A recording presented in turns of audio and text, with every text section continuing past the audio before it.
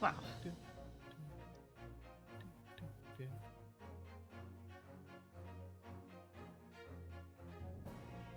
Okay. Thanks. Wow. Okay. I gotta get all my shit in order.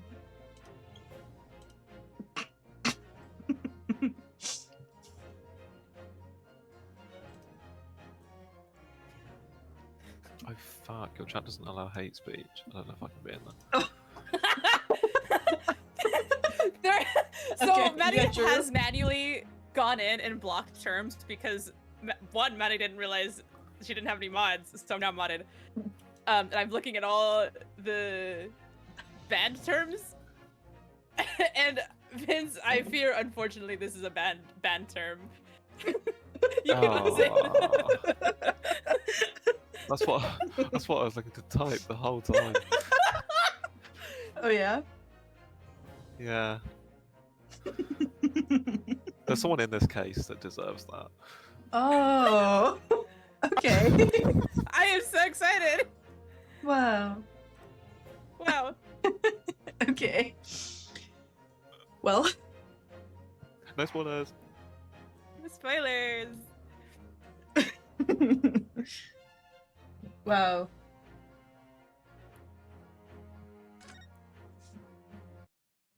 I'm so Okay. excited. Uh-oh. SpongeBob. What do you mean we're SpongeBob? I begin to think, Wilson, said Sholmes, turning his head languidly in my direction, I have to lock in for this. that there is more to this case than that which we have observed. Indeed, that there may be another part to this story that we are yet to discover. His eyes wandered, following the steam rising from his cup of herbal tea, leading him to the distant memory of that snowy evening. To the young lady collapsed on the pavement along Briar Road, and to the knife in her back. Lit in the soft glow of gas lamps, a most extraordinary scene had been set. And under the cover of a light fog, the curtain had risen silently on the insoluble mystery of our invisible killer.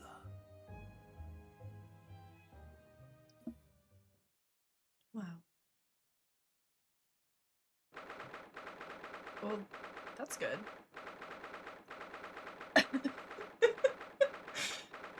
I was a big fan of just watching the time. Be based on Viobes right now.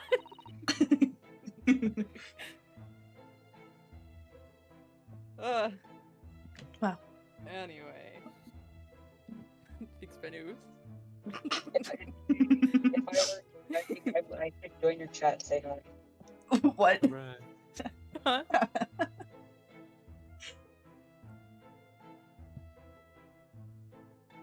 Yeah, man. Anyway. Did you sleep last night, Mr. Naruhodo? No. Oh. No, I didn't. Not at all. It was an enormous hotel, wasn't it? The rooms were so luxurious. It felt like we were staying in a palace.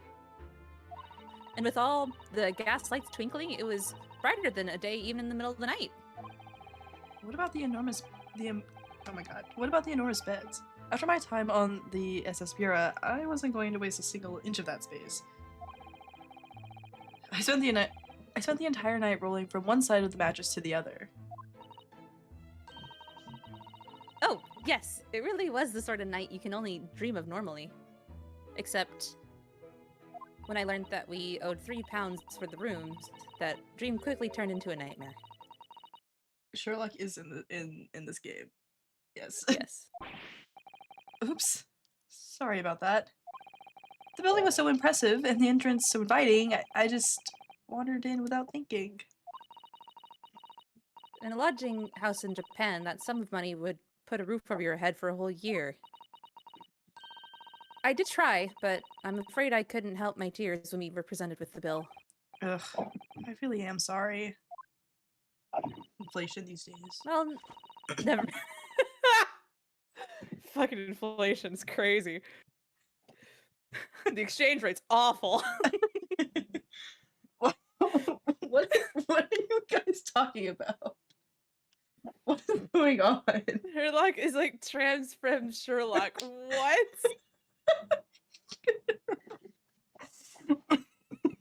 What are you talking? Sherlock. That's a good one. That's a good one, Z. Oh goodness. Sherlock. Well, never mind. We must find some more affordable lodging straight away, though. If we're not careful, our entire stipend will be used up in 10 days or less. Ugh, London is a scary place. Oh god, is this Strongheart? Is this who I think it is? Yes. Yeah. Oh, who the fuck was Strongheart? That's a great question. Oh fuck, I don't remember. Well, Well, I pull up the old mods and go no. look. That's the easy way out. Hold on, I gotta.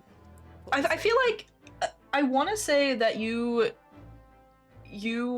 took over the Gant voice for this. I think I did. You're right. Oh, I don't remember I did Gant. Okay, give me a second.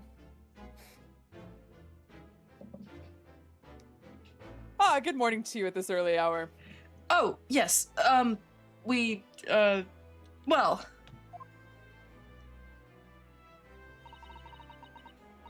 Good morning to you, Lord Chief Justice. We have come to report on the outcome of the trial at the Old Bailey yesterday. Susada-san is amazing. She doesn't bat an eyelid, even in the presence of the imposing Lord Strongheart. Yes, I believe you had a very comprehensive initiation into British courtroom practices. Oh, yes. It was very eye-opening. Thank you. And in accordance with your instructions, Lord Strongheart, Mr. Naruhodo performed his duty to the end. Yeah, man. Yeah, yeah, man. Yes, I've already been appraised of events. You conducted a remarkable defense. You may consider the test passed. Oh! No longer are you a student from the Empire of Japan. You may henceforth claim to be a fully fledged lawyer. Wow. My country's delighted to welcome young talent from such a remote eastern land. After just one trial? Wow. Just a singular trial. Thank you very much. So, I'm a lawyer now. That's crazy. Crazy. Now, in view of your new appointment, I have a fresh case in mind for you. I'd like you to take it on at once. I trust that won't be a problem. Another case? Already? Nothing trains a lawyer better than practical experience. I'm sure. I don't sense dissatisfaction, do I? It's just that yesterday's trial ended unusually. I haven't quite come to terms with it. What's to come to terms with? The man was cleared. What more were you hoping for? I don't know, the truth. Justice. Oh man. The culpability of the defendant has not, at the present time, been established by this court. Consequently, the jury will not be required to proffer judgment. Ah, fuck. Well, Lord Van Zeeks, it's been a pleasure, so it has. As for you, my dear fella, I couldn't have asked for a better defense. Gulp.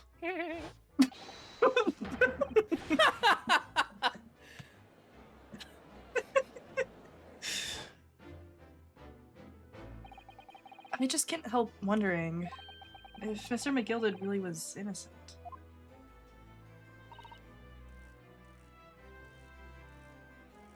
Mr. Naruhodo, It's just that I never managed to ascertain the truth. and then the trial ended. Well, you needn't let your trouble... well, you needn't let it trouble you for a second longer. Sorry? What do you mean, Lord Strongheart? Magnus McGilded passed away immediately following the trial. He was in the Yeah, that makes sense. No. What? Mr. McGilded is dead? Oh, birds. I have 19 minutes and 41 seconds until the next engagement. Time enough to talk. Okay, well... Well, do we want to talk to him or do we want to look around? I feel like it's in our nature to always look around first. I don't think there's gonna be anything different. Probably not, but I don't remember any of it. So, Fair enough. What are we looking at first? we can go to the left and just examine, I don't know, the side of darkness. Just look at all that. Just look at all the naughty books packed together on these shelves. They go from floor to ceiling. And they're all books that you couldn't hope to come by in Japan. It's like a dream. Yes, a very bad dream. They're not all about British law either. There are books about the judicial systems of other Western nations. France, Germany, Spain, Holland. What about Russia? Why do you ask? I was wondering about asking the Lord Chief Justice how you say wardrobe in Russian. What do you think? Oh. I think perhaps it's a thought best abandoned. Man. Armor. Look at these menacing metal giants facing each other across the room. I believe they're suits of armor. Oh, right. I thought maybe they were like the lion dogs we have in Japan guarding shrine gates. No, not at all. In fact, in Europe, suits of armor like these are always possessed by evil spirits, you know. And they roam around in the middle of the night. Really? Is there nothing you don't know, Miss Usato? This book tells me everything I need to know about everything. If you're ever unsure, just ask. Where did she get that incredible tone? Yeah, man. Chair. This must be the Lord Chief Justice desk. I believe it's made of marble. It looks more like an over-the-top tombstone that's toppled over to me. I think that's your fanciful imagination at work again, Mr. Naruhodo. It feels like everything that's normally made of wood and paper at home is made of bricks and stone here. I know. That's why this place feels so overbearing, I'm sure. True. Big This- clock. The sky. Is this some kind of clock? Actually, I think we might be inside of some sort of giant clock. But those gears are larger than anything you'd find on a steam locomotive even. It's eerie. Do you think clocks are some sort of hobby of his? The Lord Chief Justice, I mean. Well, boys do enjoy fiddling around with machines, don't they? I'm not sure you could fiddle with cogs that size. And I'm certain you couldn't call him a boy. Still, it's amazing how little noise the cogs make, considering how large they are. There's actually something quite soothing about their precise rhythm.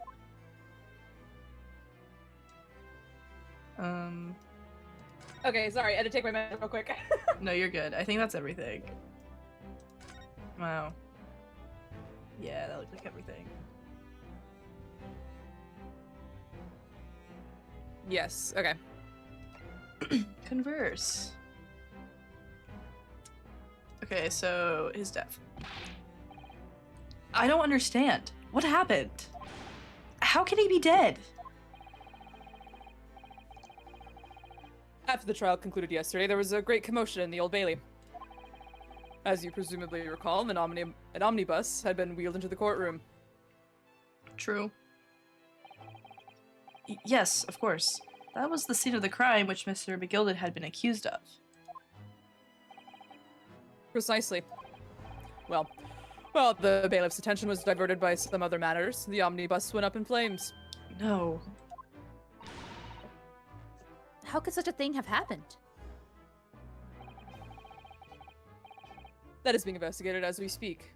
But already, the police have identified a corpse found inside the charge cell of the carriage as that of Mr. McGilded. That's awful. The man must have slipped inside while the bailiff's attention was elsewhere. That bailiff really needs to pay more attention. And how could that have happened?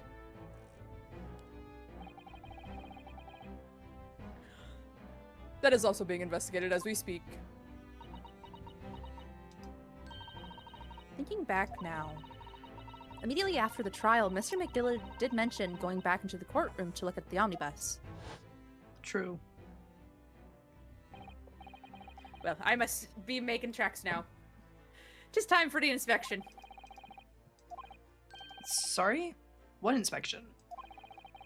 They're going to examine the omnibus again, so I'm told. I asked if I could be present for it myself.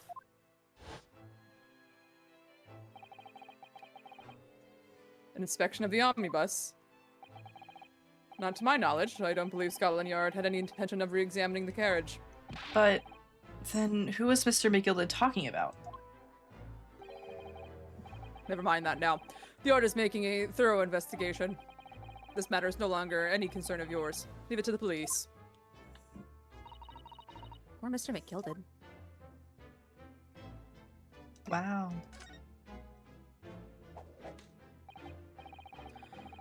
So how did you find your first taste of our country's Supreme Court? Oh, well, I don't know. I mean, it was... Wow. Wow.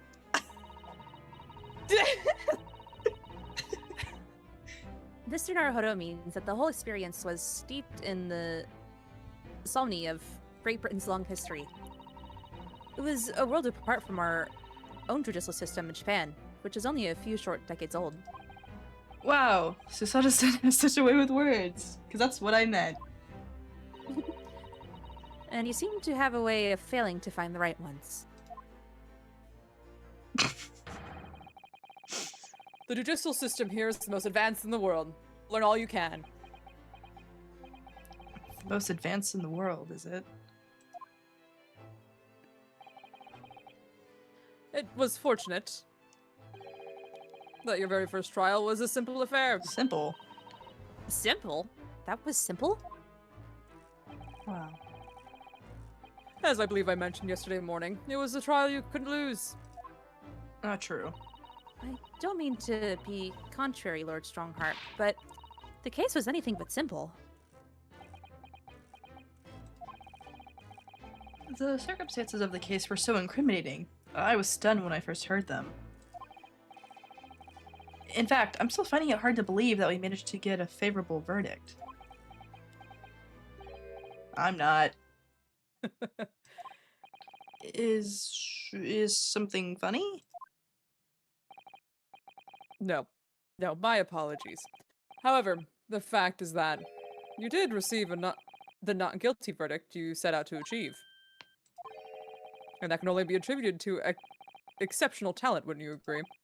Well, I don't know about that.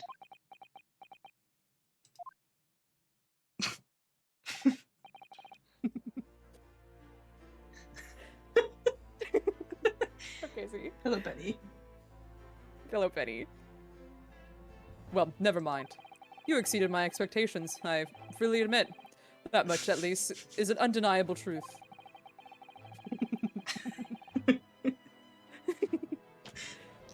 Which is precisely why I've prepared the new case for you that I've mentioned before. What's going on? What was he going to say before? Well, New case. Could you perhaps give us some more detail about the new case you mentioned? Don't tell me it's a murder and the trial starts in 10 minutes. Don't worry, it's nothing so alarming or quite so urgent as your last assignment. Oh, good. In fact, this case is completely different. Oh, I see. Did he just read my mind? That is to say, no one has died. As yet. Yet. Yet. That's ominous. And the trial will not be today. There is plenty of time to research the case thoroughly. 23 hours, 43 minutes, and 19 seconds to be precise. Huh. So the trial's tomorrow, then.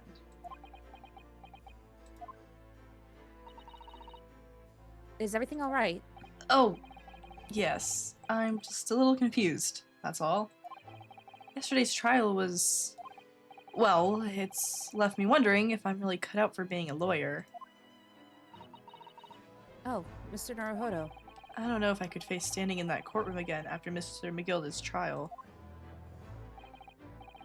Ah, yes, I nearly forgot. There is one similarity with yesterday's case. Once again, there is currently no one to advocate for the defense. Oh! If the situation remains unchanged, the trial will start tomorrow with the defendant unrepresented. And if that happens, I need not remind you of the inevitable outcome. The most terrible end awaits the defendant. Yes, that's right. Ugh. Here we go again.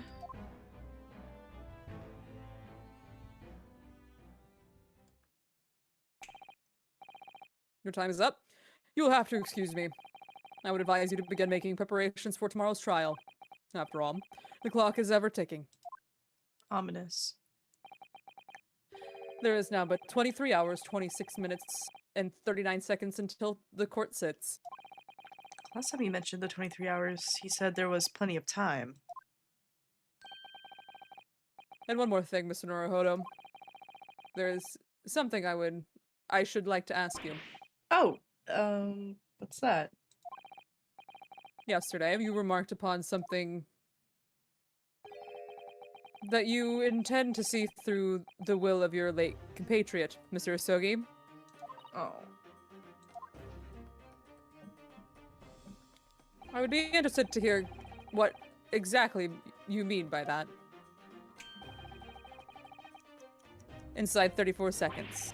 Oh, well, Kazuma always used to say, you see, that he wanted to learn how the greatest justice system in the world works how the greatest justice system in the world works so he could change ours in Japan.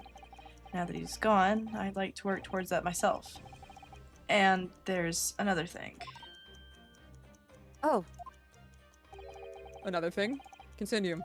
On the way here, on the steamship, he said something to me. I was Kazuma, wasn't I? Mm-hmm. There's something very important that I have to do. Something very important? And what exactly would that be? He never had a chance to tell me. I suppose he would have done if he'd ever made it. You're out of time. Well, thank you for an enlightening discussion. Bro, my dialogue. What the hell? If he'd ever made it to Great Britain. Mr. Naruhodo, what's all this about? Mr. Sogi never once mentioned anything of the sort to me. I urge you both. I urge you both to focus your attentions on the matter at hand. Oh, hey. I've taken the liberty of summoning the police inspector in charge of the case. He'll be able to apprise you of the details. How long has he been there? So, I wish you the best of luck and bid you farewell. Wow. Dying. Uh-oh. There's something very important I have to do. Kazuma-sama, what did you mean? I wish I knew. But honestly, he never told me. Anyway, we had better talk to the detective, don't you think? Yes, you're right. I hope I'm just imagining it, but I wouldn't say he looks pleased to see us at all. have you guys met this character before? No, but I Oh. I know of him. I know nothing. I God, just see what's in his that's fucking fucking hands right now. I'm kicking my legs. Well, I guess let's go investigate him. Let's go examine him. All right.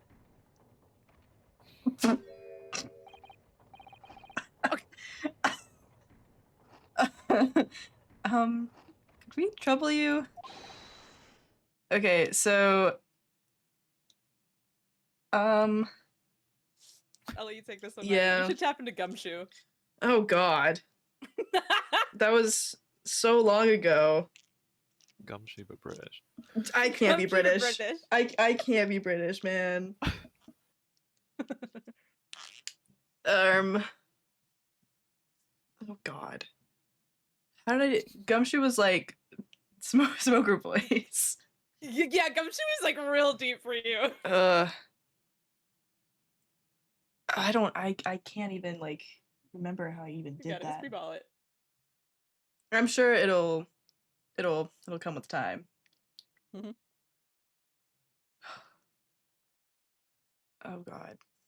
I'm wondering if my voice can even do it is the other problem.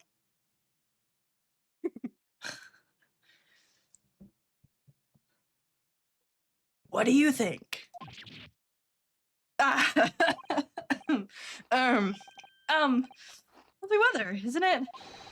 What's the weather got to do with anything? Listen to me, you young Japanese upstart.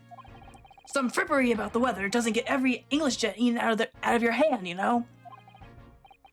Ugh, but Susada-san told me if it was foolproof.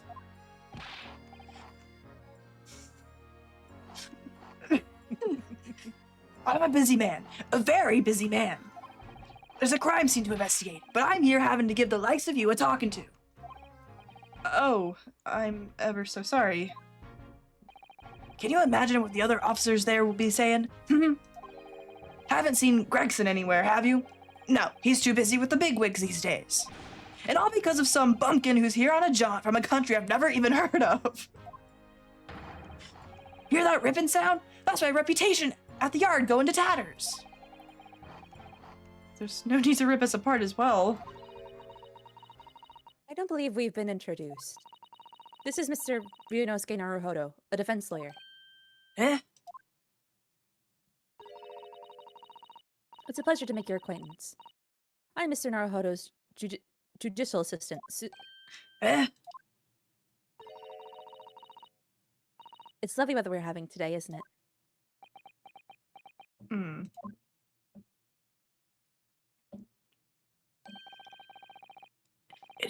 It is unseasonably fine, I grant you. London winters don't see a lot of sunshine. Unbelievable. How did she pull that off? So, Lord Strongheart had asked me to fill you in on the case. The name's Tobias Gregson. Inspector Gregson to you. I'm from Scotland Yard. Gregson? Inspector Gregson? What's the matter with Susada-san? Does this detective's name mean something to her?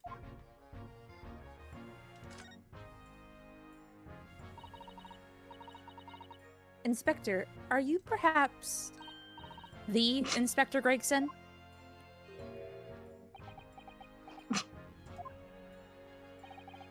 You're acting like you know this man, Miss Susato, but he's a London detective. Oh, I do know him. Very well, in fact. Very well? Yes, he features prominently in the adventures of Herlock Sholmes. Oh, in that publication. What's it called again? Rance Magazine? That's right. Inspector Gregson and Mr. Sholmes enjoy a wonderful friendly rivalry. Really? You rivaled the great Mr. Sholmes? That's incredible. Oh, well, I don't know about that. Mr. Sholmes isn't a professional like myself, of course, but he does come up with the goods from time to time. Mr. Sholmes is equally complimentary about you, Inspector, isn't he? You've earned his highest praise. Gregson is the pick of... What the fuck? Gregson is the pick of a bad lot of all of Scotland Yarders. Those are his own words. That's his highest praise. Well, Mr. Stones isn't particularly known for giving compliments, you see. That he is not. And thanks to that magazine, my name's known all over London town now. That's great, isn't it? I have to admit that to start with, I was a little, well, flattered by all the attention. Everyone wanted to shake my hand, and my reputation at the yard went through the roof. Well, that's wonderful. No, it is not. There's nothing more sinister than the man on the street. People are always looking at me now. They're whispering rumors about me under their breath, I'm sure. Rumors? Are you quite sure? He's changed since he started appearing in those stories. The fame's gone to his head. Stuff like that. Gosh, do you really think people are saying such mean-spirited things about you? Like I said, they whisper, so I can't catch exactly what they're saying. But I know what folk are like. I'm sure that's what they're saying. As sure as eggs is eggs. I get the feeling this detective could be very hard work. Oh dear. Perhaps a sudden rise to fame does change people. So, about the case that the Lord Chief Justice mentioned before. Nothing to tell, really. As far as we're concerned at the yard, it couldn't be simpler. Oh dear.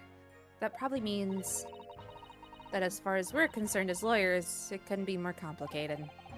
I wish you were wrong about that, but I have a nasty feeling you're right. A young woman was walking along the pavement on Briar Road when she was stabbed from behind. Fortunately, it wasn't fatal, but she's still laid up in hospital, unconscious. That's despicable. What sort of coward would attack the poor woman from behind? I suppose you would have finished whoever it was off with the Susato takedown, would you? That is neither here nor there, Mr. Naruhodo. Brace yourself, Rinosuke. You've angered her now. Anyway, after something of a whirlwind investigation, the criminal was arrested. He barely had time for a cup of tea after the incident took place, to be honest. So, there must have been something left at the scene that led you directly to the culprit? Or perhaps a reliable witness who recognized the person in question? Let me stop you right there. You're wasting your time on this one. Sorry? There's nothing you can do. There's no way to help the bloke now. Why ever not? Simple. The prosecutor that's been assigned to the trial tomorrow is Lord Brock Van Zeeks. No. Sounds like you've heard of him then. Wow. Oh, yes, we are very familiar with Lord Van Zeeks. Believed to be the harbinger of death itself. The Reaper of the Bailey. Awesome. Lord Brock Van Zeeks, who we faced in court only yesterday. Mr. McGildas told us about him before the trial, didn't he?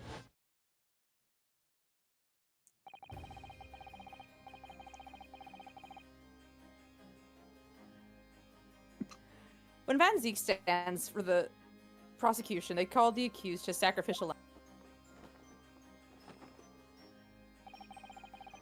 And in every single trial in which he's been the prosecutor, the accused has been damned. This Reaper of the Bailey nickname, I suppose he's earned that because every defendant he advocates against is found guilty. Is that it? Well, if that's the case, we should inform you, Inspector, that in yesterday's trial against Lord Van Zeeks, Mr. Naruhodo secured a verdict of not guilty. And what of it? Oh, well, I think That means that even against the Reaper of the Bailey, it's not impossible to save the defendant. No, you really don't have a clue, do you? What do you mean? What happened to that bloke in the end, eh? He's dead. Ah. Magnus McGillard came a cropper in that omnibus when it went up in flames. So you can't rightly say you saved the defendant, can you? What are you saying? Look, if Anzik could get the dirt to stick on everyone, he'd be a miracle worker. But that's not how it goes. He doesn't work miracles. He works magic. Black magic. I'd have a good, long think about that if I were you. Are we really supposed to believe that?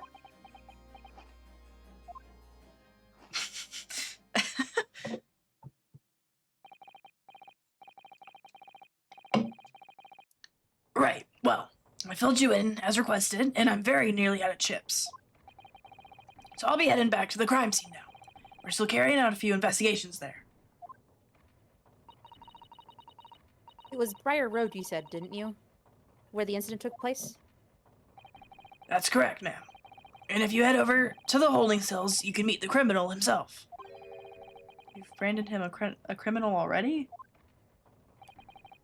He's as good as shaking like a leaf in a cell. He is. It'll give you a chuckle if nothing else. He's inmate 53. Speak to the jailer and he'll show you the way. Inmate 53. Thank you. Okay, bye. Bye. So there's no helping anyone against the Reaper of the Bailey, they say. Is something troubling you, Is something troubling you, Mr. Naruhodo? Yeah.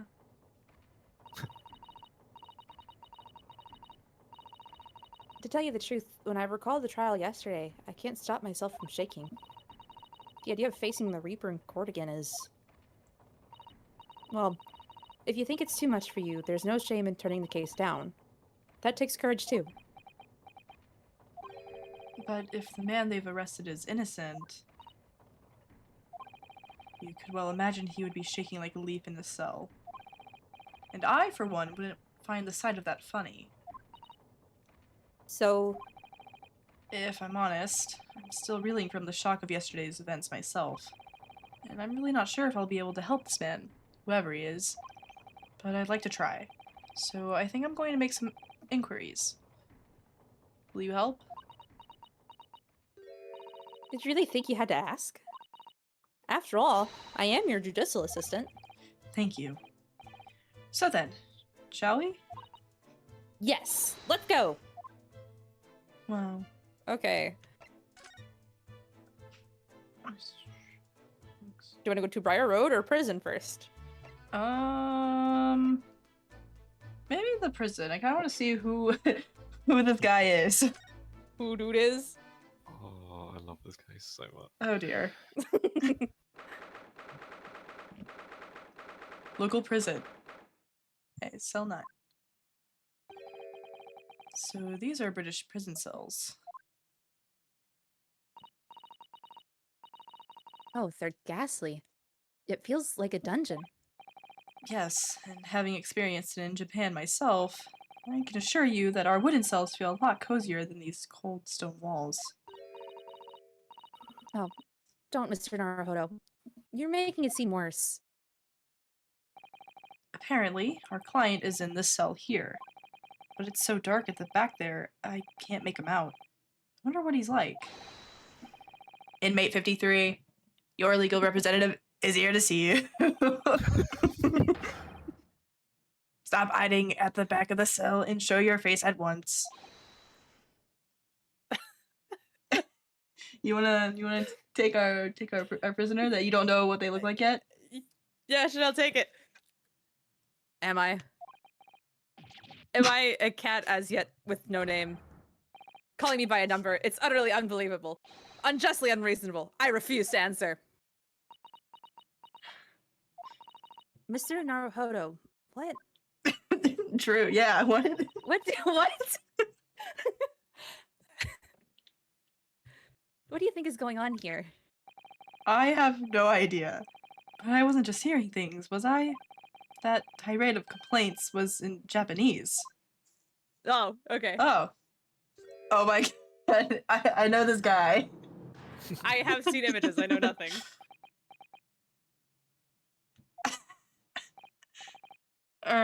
Excuse me. Shh, quiet. Okay. Oh. They're all around, hiding. I know they are. They're watching, listening. Even now, I can sense it.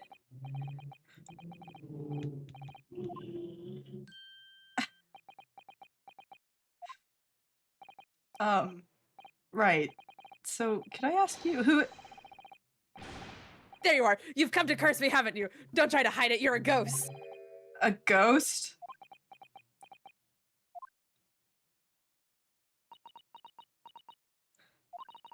We mean you no harm, prisoner-san. Are you Japanese by any chance?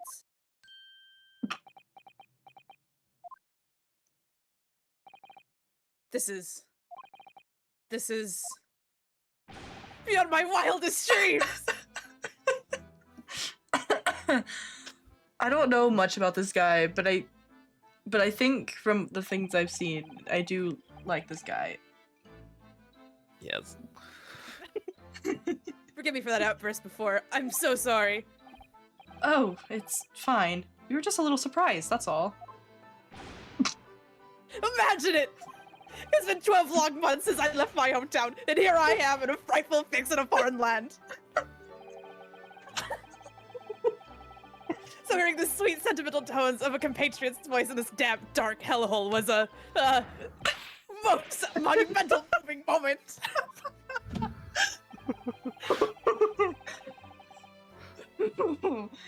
Ooh. Who could have guessed that this new client Lord Strongheart assigned to us would turn out to be a fellow Japanese? What compassion my fellow countrymen show. To dispatch a first-class lawyer all the way from Japan to defend a mere foreign student.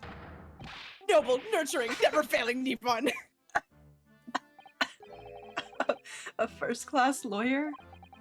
Oh dear, I think there's been something of a misunderstanding here. I wonder, would you be so kind as to tell us what's happened? Why you've been detained as a suspect, for example? Yes, I can, I will. Shan't say, sullen and silent. I'm not quite sure I understand what he means, but he seems happy. Yes, he does. I just hope he actually has a good reason to be. Thank you for your cooperation. I am a lawyer, as you said. My name is Ryunosuke Naruhodo. And I'm Naruhodo-san's judicial assistant, Susato Migatoba. I am a visiting student sent here by our government. Notably, notoriously named Natsume. Sosiki? That sounds right. Sosiki Natsume.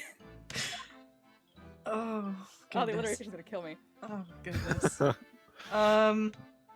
Alright. Well, He's got converse.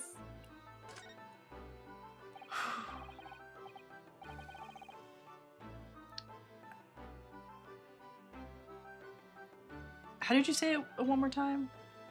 How are you pronouncing Soseki? it? Soseki? Okay. Soseki Natsume-san. What an unusual name. Call me Soseki, please. I'm a poet, you see, a writer in haiku. It's something of a nom de plume? A nom de plume? You mean an alias? That's right, Naruhodo-san. No! Don't be so prosaic. It's much more refined than that. And haiku. That really reminds me of home. Did I hear you say that you were a visiting student sent over here by the government? Yes, that's right. A year ago, I was told to go and study English.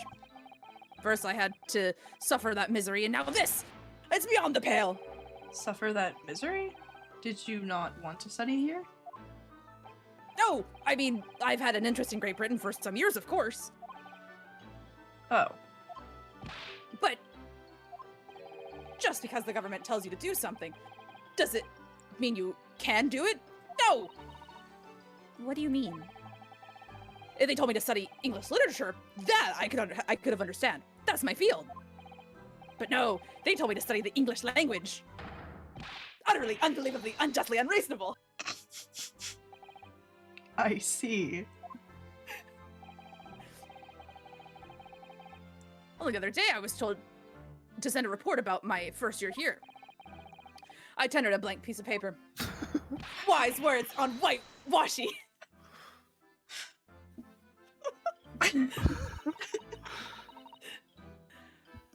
You must be a man of great standing. I want you guys to know I'm also like doing the gestures. I'm like flinging myself around. That's awesome. Oh yes, so I'm often told. And often like to be told, it seems. Yeah, man. Yeah, man. Could you perhaps tell us exactly why you've been arrested, Soseki-san? I didn't do it. I didn't commit that atrocious murder. Murder? Oh, no. No. It's all right. The woman didn't actually die, did she? But she was stabbed with a knife right before my eyes. Before your Before your eyes? Oh, that's really scary, my bad. You mean you saw the attacker? I didn't see anyone. What? If I'd seen the person who did it, do you think I'd be locked up in here? Oh dear. It seems this case is becoming rather complicated. Why me? Why me? Why did that silly woman have to be stabbed in front of me? It's the curse! It's the curse of London! It's incredibly, inexcusably, irritatingly inconvenient!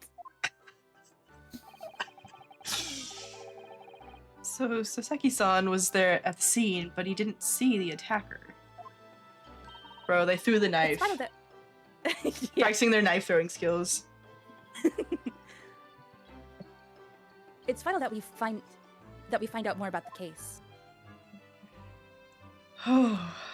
Wow. Dying. It was an accursed evening, just after the snow had started to clear and heavy with fog. I'd been in the bookshop to buy some books, and I was on my way back to my accursed lodgings. Sure, the bookshop wasn't a curse too? As I was walking along the accursed pavement, I could make out the sole silhouette of another ahead of me. A woman, wearing a green overcoat, she was. And just as I went to overtake her, Oh. she suddenly let out a little scream and collapsed into the cold, hard slabs of the stone at my feet. Oh my goodness. How terrible! I called out to the woman, but she didn't move. It was like a ghostly, ghoulish, grim graveyard. Slight exaggeration there, perhaps? I was terrified. I had to get away from there. So I ran, as fast as my legs would carry me back to my accursed lodgings. That's not good. They'll say it was shameful, I know, to run away like that. Tell me, Soseki-san, was the victim an acquaintance of yours? Don't be ridiculous. Do you think I know any of these fair-haired English? And a young woman at that? I'm different, shy, timid, unsure. I can't talk to people. I see. A young woman unknown to Soseki-san. And at the time it happened, who else did you see nearby? Did anybody pass you? Regrettably, apart from myself and the woman, I didn't see a soul. No one? Oh, great. So the victim was unknown to you, and there was nobody else in the street at the time. That creates something of a conundrum, doesn't it? What conundrum? Oh, you know. Oh, you know. What do you mean, Sada-san? What's the conundrum? Well, if what Soseki-san has just told us is true, there's something I can't explain. He says that he didn't know the victim and that there was no one else at the scene. Then he apparently fled without having been seen. I did! I did! But if that's the case, surely this man has to be the culprit. Ah! You! What did you say? Nothing! I didn't say anything! Oops. Perhaps I thought that a little loudly.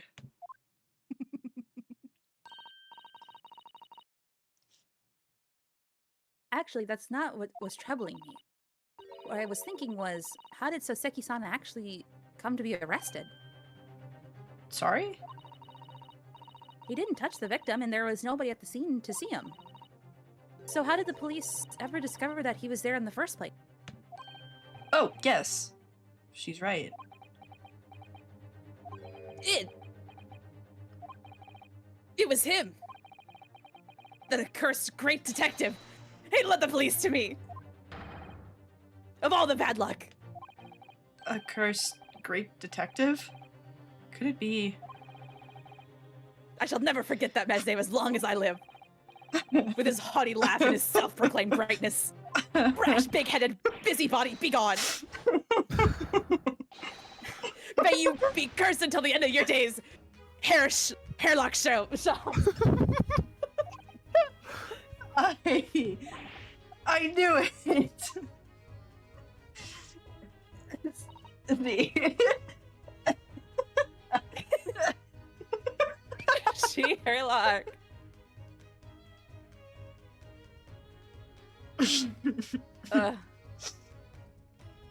Mr. Sholmes? Gosh. Well, I didn't expect to hear that name from this man's lips, that's for sure. It was the morning after the nightmare had unfolded on the pavement before me. I was gnawing on a sliver of hard cheese when some men suddenly burst in through the door. They started shouting at me. This is the police! Put the weapon down! Yes, it was a thin sliver, and yes, it was hard, but I wasn't eating a weapon. Disgusting dietary discrimination, devils! You clearly had a trying morning yesterday. And there he was, in the middle of all the policemen, grinning like a Cheshire cat. That Herlock Sholmes. It's actually just Herlock Sholmes. He's English.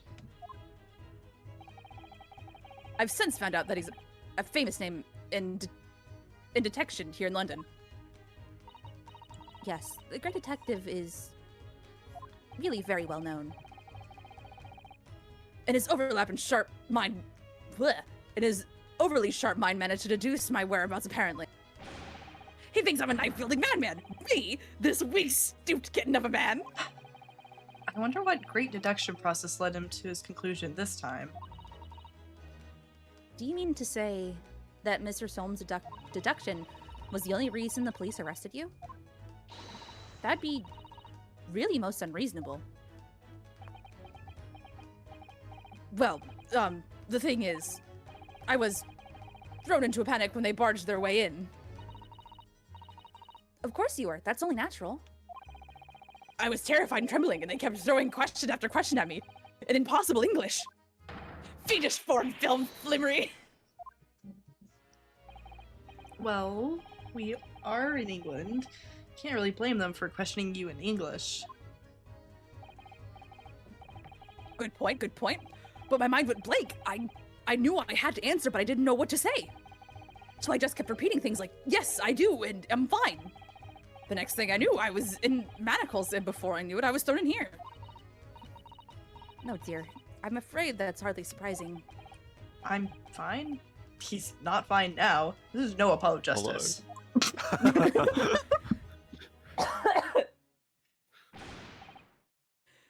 Mr. Naruhodo Esquire. Oh, you can just call me Naruhodo. And when we're speaking English, a simple mister is more than enough. Oh, Yes, all right. Yes, they've really got to me. This country is poisoning my mind. But please, I beg you to defend me in court tomorrow. You can tell me what really happened. You'll do it, won't you? Well, Why? Why is it so hard to say yes to me? well, the thing is, I'm just a student like yourself on a study tour. A student. I've defended a case in the Old Bailey. Only the one, though. But at this moment in time, I really don't know what I'm supposed to believe in. I'm confused about what justice in this country even means. Oh, Naruhodo-san. I'm not even the foreign student who is supposed to be here. I'm a sort of... locum? Locum? Yes. To which? Locum? Locum. Locum lawyer, I suppose. But that armband! That's the mark of the defense lawyer from our great empire! It's a keepsake from the man who should have been here. He was my best friend. A keepsake?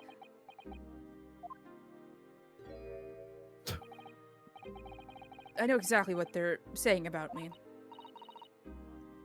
Oh, who do you mean? The lawyers. All the British defense lawyers. They won't defend me. Goodness, why? Why do you say that? For the same reason as you noted before. When it happened, there was only the victim and myself around, and I ran away from the scene of the crime. I'm not a fool. I know how it looks as though I know it looks as though I must be the culprit. It must be very hard for you, Soseki-san. And anyway, I'm a student from overseas. I'm just a foreign nobody to them. Someone not to be trusted. I heard them openly laughing about me before. In my earshot without any compunction at all. Any trial for this man would be a waste of time, they said, and of course the foreigner did it. They even had the gall to say the man doesn't understand half of what's being said anyway. That's awful. They're wrong! I've studied more English than half of the policemen out there on the streets! I've traveled halfway around the world to learn about these people's country and its great history. But no one here wants to listen to a man with a strange accent. They all hate me. So, at the very least, I'd like to entrust my fate to someone who can listen to me in my native tongue. You could do it, couldn't you? When I look into your eyes, I can see it. I can see what you've been through. Soseki-san, it's just that...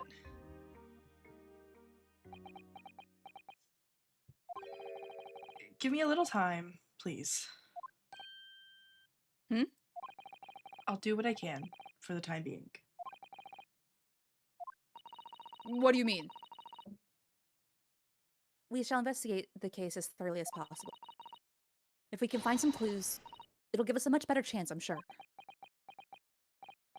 Oh, yes, thank you.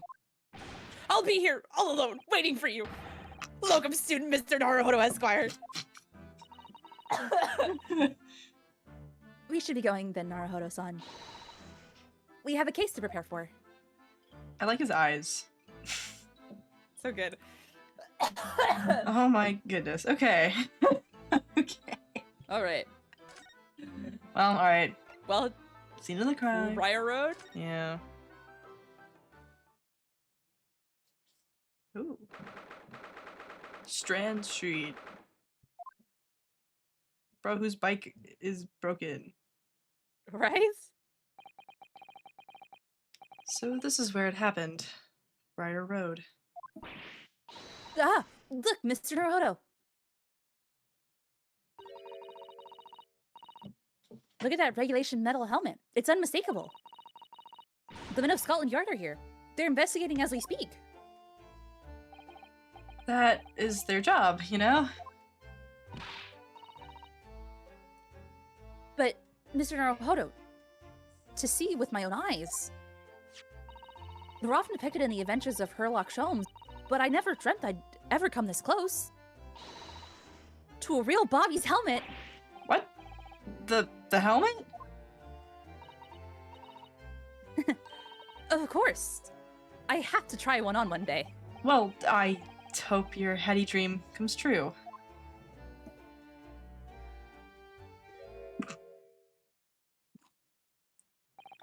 What's the Japanese delegation doing here? Oh, Inspector Gregson. This isn't on the tourist trail, as I'm fairly sure you're well aware. Yes, of course. We're here to investigate. So you've been to the holding cells then? What do you make of the criminal? He's not a criminal, as you put it, Inspector. He's a suspect. We'll see about that. You Japanese like to stick together, I suppose. Well, do what you will. Doesn't bother me. The bloke's in court tomorrow, whatever happens, and the verdict's a foregone conclusion. Ugh, the stone-cold air of rejection. Hey, Cart. London at this time of year is full of stone-cold air. That makes it worse somehow. Okay. Do we want to? Examining. Yeah. What are we looking at first? We maybe just like look left, and then go from there. Left Like to a right. fucking bike. Yeah, dude, who did this? Oh, a British bicycle. Look. Although the wheel is so misshapen, I'm sure it couldn't possibly be ridden anymore. Someone must have been doing some breakneck cycling. It seems bicycles have become extremely popular in London recently. There's even a movement to change women's dresses to allow them to ride as well. The bicycle fad won't last. I don't see why anyone would want to ride something like that. Goodness, do you dislike bicycles? No, not at all. I mean, it's not that I dislike them exactly. It's just that any occupation that involves taking both your feet off firm ground seems reckless. If you'd ever tried walking on stilts and fall into a river, I know you'd agree with me. You'd agree with me. Well, we'll have to hire a bicycle sometime so you can sit behind me while I ride you around. This door. Are we looking at the door or the glass above the door? The door. It's probably the entire building, if I had to guess. Yeah.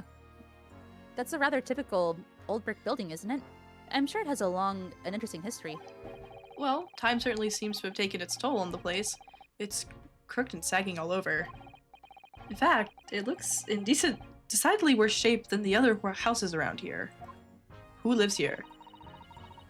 We must find some cheap lodgings ourselves as soon as possible. Yes, you're right. Cheap, but ideally with reasonable level floors. Yeah. Oh, look at. Okay, it's just the whole building. We can look at the right next to it. Oh, look at the windows of that building there. Are you sure they're windows? Yes, but they're all filled in with bricks. Oh, you're right. I wonder why. Perhaps it's an empty property where nobody lives in them. There's smoke coming from the chimneys, though. Oh dear. Everything still feels very foreign. There's so much we have to learn about this place. We can look at the road. Oh wait, Road? You can look at the smoke. Okay, we're looking to smoke. The clouds look so big and heavy in the sky, don't they? And with the dense fog as well, everything looks hazy. Well, it is known as Foggy London Town. That's a good song, by the way. Sorry. I like that song. Hashtag reference. I could just make out some sort of spire through the fog. It looks like it's still being built, though. Ah, yes, that must be the Crystal Tower being built for the Great Exhibition that's to open in 6 months' time. Apparently, it's going to be very striking.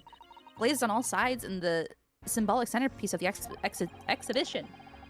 It's to be the largest exposition in history, is it? I can't even begin to imagine it. Okay. The road. road? There are piles of snow on the pavement here and there, but the road itself is covered in carriage tracks. It seems carriages often travel down Briar Road. It soon disperses all the snow. I slipped over when I was walking down the pavement earlier. It seems like it would be far safer to walk on the road instead. Oh, but you're rather small, Mr. Naruhodo, and dressed in all black. I worry coachmen might not see you and you could be flattened by horse. Well, thank you for the rather small concern. Okay. Okay. We can check out this guy right here. First guy? Yeah. That's one of the officers from Scotland Yard. The police are making sure the crime scene is undisturbed. I have a feeling that if we wander too close, we'll be clapped in irons. I think perhaps you're a little overcautious. You've done nothing wrong, so we have no cause for concern. Oh no, I'm not getting caught out again. Twice is enough. Twice I found myself in handcuffs despite not knowing a thing about what was going on. Yes, you've had some dreadful experiences. I'm sure it's that wide-eyed look of panic you're so prone to. It does you no favors at all. Ugh. Wow.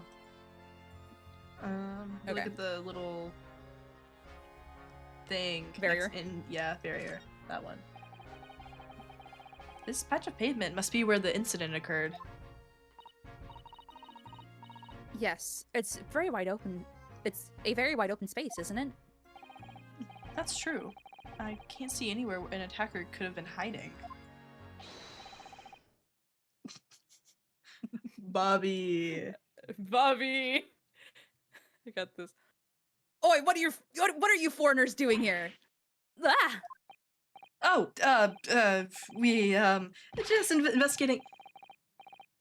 Inspiring with that mustache fella from Japan, are ya? Even just investigating the scene. Okay. Come here to destroy evidence, have you? Get out of here before I give you an... Aiden? Go on. Bro. You shoot us away like rats. Yes, we should give him a wide berth, I think. What a disappointing experience. True. Okay. Snowman. Snowman. What a delightful snowman. I didn't realize the English had a tradition of making snowmen as well. It looks a little creepy though. Oh, it has a scarf. Look.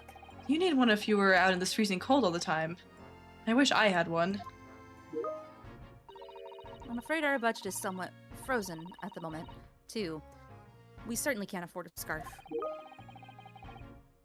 Surely the snowman here wouldn't miss his. But the person who made this snowman certainly would. Yes, I know. You're right. Anyway, even if I borrowed it, it wouldn't do much to warm my neck, would it? It's covered in snow. Carriage? Yeah. Oh, that's a Scotland Yard carriage. They use vehicles like this to rush to crime scenes and cart away criminals. You're very well informed, aren't you? It's long been a dream of mine to ride in one of those through the streets of London. Well, just pick up a stone and throw it through one of the windows then. Crazy suggestion! But that would mean being arrested in order to ride it. Wouldn't it? Still, if it's the only way, help me find a good stone. No. I was not serious. I believe that might be it. Yeah? Well, Oil. we could Okay. go back. Talk.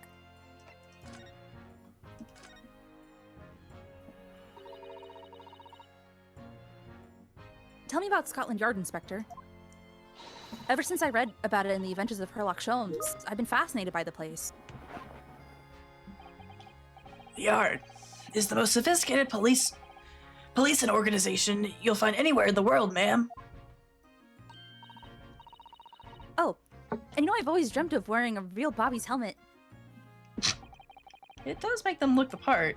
Seeing that policeman there with his helmet on, you certainly get the sense that this is a man who will take no nonsense in his duty of protecting the city.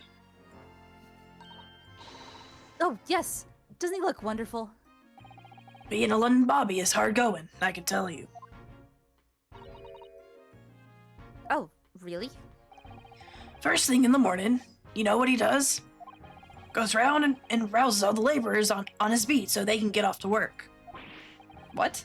He wakes people up? Yep. Raps on their windows with a long pole. Did it myself going back a bit. I had no idea. The Bobby works for the people of the town. It's just another one of his duties. After that, he starts tirelessly patrolling the streets all day long. He has to cover 20 miles a day.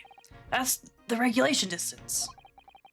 I can't really imagine how far that is, but it sounds like a long way. Let me see.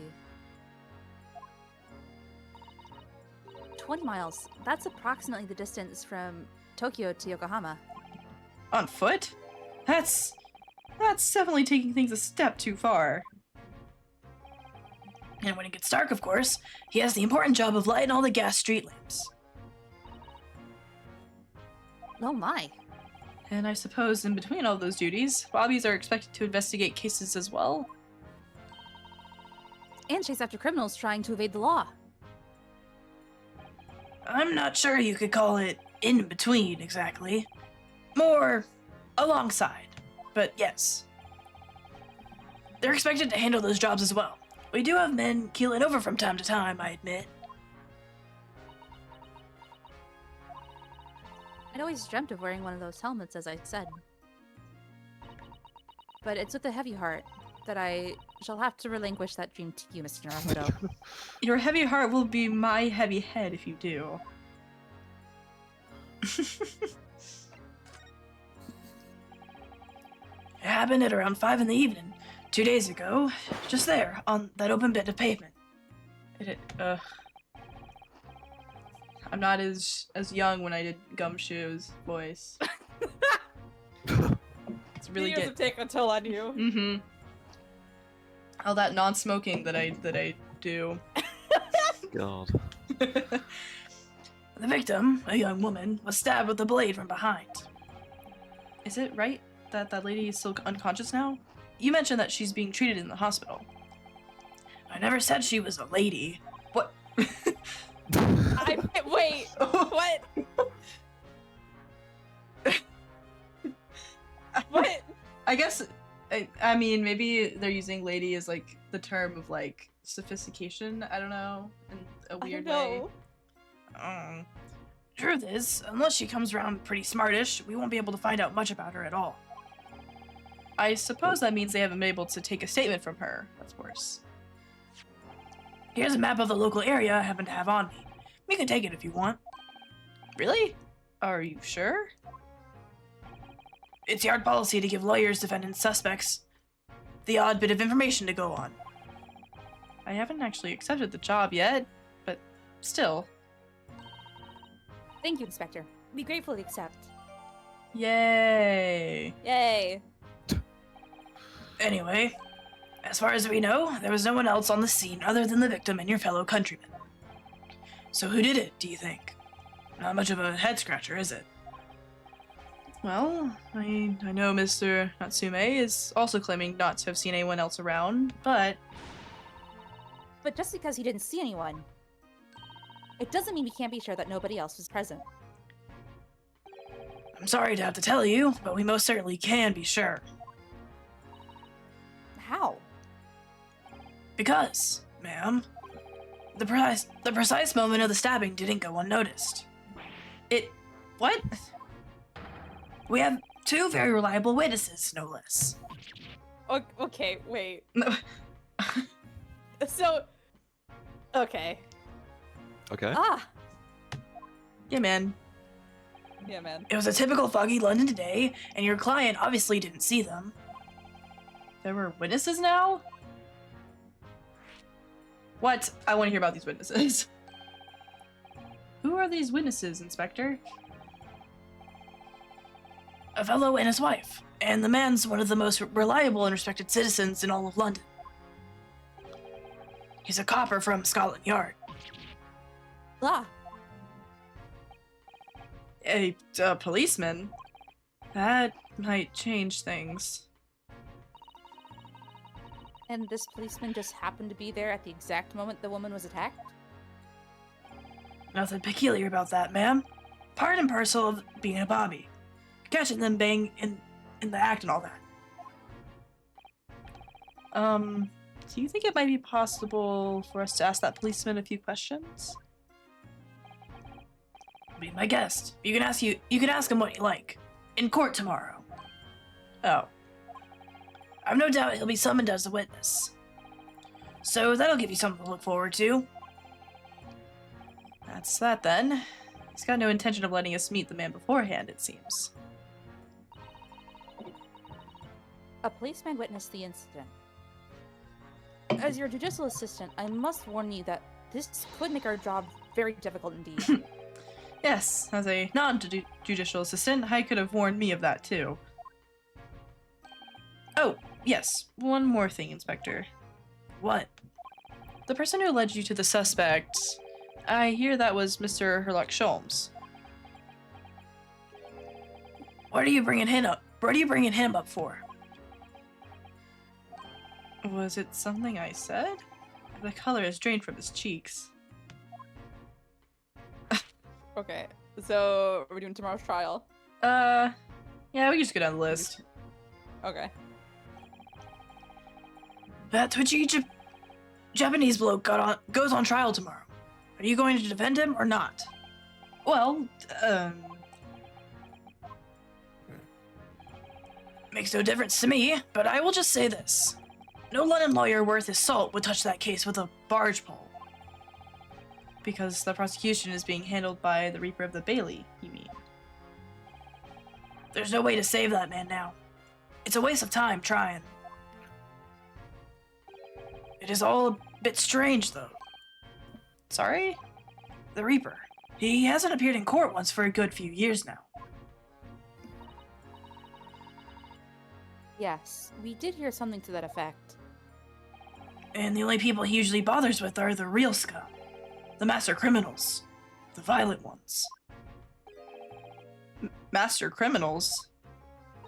The violent ones. That's right. He handpicks his victims. Only deals with those guaranteed to go to the gallows for their sins. But Mr. Natsume wouldn't hang for what he's accused of, surely. That's just my point, Sunshine. Yes, the young woman was stabbed, but it didn't kill her. Couldn't even say the intent was there. So this isn't the sort of case I'd be expecting the Reaper to want to sink his teeth into, for want of a better phrase. Well, it's not exactly a minor infraction, is it? No, there's gotta be more to it. Some reason he's taken an interest. Really? What sort of reason, Inspector? You think I can tell what's going on inside the head of that Lord of Darkness? You'll have to ask him yourself at tomorrow's trial. Are we really going to have to face the Reaper again? The Lord of Darkness, as he put it?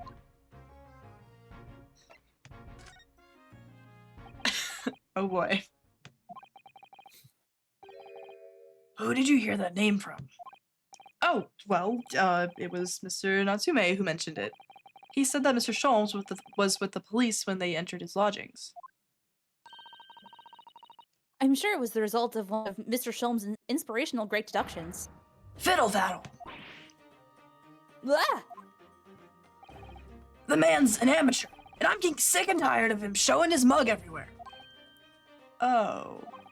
I don't know where he gets his information from, but he turns up at the scene of the crime, wanders around spouting incomprehensible rubbish, and before you know it, he claims to have solved the case. Yes, he's quite astounding, isn't he? He is a great help to Scotland Yard, though, isn't he? Gibble gabble!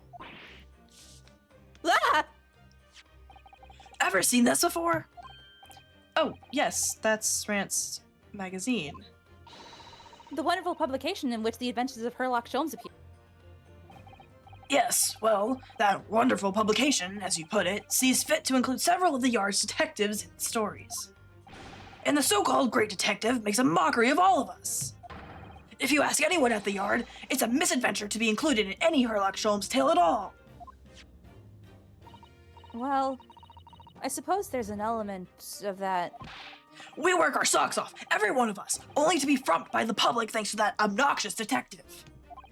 The man's as dangerous to us as Scotland Yard as he is to all of our criminals. That can't really be true, can it, Inspector?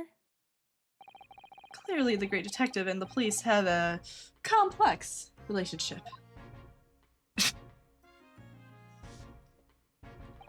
Well, I don't think we're going to get any more useful information out of the detective.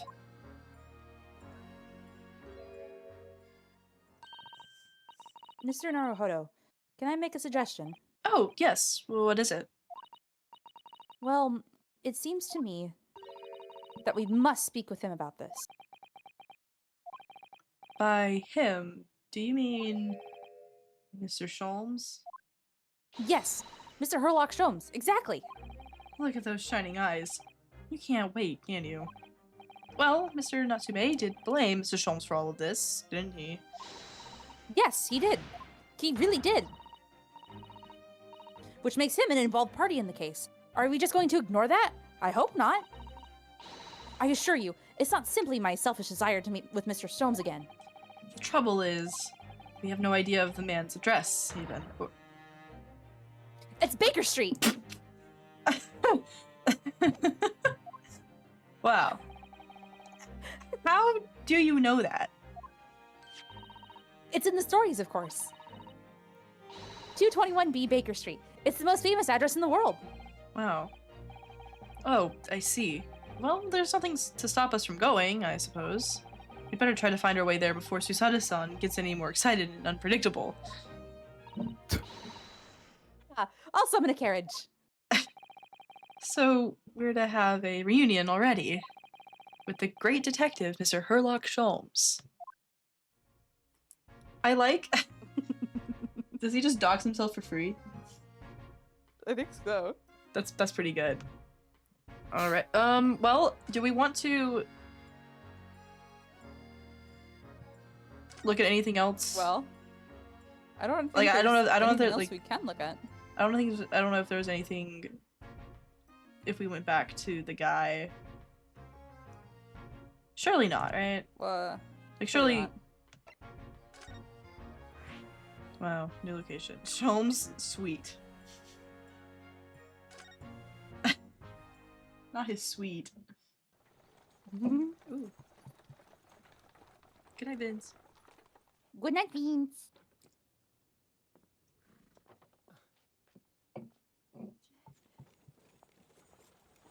Thank you very much. It's just up there overlooking the street. Good day. Thanks again. Like he just carries the... This is it. The residence of Mr. Herlock Sholmes.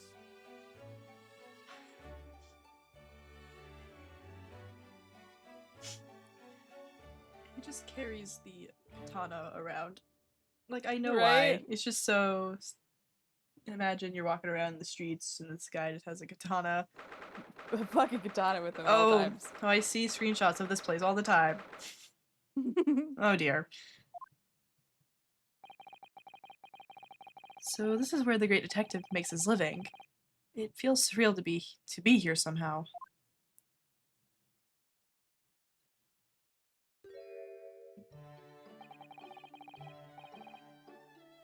Is it as described in the stories, Miss Susato? Susato-san?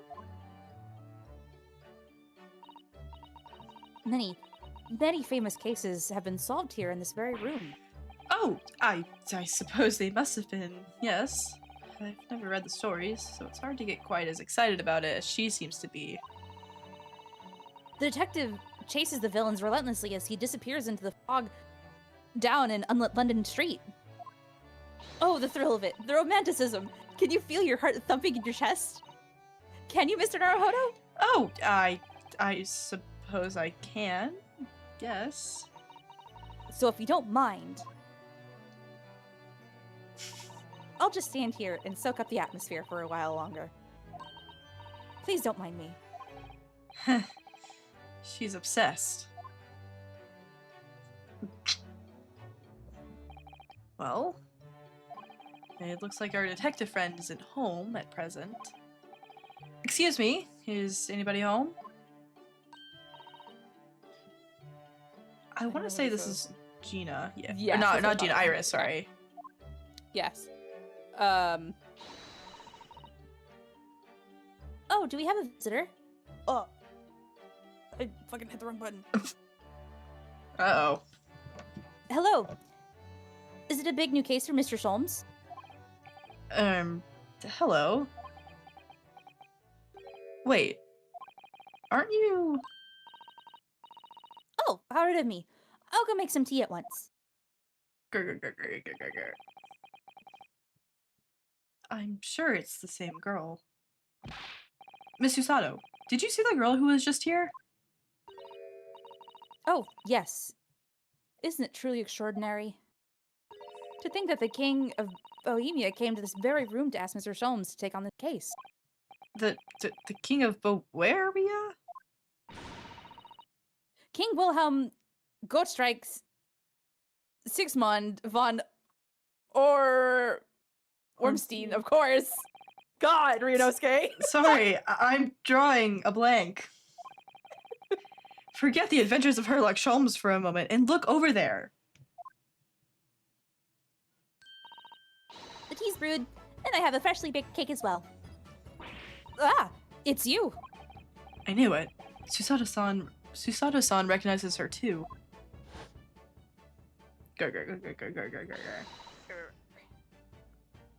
Ah, there you are.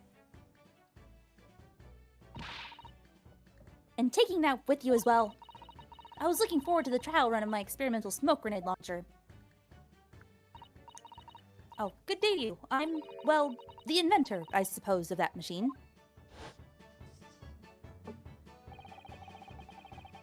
It's the girl who turned up at the end of Mr. McGilden's trial in the defendant's antechamber.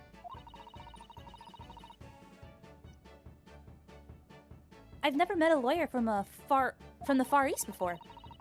Poor you having to get straight to work when you've only just arrived in London. Oh, yes, it was challenging.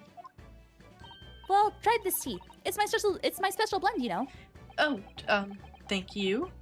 Is tea supposed to look that color? Oh my, what a fragrant, yet mellow flavor. Hooray! It's a winner! I tried blending different leaves designed to alleviate fatigue, you see. You must be exhausted after your long voyage here, and you have another ticklish trial tomorrow.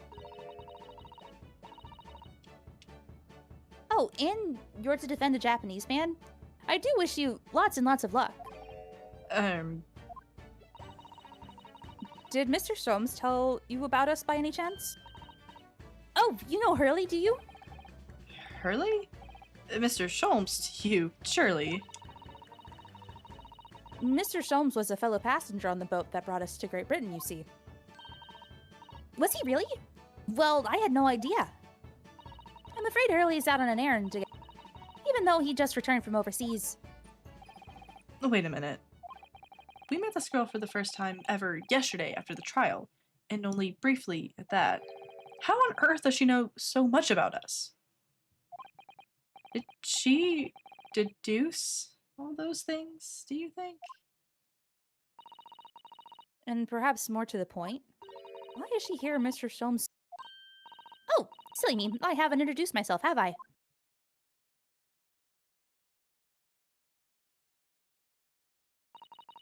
It's a great pleasure to meet you both. My name is Iris Wilson. I live here together with Hurley. Ah, Iris, is it? What a lovely name. What? Oh, what's the matter? No. Wait. This can't be. Did you say that your name was Wilson? What's the matter with Susato-san? Why is she so flustered all of a sudden? Yes, that's right. And what are your names? Oh, I'm Ryunosuke Naruhodo, a lawyer from Japan. Oh, sorry.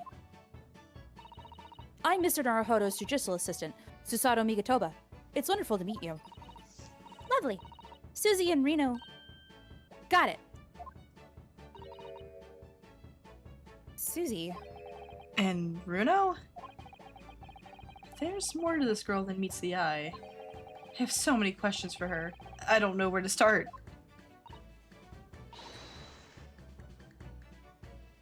Yes, and so do I. Oh boy. Okay. I want to look Alright. around. There's so Who's much. first? There's just so much everywhere. So much fucking crap everywhere. Okay. Well, look at the big machine. Machine. What on earth is this huge over-the-top machine? That's the great The analytoscope? Yeah. Analytoscope seems right. It can analyze anything, really. Anything at all. That's absolutely incredible. It's one of Hurley's inventions. It took him a whole year. He said it was to help him with his investigations. What sort of thing has he analyzed with it? Do you know? Well, actually, he hasn't used it for anything yet. Oh. Why not? Apparently, on the evening he finally completed it, it suddenly occurred to him. I don't actually have anything I need to analyze. Oh dear. How about you, Reno? Do you have anything you'd like to analyze? The only thing that springs to mind is this machine itself. Okay. We can look at the Bookshelf? Yeah. There's all sorts of these. There's all sorts on these shelves. Chemistry apparatus, books, papers, and lots of things I've never seen before. It's all heaped up so high, I can't help feeling that the whole lot is going to topple at any moment. I keep telling Hurley not to cram so much on those shelves. Good advice. He went in to look something up in one of those books a while ago. But it was so tightly wedged in, he couldn't get it out. So he went and bought a new copy instead. All right. Violin. Violin. Ah, I've seen pictures of Western musical instruments like this. It's called a violin, isn't it? Of course it is. Mr. Sholmes is renowned for his violin playing. Oh, really? Absolutely. It's often explained in the stories. It's inspirational, Mr. Naruhodo. Inspirational. I immediately started playing the koto, which is the closest Japanese stringed instrument I find. What a shame you couldn't bring it with you to London. Oh, yes. Well, Papa was beaming when I asked him if he could buy me one. But after a while, he asked if I would only practice when he was out of the house. So now it's merely an ornament in my room. That must have been an awkward conversation.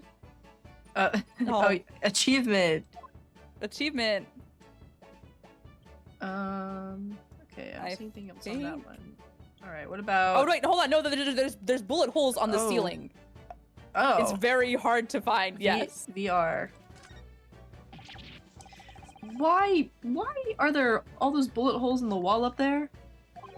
Was Mr. Sholmes trying to shoot a pestry fly or something?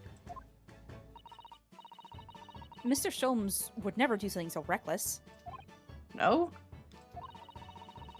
Those are the letters VR, standing for Victoria Regina. It's Latin for Queen Victoria. So you mean he shot the queen into the wall? In a moment of boredom, Mr. Sholmes adorned the wall with a patriotic sign. That's all. A pistol practice. Right. That makes perfect sense now. It's exactly as described in one of the stories. Oh, this is delightful. I'm not sure that the real explanation is any less reckless than shooting at a fly, personally. It's patriotic, Mr. Naruhodo. Patriotic. Yeah, man. Yeah, man. Is there anything else? Oh my god, there's No. 3 sections. Okay. Fireplace. Fireplace. I do like this fireplace. It's one of the best things I've seen since we've arrived in the country, in fact. Lingering beside the fire and watching the flames flicker and dance in the grate, it's so relaxing. We can't relax, not when there are so many interesting things on the mantelpiece. Oh, it's just as described in the stories. It is? Yes, exactly. Inside that Persian slipper, for example, are my chocolates for what? 11 11s? 11s? 11s? 11s?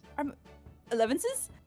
Are my chocolates for 11s? Just fuck it, that's what we're saying. And transfixed by that large jackknife is my shopping list for the market. Oh, it's not quite how I remember it being described in the Adventures of Shom. Of course, Usada-san. She looks crushed. Oh. Okay, we can examine the tea. Tea.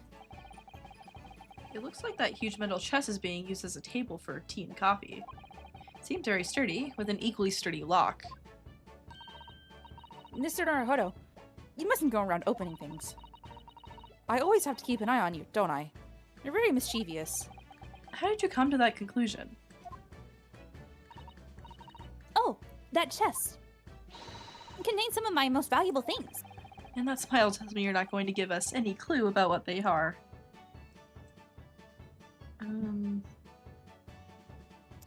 Board? Cards? Card on map. A mystery shoe, a curious hammer, some mysterious dancing men, a bust of Napoleon. Ah! What an entrancing collection. This is the first time in my life that I've seen a lonely old shoe displayed as an ornament. Oh, those are all mementos that Hurley has collected from his past cases. Really? Even the bust? Yes, that's right. When the mood takes him, he likes to throw it on the floor and smash it to dust. Whoa! The poor defenseless emperor? Mr. Sholmes destroys it? Yes, and then he buys a new one. You make it sound like he has the temperament of an insane sculptor. Ah, how entrancingly bohemian of him. Oh yeah. True. Okay. True. Alright. I don't think I see anything else. Here. Yes. Alright, section 3. Tea cart. Or Tea cart? board. Tea cart. Tea cart. What a beautiful English tea set. And so neatly arranged. It's a favorite pastime of mine. A cup of herbal tea in the afternoon. Tea made of herbs? That's right. I grow all sorts of herbs in the garden so I can experiment with different blends. One moment. Don't go away. I'll brew a pot of the special blend I came up with earlier today. She looks delighted. I only hope it's safe to drink. Board? Right. Board? Ah, that's my blackboard where I note down ideas. Ooh, interesting. Let's see. Black Peter? What does that mean? Don't you want to hear what Iris has to say, Mr. Naruhodo? I'll come back to that blackboard later. Okay. Spices? Typewriter? Or typewriter? You like typewriter. Typewriter. What on earth is that big black lump over there? Ah, that fascinating thing is called a typewriter. It's a machine that allows you to write on paper without needing a pen. And wizardly quickly, too. Ooh, that sounds like it could be very useful for someone like me with terrible handwriting.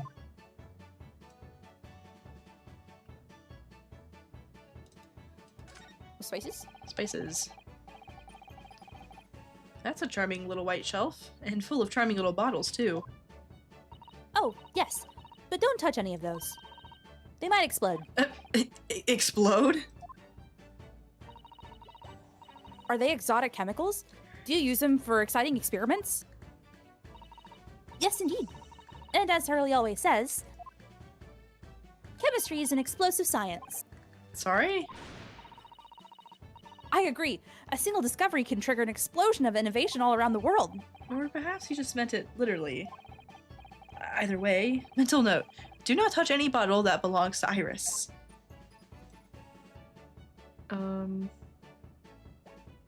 I think that's... I Yeah. think that is it. Wow.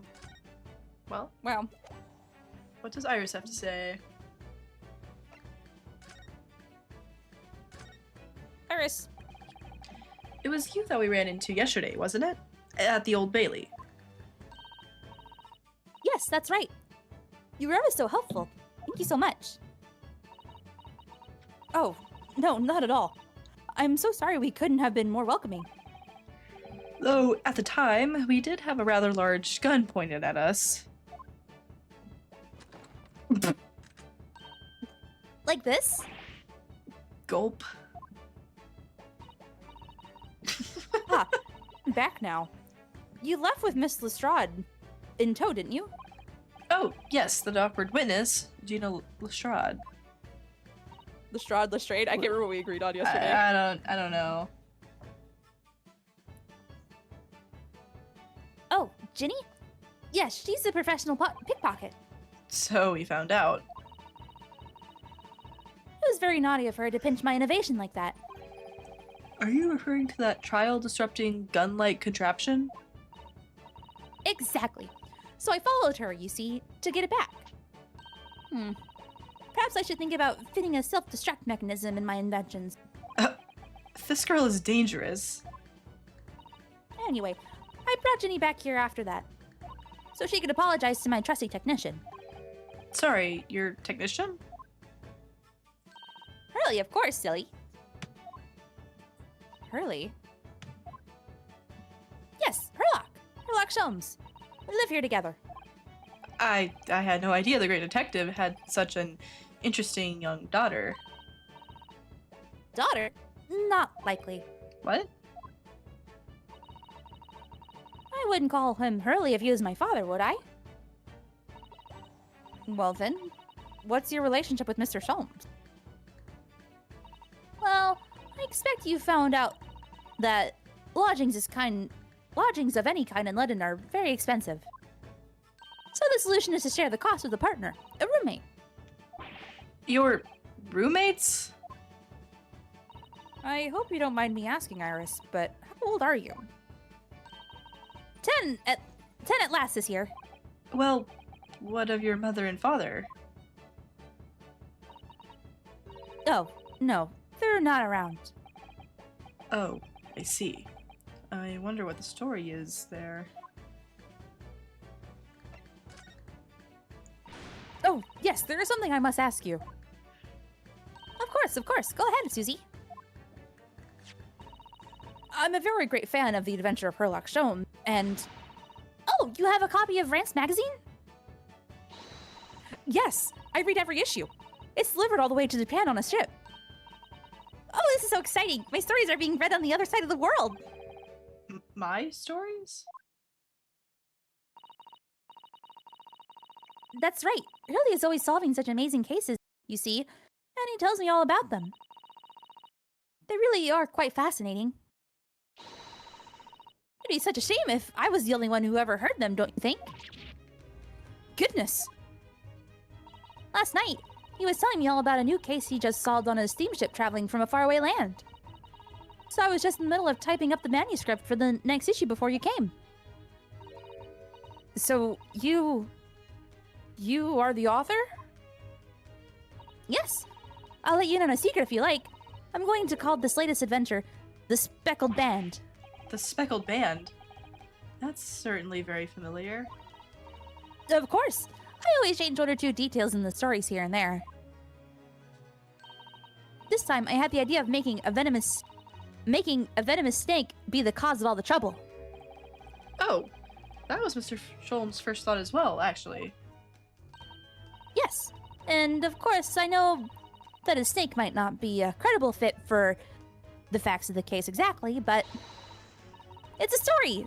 Some poetic license is justified to make it more thrilling, I think. Don't you? So, do you mean to say, are the stories about Mr. Sholmes that are published in Rand's magazine all written by me? Yes, on my wonderful and very modern typewriter. But all the stories I've ever read are written by a doctor of medicine, Dr. John H. Wilson. Susato-san's getting more and more worked up. Ah, yes, that's me. I mean, my name really is Wilson. But what about the doctor of medicine part? That's true, all true too. I am a doctor of medicine. No, at 10 years old? At 10 years old. Well, that's quite incredible. But Dr. Wilson is an English gentleman. Ah, yes. I did alter the setting slightly for the stories to be more compelling. Oh. Well, sounds a little strange, doesn't it? A great detective with a 10-year-old girl in tow? I suppose it does. Yes. Poor Susato-san. She looks like her whole world is just falling apart. This is so goofy. So, About before. Yes? Yes, what's on your mind, Runo? You tell me. How did you know? That I was a lawyer and we just arrived in London, I mean. Yes. Oh, and that we have a difficult trial tomorrow. How do you know all of that? Oh, that's what you mean. Please, tell us how you did it. Explain every detail. No, of course, I'd be delighted. Although there's really no mystery. Now, let's begin. Iris Wilson is proud to present her Logic and Reasoning Spectacular. First of all, I knew already that you were a lawyer, Runo. After all, I met you yesterday in the Old Bailey in the defendant's antechamber. But you also said that we'd only just arrived in London. How did you know that? I observed a passport and travel ticket protruding from your breast pocket. Oh, So I was reasonably confident that you must have only just arrived in the country. And on top of that, you accepted a case against that particular prosecutor, telling me you were unaware of London's court affairs. the Reaper of the Bailey? I walked right into that one, didn't I? Then I noticed a red ink stamp on the back of Susie's hand. You were given that when you visited the local prison to meet with a suspect, weren't you, earlier today? Ah. They use those stamps to keep a close eye on comings and goings, you see.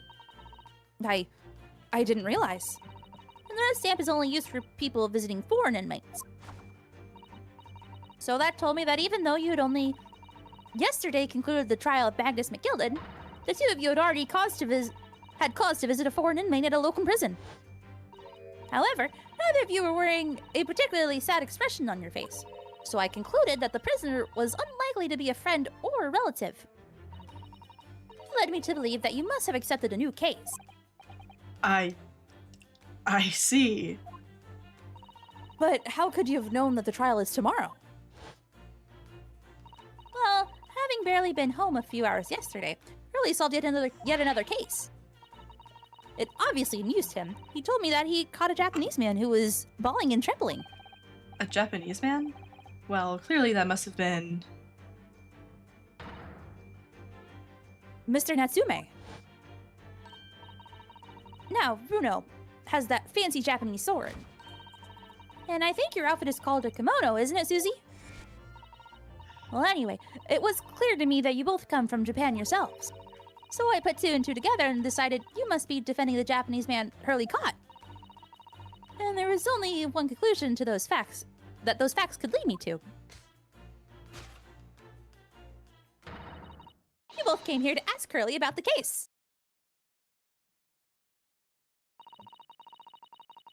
There's a note on the mantelpiece that says the man's trial will be tomorrow. Hurley is always stabbing his notes with a knife, you know. He is silly. And that's all there was to it, really. Thank you for listening. I'm Iris Wilson, and that was one of my great deductions. Oh my god. Dude, Dude, this little 10-year-old is showing up like everyone ever. literally.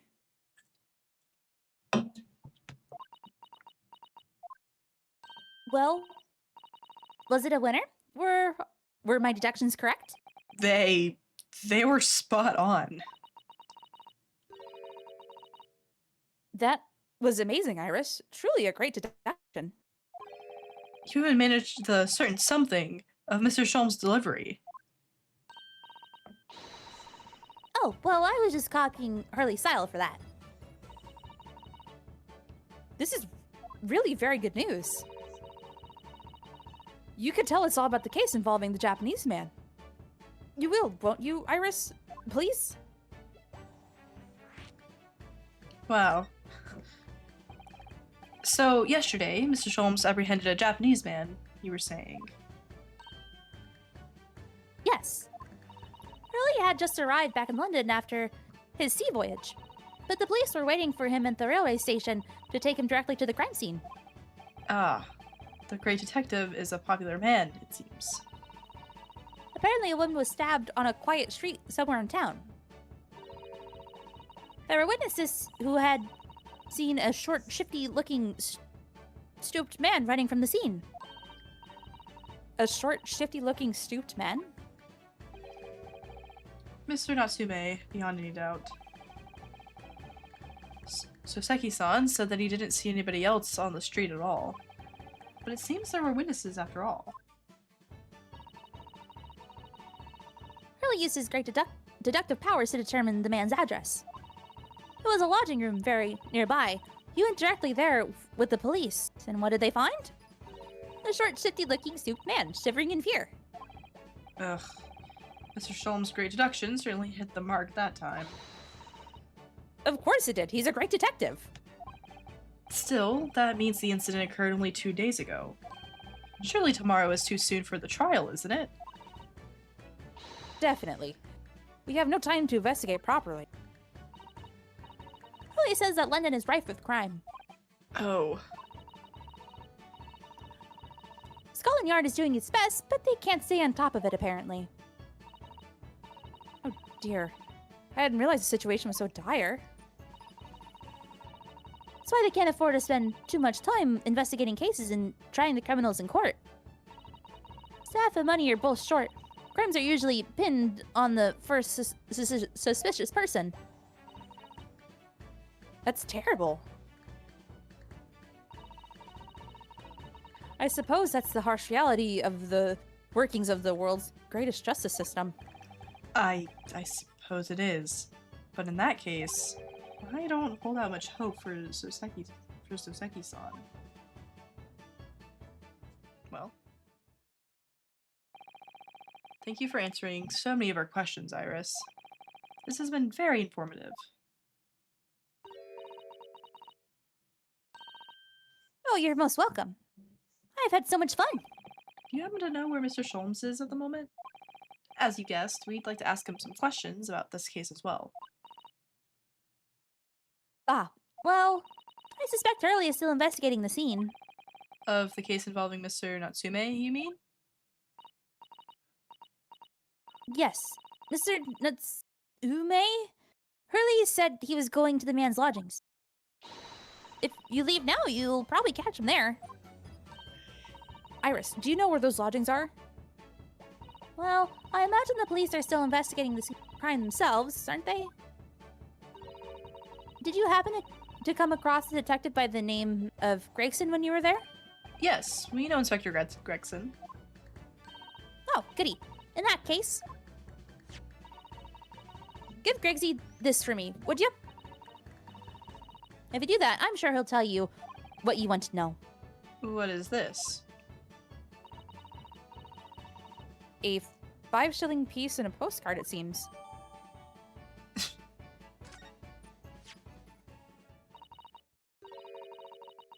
It reads, "Tell the gentleman in black whatever he wants to know. I trust that won't be a problem."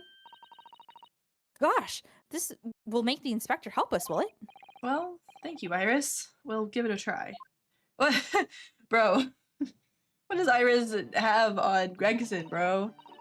Right? Just got fucking blackmail on Gregson. What the hell? Oh, whoops. Whoops. Good luck then. I'm going to turn to writing my manuscript, The Speckled Band. And I'll be making more special blends of tea, so come back soon. We'll be delighted. Thank you so much, Iris. She's so sweet. Well, Mr. Naruhodo, it's back to the scene of the crime. Wow. So, somewhat dubious that they would exert any influence over the men of Scotland Yard at all, we headed back to the scene with Iris's curious note and one of the world's heaviest silver coins in hand.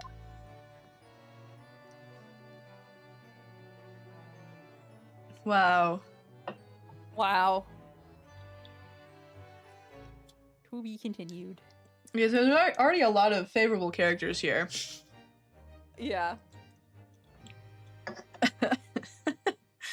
This is so... This is just very... Wow. Wow.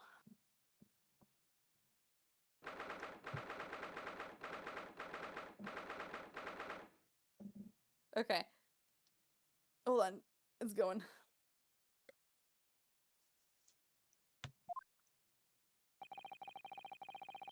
It looks as though the police are still here, carrying on with their investigation. Perfect. So let's find Inspector Gregson as quickly as possible. Yes, and let's see if he'll take a break from his chips to look at that silver tip Iris gave us for him.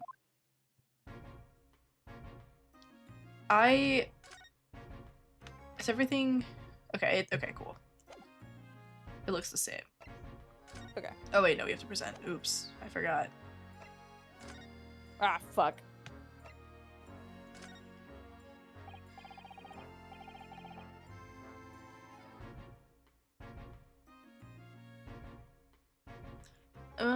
Inspector Gregson, do you have a moment? I'm sorry to say I don't. I'm a very busy man.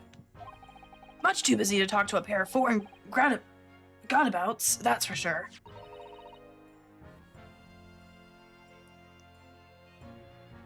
We have these for you. A present from Miss Iris Wilson. What?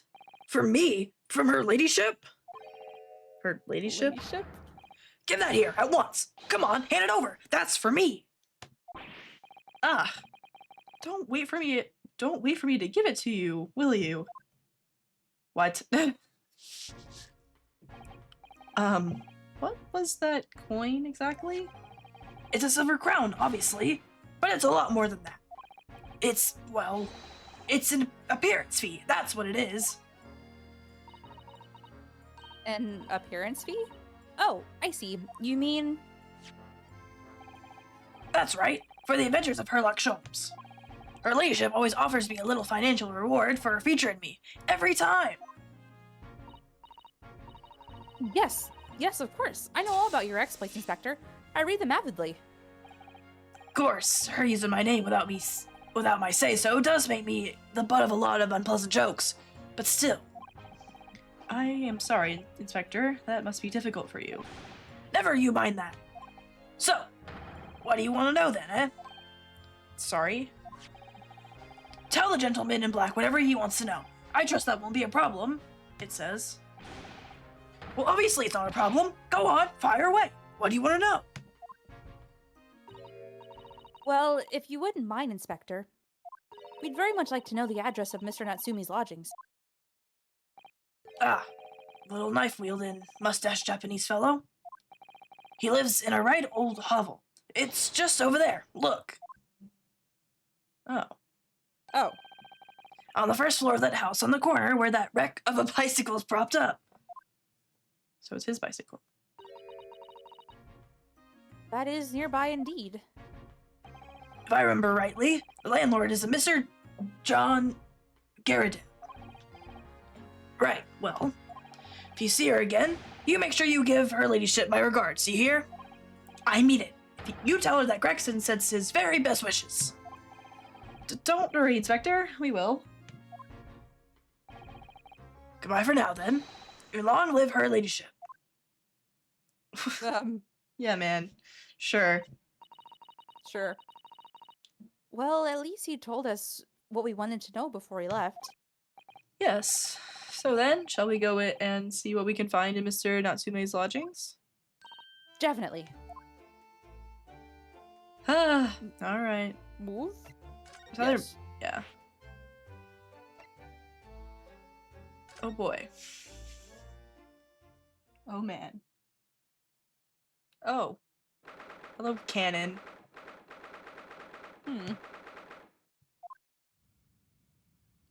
Oh, Hello. hi.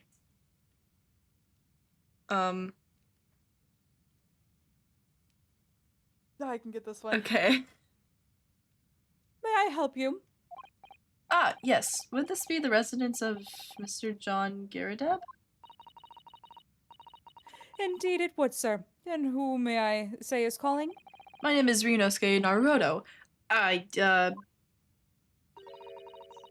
Naruhodo is representing Mr. Soseki Natsume. I believe he takes lodgings here. We would very much like to ask him some questions about our client. One moment, please. I shall convey the message to Mr. Garadeb. Did you see that? Oh, that's Renosuke. Did you see that, Mr. Sato? That was a real-life English maid. I know. As I understand it, anyone of standing in English society employs a number of household staff. But that was the first time I've ever seen one in the flesh. Oh, this day keeps getting better. It certainly feels like we've really arrived now, doesn't it? We need to meet a butler, and the experience will be complete. Well, I'm not sure if I'd go that far, but I understand the sentiment. Thank you for waiting. Mr. Garadeb will see you now. This way. Oh. Who is this? Moon-ass head! Well, let's I'm take a look at... examine. We can look at the cannon for fun. Yeah, let's look at the cannon. That's a full-sized cannon. What's it doing in here? Oh my. It's real. I thought it might be a replica. I can be Garadeb. Mr. Moon guy over here. Mr. Moon Dude. He seems kind of like a guy, like rich English guy. Yeah. That old thing? Bah, that's little more than a toy. Sorry. The army was selling it off when I retired, so I decided to give it a new home. Never know when the enemy might attack next. Jolly useful to have a cannon about the house. Really? It isn't overkill? Be prepared, I always say. You never know what this twisted world is going to throw at you next, boy. Do you think there may be trouble brewing, Mr. Garadeb? Always is. Take Joan here. Never fails to have a clean apron in reserve. Dries them over the barrel, you see. They dry very well in the cannon there, Joanne tells me, which rather proves my point, I feel. It's been reduced to a drying rack. No wonder the huge cannon looks like it's hanging its head in shame. Books in the bottom right, left. Books? I notice you have a pile of books here, Mr. Garadeb. Do you enjoy reading? Never experienced a London winter, boy? The nights are long. No better way to pass the time than in front of the fire with a jolly good book.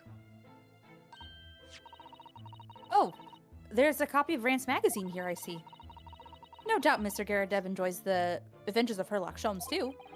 The great detective has a great many followers, it would seem. Uniform? Uniform? That uniform looks fairly ancient, doesn't it? It's clearly been well looked after, though. That old thing? Pah! Not much better than rags, really. Oh? Wore that ceremonial garb at my retirement bash, you know. But I'm not one for dwelling on the past me. Would have gladly thrown it out, but you know how it is. Anyway, doesn't hurt to have the odd piece of memorabilia lying around, does it? Oh, I see. Perhaps we should leave the past in the past. Ah, no! Hold on. Ro really likes the uniform. You can take a when you're done, we can take a look at the big like bullets on the mantle. Oh, the shells, yeah. Are those mortar shells? They're enormous. Oh, I hadn't noticed. What are they doing here? Ah, those old things. Couple of little rounds I accidentally fired into the barracks during training, you know. Became a bit of colorful regiment folklore, that incident. You mean you deliberately hunted out the spent shells? Well, I wouldn't say deliberately, exactly. They're only scrap iron, after all. Usually just thrown away, I believe. But you never know when things might come in useful, do you? Useful for what, exactly? Yes, well... Joanne here did manage to knock one of the bally things on my foot the other day while she was dusting. Oh no. Hadn't shed a tear since 1869 before then, you know. Maybe reconsider throwing them away. The medal. That looks like a Medal of Honor, and it's showcased on a very grand banner. Yeah, it's displayed with some pride, I would say. Although it bothers me that it's not straight. What, that old thing? Sorry? I should be glad to see the back of it, but the general would turn in his grave if I disposed of it. The wall's the best place for it, keeps the bally thing out of my way. So it's just been polished to shine by accident, I suppose? There appears to be an inscription on the medal itself. Look. Let me see. It says, for distinguished participation. Sounds like the kind of honors even I could be in line for. Well, one doesn't like to blow one's own trumpet, but I was given that for my time in the army. Can't measure an officer by the number of medals to his name, of course. Common knowledge in military circles. Painting? Painting? That portrait of Mr. Garadeb is glaring at me, I swear. Have you noticed that all the little frames containing photographic prints of Mr. Garadeb as well? Yes, and there seems to be a statue of a lion on the mantelpiece as well. Ah, yes, seemed to come back from the local pawnbroker with that little trinket. Seemed to come back? What do you mean? The chap who runs the place is a bally wizard. Went in to sell him something and came out with that thing. In point of fact, now I think about it, I rather often find myself leaving the place with something I don't need. The lion ornament certainly does seem surplus to requirements. Susato-san doesn't pull her punches. Or her throws, for that matter. Curtain? Or the... yeah, Yes. screen. Look at that enormous screen. It must have been put there deliberately, surely. Yes, it certainly seems like someone's trying to hide something from view. What could be behind it, I wonder? I'm going to have a very quick look. Just a little peek. Ahem. Maybe- that's... Maybe let's not, Miss Susato. I think the maid is going to head us off with a cup of tea. Ahem. Is this on the... like you can't look at the thing on the floor. That's okay. Yeah, you cannot look at the thing on the floor. Okay, wonderful. I don't think there's anything We else know- other than like the people on that screen. Oh, We can zoom over a little Yeah. bit so you can look at the table. table. Oh, look! What a wonderful collection of cakes lined up on that gleaming silver cake stand. Lined up. It looks more like someone has half demolished them to me. Afternoon tea is a time of indulgence, you know. It's quite the English way. It is Mr. Garadeb's custom to take 2 cakes with his tea. That sounds delightful. Oh, wait a minute though. There are at least 10 cakes on this cake stand. Well, naturally. And it would never do to waste the leftovers. So whatever Mr. Garadeb doesn't eat, I say to myself, Joanne, you shall have to tidy up. How Magnanimous. magnanimous of you. Window?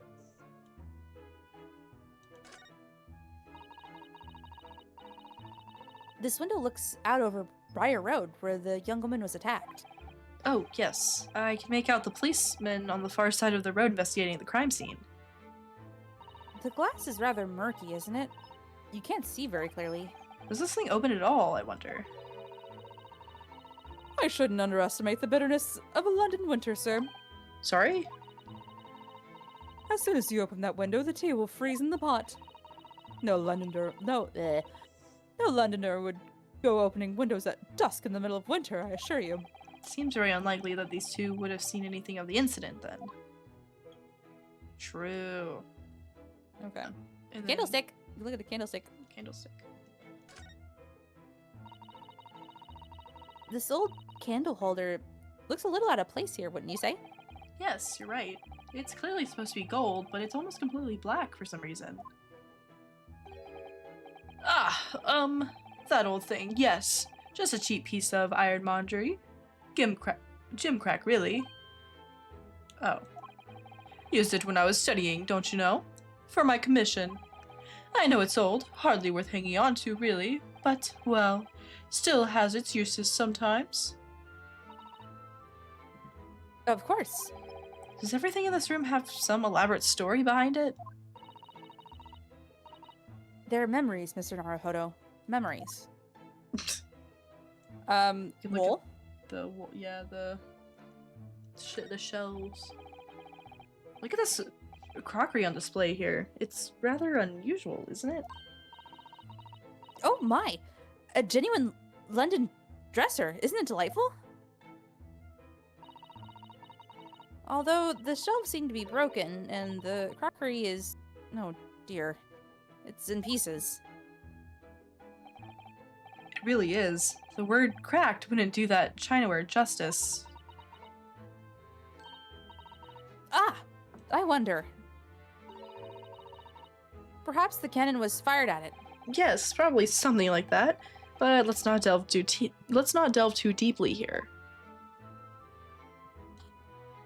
I think that is it. I think you're right. I guess we can talk to them now. Yes. We can, I guess, click on her. Are we looking? Yes. I don't think it matters much, yeah. Good day to you. John Garadeb at your service. Pleased to meet you, sir. This is Ryunosuke Naruhodo. He's a defense lawyer. Do excuse me not getting up. Took a shot to the knee a few years back in the Battle of Maiwan, don't you know? Earned a medal for my pains, but had to withdraw from service. Handed over the reins to the up-and-comings. So he's a retired soldier. It's a hell of a job getting up and downstairs now, I can tell you. Don't get out much, as you can imagine. Yes, it's quite a climb up here to the second floor, isn't it? I was painting at the top of the stairs. You really must take more exercise, Mr. Naruhodo. Ugh, do you think so? Well, Mr. Garadeb, no doubt, you were very courageous to earn yourself a medal. Oh, it was nothing. The medal's just a folderol, really. Wouldn't like to offend the general, though, so I grudgingly displayed it on the wall. Why don't you fetch it down, Joanne? Let these good people see it properly.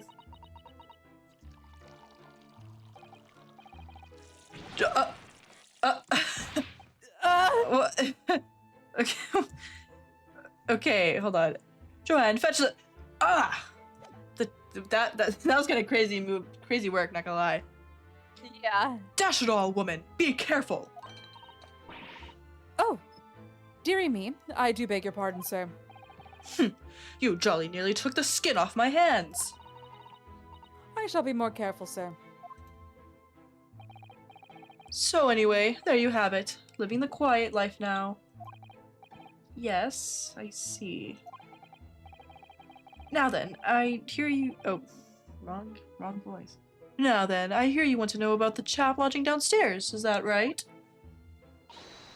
Yes, we'd be very grateful if you could answer some questions. Only too pleased, naturally, especially if it helps to keep the peace here in Blighty. We forged an alliance with the Empire of Japan recently, as I'm sure you're aware. So this case is very much in the public eye, as it were. Oh, is it? Even had some famous detective poking around, you know? In this old house, would you believe? Yes, Mr. Herlock Sholmes. Could have been. Didn't catch the chap's name. Not really my cup of tea, all that detective business. Oh, but you have a copy of Rant's magazine here, so... Eh? No. Anyway, the chap's investigating the foreigner's room as we speak. So he's in Soseki-san's room. It's a bally nuisance is what it is. The whole neighborhood's twitching its curtains now. I don't like all this fuss. It's jolly unsettling. About Mr. Natsume. About Mr. Natsume, then, Mr. Garadep. Please do tell us. Ah, yes, the Japanese chap. Only been lodging here for a week. Oh, just 1 week? So he moved in very recently then. I have 2 lodgers most of the time, one on the ground floor and one just below us. The first floor room became available.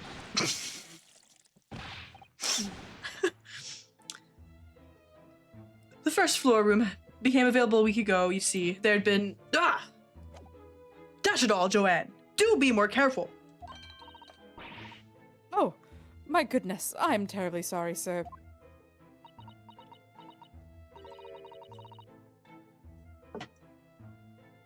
If you want to know my opinion, I thought he was a shady sort from when I set eyes on. Oh, why? He seemed to have the most nervous disposition, always shaking and looking over his shoulder. The man had shady written across his sweat-soaked brow, if you ask me. I said to myself, Joanne, that man is trouble. Sooner or later, he's going to do something untoward. And I'm rarely wrong about anything. We won't be calling this man as a witness, that's for sure. Was there anything else that struck you as suspicious about the man at all? Yes! Oh, yes, indeed there was. And she's just dying to tell us. Well, the shady lodger. Well, shady lodger. Had you noticed anything else at all about your lodger, Mr. Natsume? Oh my word. Yes, the man was shadier than an orchard. Could you elaborate? Well, take the man's room, absolutely stuffed full of books, is it? It is. More than anyone could ever read. And he never so much passes the time of day with another living soul. I hadn't seen a single visitor call. He just trots off to that old bookshop every single day. Comes back at 5 to light the gas fire. And the funny little man is up long past the time everyone else in the house has gone to bed too. Oh, I see. The gentleman on the ground floor goes to bed at around 9 each night. But I've never known that Japanese fellow to retire any earlier than 2. Ah. Could you clarify something, I wonder? What, pray? How do you know so much about Mr. Natsumi's routine? Oh! I'd understood that neither of the lodgers live on this floor of the house, is that correct? That's right, yes. They're both below us, on the first floor and street level. Then, how is it you know so much about the lives of your lodgers? The precise times that they come back in the evening, for example? Even the times they go to bed?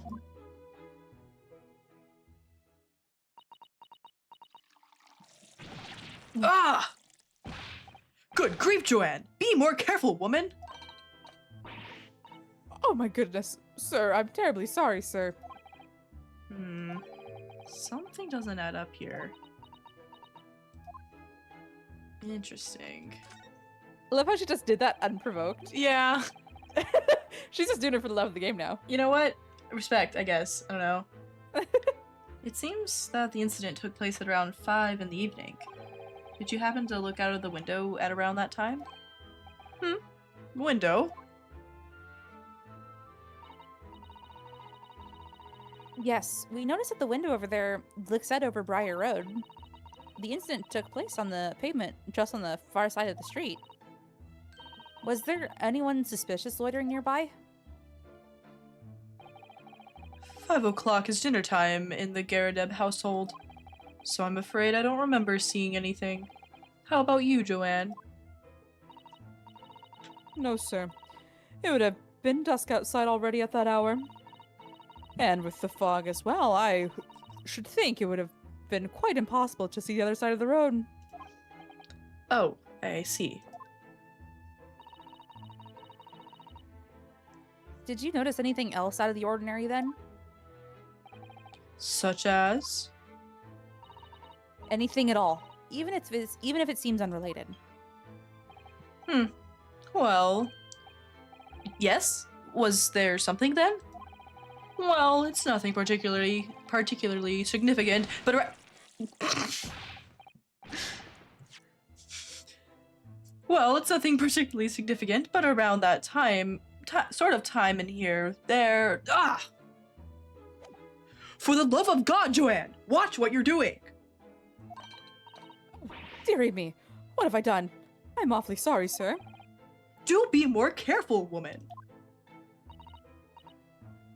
Of course, sir.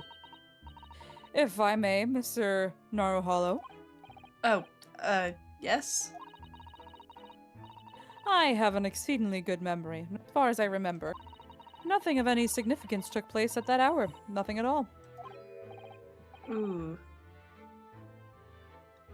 Ooh, this is weird. This is odd. Oh, really? Mr. Garadeb? The way you were talking before, it sounded rather like there might have been. Oh, well, as I was saying, it was just a trifling matter, really. Nothing of— Ah! Why is she such a hater? Joanne, dash it all! What is the matter with you, woman? I think she knows something that she's just trying to hide. Yeah. Like, for sure. Oh, for sure. Begging your pardon, sir. Nothing happened.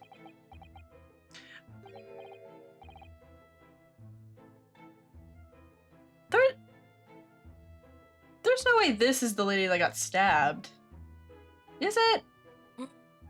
You maybe. Cause, But like, then who the fuck is in the who the fuck's in the hospital? maybe she got out. I don't know. Do we have a picture of the— I don't think we have a picture of the scene. I don't remember what it looked like. We've seen it, but like, I don't think we have a picture of it. Yeah. I feel like there's something, like, the hair looks familiar. The hair color and, well, no, I think the photo that we saw, it was more blonde. Hey, Or man. yellow blonde. Hey, man. And I don't know. it was definitely like a heavy set woman though. Yeah. So And she's trying to be all secretive about it. Yes, quite. Nothing happened. We sat down to a quiet, uneventful meal. Joanne? that's right, Mr. Garadeb. What is the matter with these two?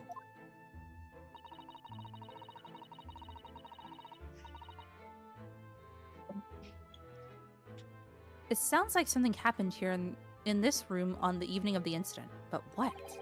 I wish I knew.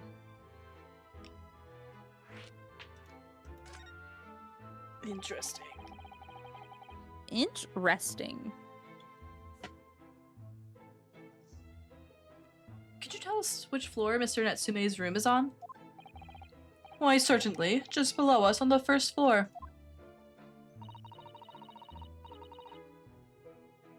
And Mr. Sholmes is investigating there, even as we speak? Yes, told me not his name had asked him to look into the matter, so I gave him the key. Mr. Natsume has engaged Mr. Sholmes' services? That's a blatant lie. Would it be alright if we also had a look around? In Mr. Natsume's room, I mean. Don't see why not. It's just down one flight of stairs. Who knows if we'll find anything that could help us with the case, but we have to try. We need all the clues we can lay our hands on, shall we?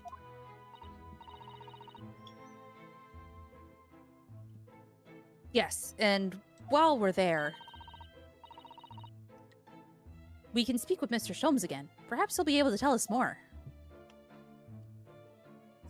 Oh. So this means we get to see Sholmes again. Sholmes. Oh goodness. Oh. But yeah, his room. Oh man. Okay. Oh. So before we get into all this, well, Well, okay, it's just I'm in the little like yeah, I'll load into the room. Did we want to take a quick 5 minutes so I can get water? I would also like 'Cause to my get throat Yeah, me too. hurts. Yeah, me too. Yes. All right. Sick. Break time. Break.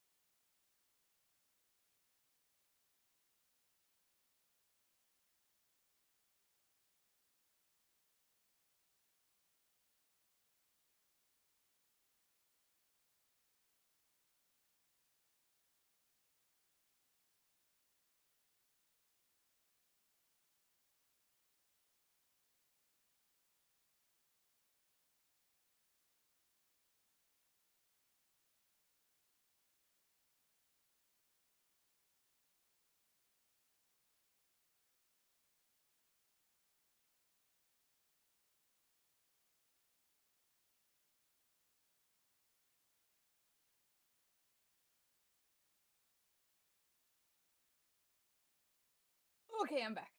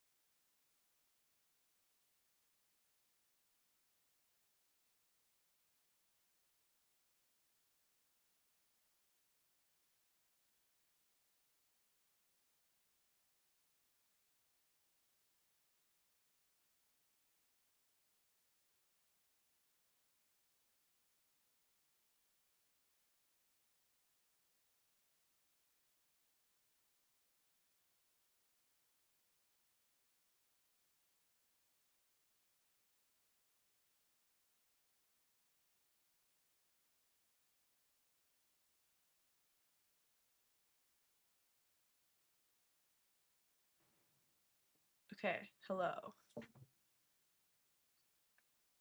Hello. Wow. So I am set for the next hour. I might have ordered food. Fair. So Real. That's okay. or maybe 15 minutes. AJ might be a liar. Hold on. Oh. Well, If I have to disappear suddenly, I'm going to my front door. okay. Yes. Okay. Real. Well, we'll just see how far we get until that happens. Well, yeah. We'll ball. We ball. What? Just look at this place. And smell it. It's so musty in here. I suppose it's the mountains of old books that are responsible for that. The cat.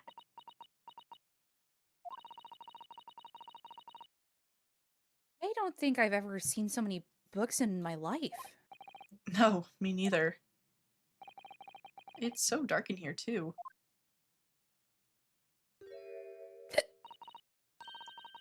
Is that the window over there?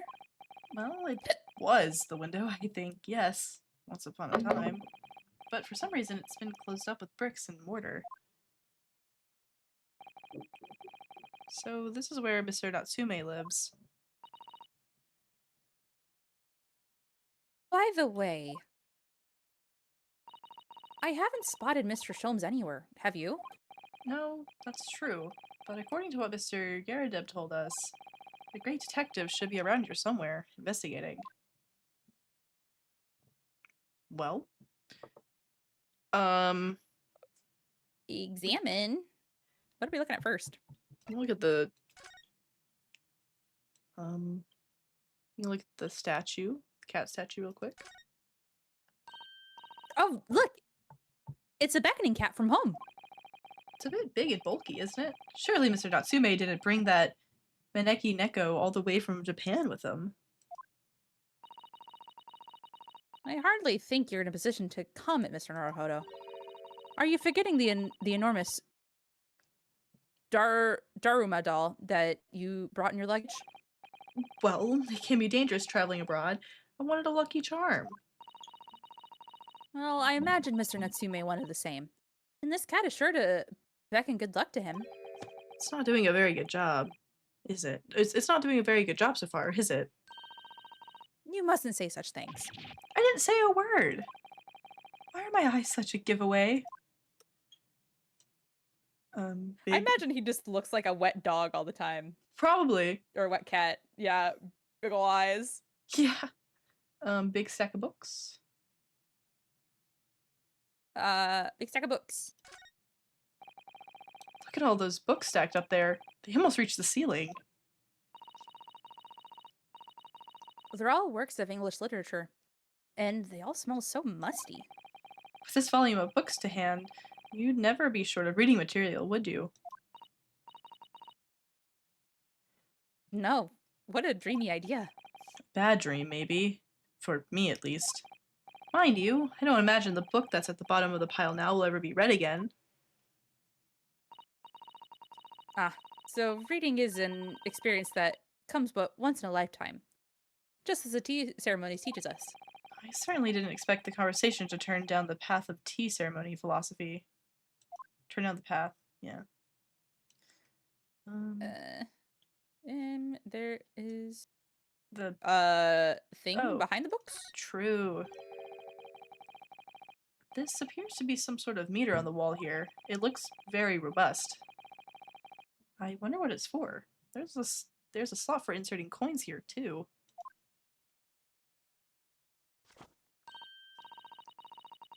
I believe it's a gas meter, Mr. Naruhodo. A gas meter?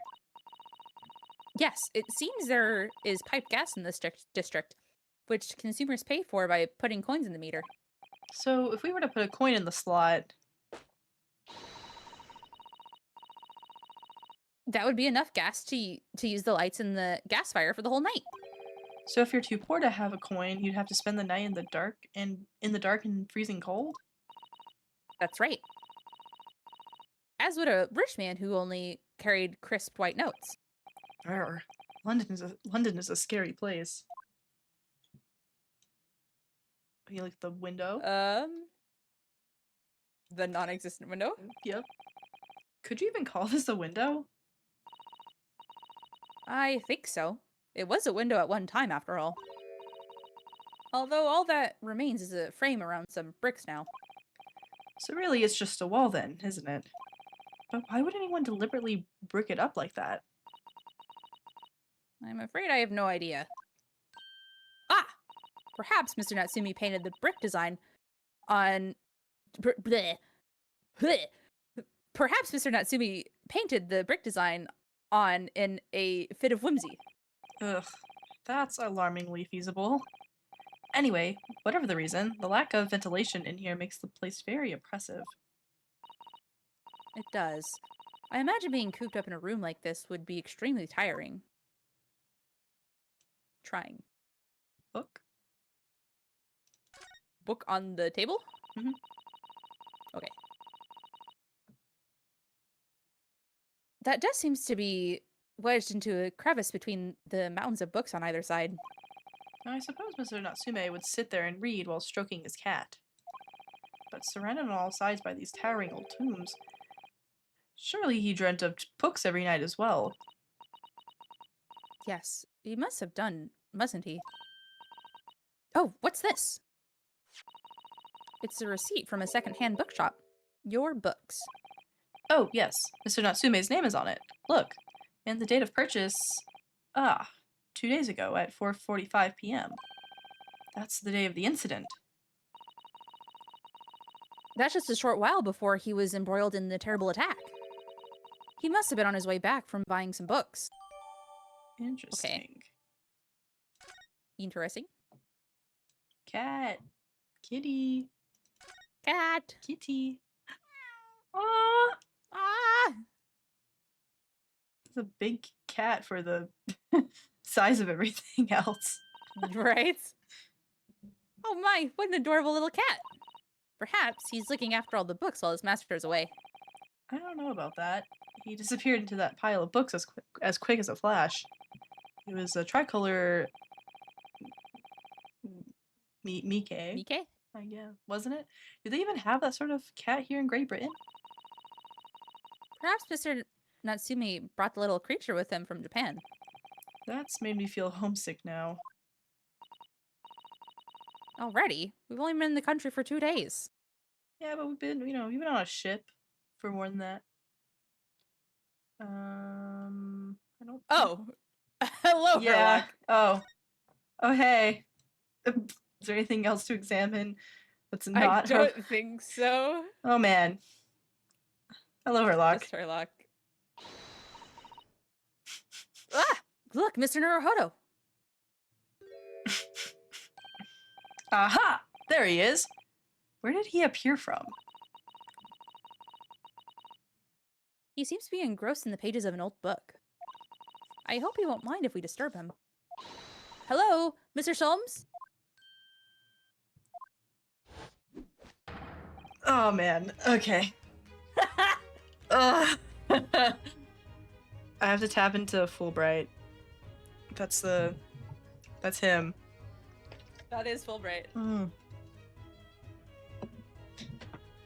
I have to like do his poses and everything to get in character. Ah, you two! Good day! Now, let me see. Where was it that we met? Oh, Mr. Solms! We were together on the SS Bureau. Yes, of course! The Bureau. And let me see. What happened on that voyage? It was Kazuma Sogi. He died. Tragically.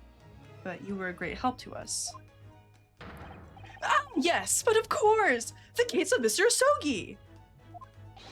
It was the one with the snake, wasn't it? Oh, Well, you seem to remember something of it, at least. what an honor to be remembered vaguely by the great Herlock Sholmes. This is Mr. Oh, no, my dear madam. Hold your tongue. I pride myself on my superior powers of recollection. your names are safely recorded in my brain attic. Miss Naruto and Mr. Susato. So close. Try the other way around, Mr. Sholmes. I lose the first round.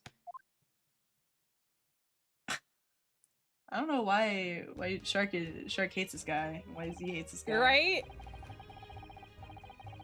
In truth, I had hoped to invite you both to my Baker Street suit the day we arrived in London. But some Scotland Yarders ambushed me at the railway station and whisked me away to a crime scene. It was an entirely trivial case, of course. I solved the matter in no more than 30 minutes. So they apprehended Soseki-san in that short an amount of time? I'm afraid the pursuance of a new case has dulled my recollection of my past involvements a little.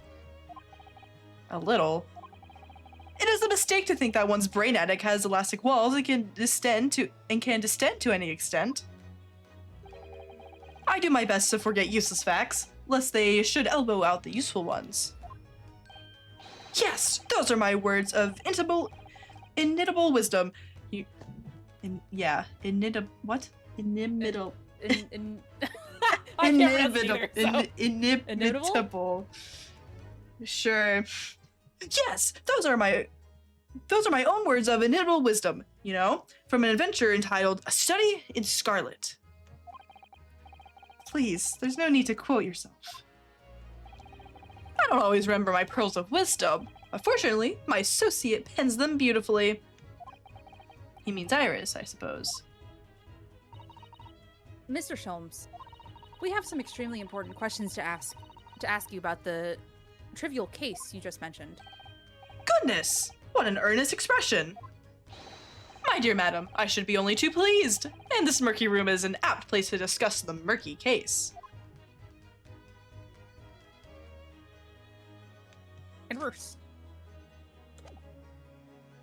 Yeah, there we go. Alright, his arrest. We know this to be the lodgings of a Japanese foreign student by the name of Soseki Natsume. It seems that you assisted in his arrest, Mr. Sholmes, for the stabbing of a young woman outside here on Briar Road. Natsume. Yes, I believe it was a name rather along those lines. But Mr. Natsumi denies it. Was it really justifiable to arrest him on so little? I'm sorry, Miss Susato, but I have not the slightest idea what you mean. What? What? I can't believe he was looking Susato-san squarely in the eye while feigning ignorance. I assure you, I am not merely feigning ignorance. It would appear as if the pair of you are under some misapprehension. Oh? How? I assure you, I have no recollection of accusing your stooped compatriot of the crime. But that doesn't make sense. The good detective of Scotland Yard made the following request of me, and I quote verbatim. There I did. I cheated on my wife. Hello, Slammy Sam. That was a really good entrance. I quote verbatim. I approached Jared and I cheated on my wife.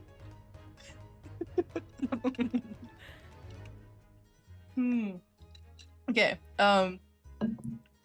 We need you to is it ascertain? Ascertain. I think I said it wrong earlier. I just kind of. You did. Oops. I was gonna say anything. You know what? Who cares? English language sucks. Yeah. We need you to ascertain the identity and whereabouts of a man seen fleeing the crime scene. Ah, a man seen fleeing. There are a number of books scattered on the pavement at the scene. From the book plates, I was quickly able to determine the bookshop from which they had been purchased. On speaking with a proprietor, I was immediately led to this address. Elementary, wouldn't you say? I believe there is a receipt around here somewhere from the establishment in question. So you don't think Mr. Natsume is the culprit then? That I could not tell you. But it was aggravating my faculties, hence why I returned here.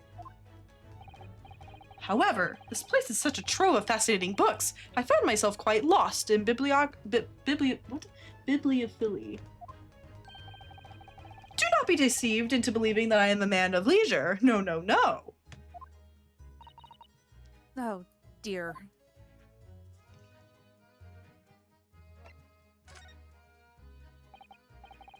Ah, tell me. Have you encountered the landlord of these lodgings? Yes, Mr. Garadeb, a retired military man. It was the first time I've ever met a soldier from the Great British Institution that is the services. And it was the first time I've ever met a maid from the Great British institution that is service.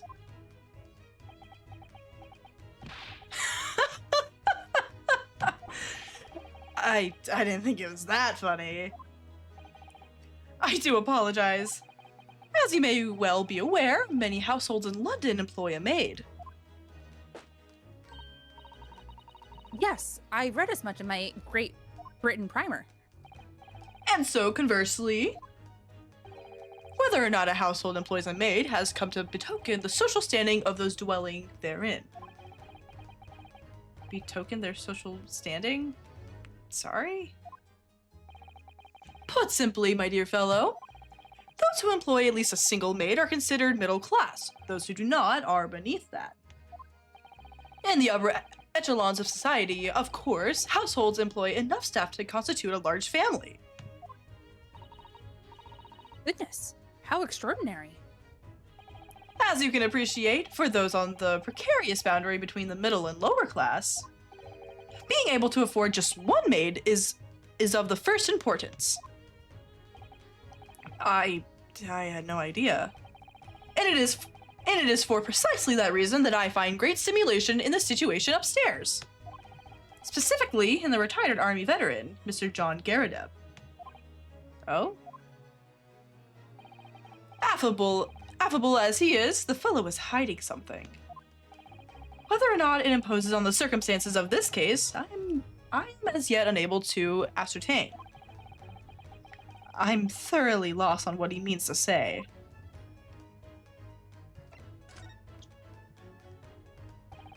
This room is thoroughly suffocating for the soul, my dear fellow. I assure you, any man whose lot is to dwell in a place such as this will stab somebody sooner or later. Wow. Mr. Natsume has stabbed no one. Ah, but sooner or later, as I said. Oh, hold on. Give me like 1 second. My food is here. OMG. Hi, Shark. I can't believe you hate this guy. I cannot stand him. Schultz is great. I love this guy. He's so goofy. You can have him. I don't want him.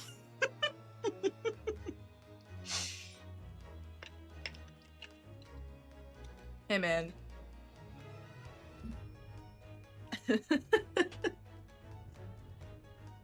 This is such a... Yeah, man. Vince told us earlier how he was very excited for us to play this case.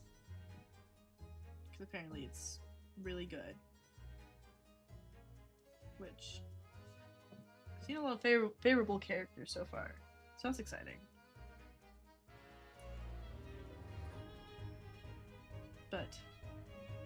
I don't know how long this case is supposed to be. That's okay.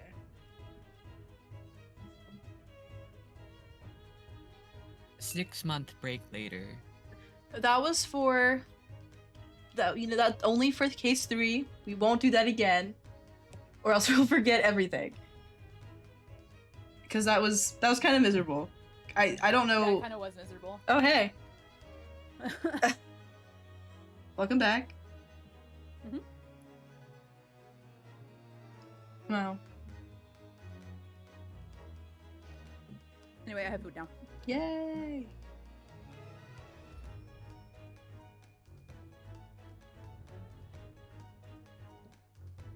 I don't believe that's the issue here. about this dark little room, Mr. Sholmes? Why is there no longer a window? Do you have any idea? No window? Well, I mean, I can clearly see that there is a window of sorts. But it's been completely blocked with bricks. Ah, I see. The answer to that question is quite simple. Window tax. What? What? Window tax? What is that? Surely not a tax on windows. Precisely that! Oh my goodness. Until relatively recently, a tax was levied on households in this country by the number of their windows. Those of lesser means, having inherited a sizable and costly family home perhaps, rapidly closed windows up. While the rich opened windows here, there, and everywhere, in an effort to curry favor with those in power by furnishing them with large sums of tax money. How awful. And unjust. Forcing people to live in rooms devoid of light? Indeed, disease was rife as a result. So some 40 years ago, or thereabouts, the window tax was abolished. That is Bro, like this is a fire hazard. Yeah, true. Literally. Especially they have the gas meter right over there. You know, surely nothing could end well like that. Yeah. But its legacy remains, as you can see, in squalid lodgings such as these, for example. I suppose Mr. Natsume's stipend for living here in London isn't very generous, perhaps. It would appear so. I've done a little digging, and discovered that these lodgings were offered at an extraordinarily low price. Because the room is so awful, I should think. Apparently, Mr. Natsume only moved in here about 1 week ago. Yes, that's correct. However, I don't believe the low rent is explained by the shabby nature of the accommodation. Oh? Still, that is of little relevance here. A matter not worthy of further attention. Are you sure? I'm curious now. I wonder if like the other guy's paying a different rent or something. Right? Well, I believe I've told you all I can now. Thank you, Mr. Sholmes. Ah, yes, Mr. Naruhodo. Was it not your intention to become a practitioner of law? You remembered that, did you? Will you perhaps be offering your services in this very matter, I wonder? To the occupant of this room, Mr. Natsume, was it? I'm not sure. Not sure? On what grounds? Well, I actually defended someone in court here only yesterday. Really? Well then, I congratulate you, sir, on an ambition realized. And so promptly, too. The thing is, it's really made me question things. Am I right to believe in my clients? To trust in their innocence? Yes, trust. Mr. Sholmes. Mr. Natsume didn't do it, did he?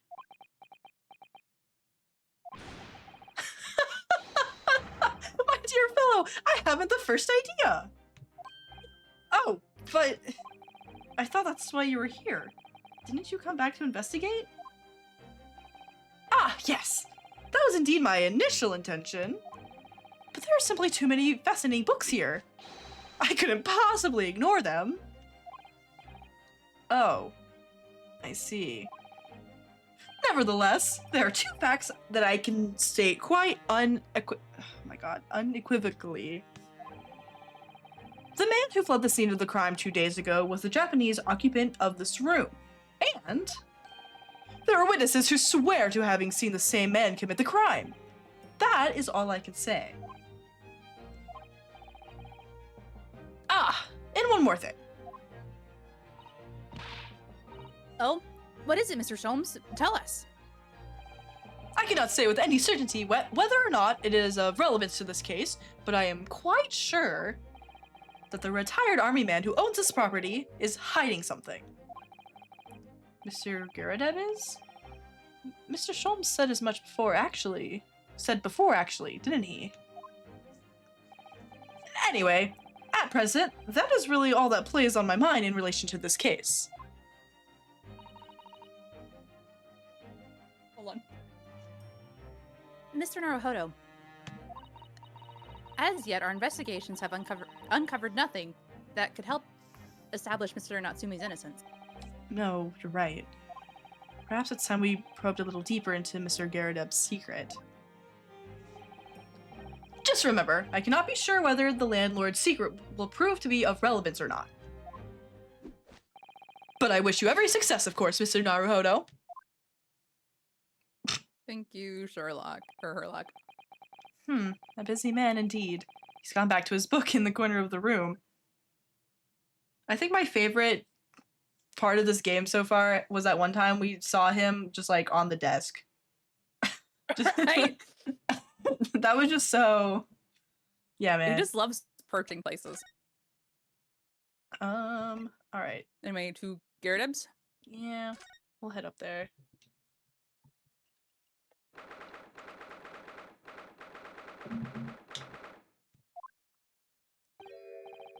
Ah, you pair again.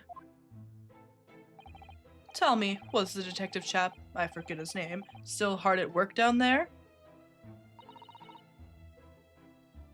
Mr. Herlock Sholmes? Ah, yes, rings a vague bell. All that detective business isn't really my thing, I'm afraid. Well, Mr. Sholmes is in his element down there. Jolly good show. Another cup of tea, if you please, Joanne. Would it be Joan or Joanne? I don't know. I don't know. Same difference. Eh. Now then, why don't you tell me what... Ah! For the umpteenth time, woman, will you watch what your Bollywell doing? I shall be serving dinner shortly, sir. Ah, yes, of course. Frightfully rude of me, but I'm afraid I shall have to ask you to take your leave, if you'd be so kind. Oh, yes, of course. We are deeply grateful for all your assistance. Not at all, not at all. Don't get much chance to talk with young foreigners like yourselves. It's been a pleasure. Best of luck and all that. Perhaps you could see yourselves out. Okay, I guess there's something behind this curtain, or this screen, but Probably. according to Mr. Sholmes, Mr. Garadev is hiding something, and since no other avenues of investigation seem open to us at the moment, perhaps we should do some digging.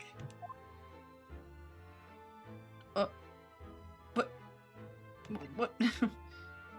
Is that new? What is over there? I'll let you take a guess. Yep, I figured. Who else would it be? Who else would it be? Why is he just perched? loves perching. He's so yeah, man. What's he doing over there? Mr. Sholmes? Aha! We meet again, my dear fellows. We were just downstairs together. Good gracious! When did you sneak in here? Herlock Sholmes, sir, at your service. Whatever were you doing over by the window? I am given to watching the evening sky as the sun sets, madam. Yet sadly, cheerful as the room downstairs undoubtedly is, it lacks an aperture for such observation. So I took the liberty of borrowing a small corner of space by the window up here.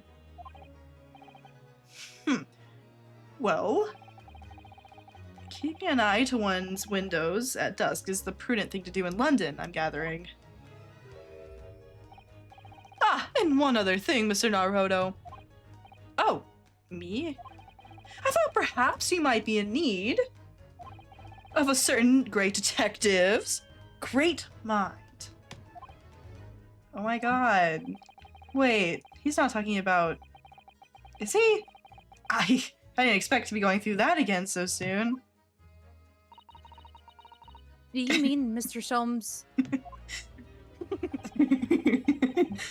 There's a mighty secret in this modest room. My eyes see my eyes see even the most trivial of trifles. That's a good gift. I take it you're prepared, Mr. Naruhodo. I think so. There is just time enough for one of my greatly admired great deductions. Let us conclude the matter before dark.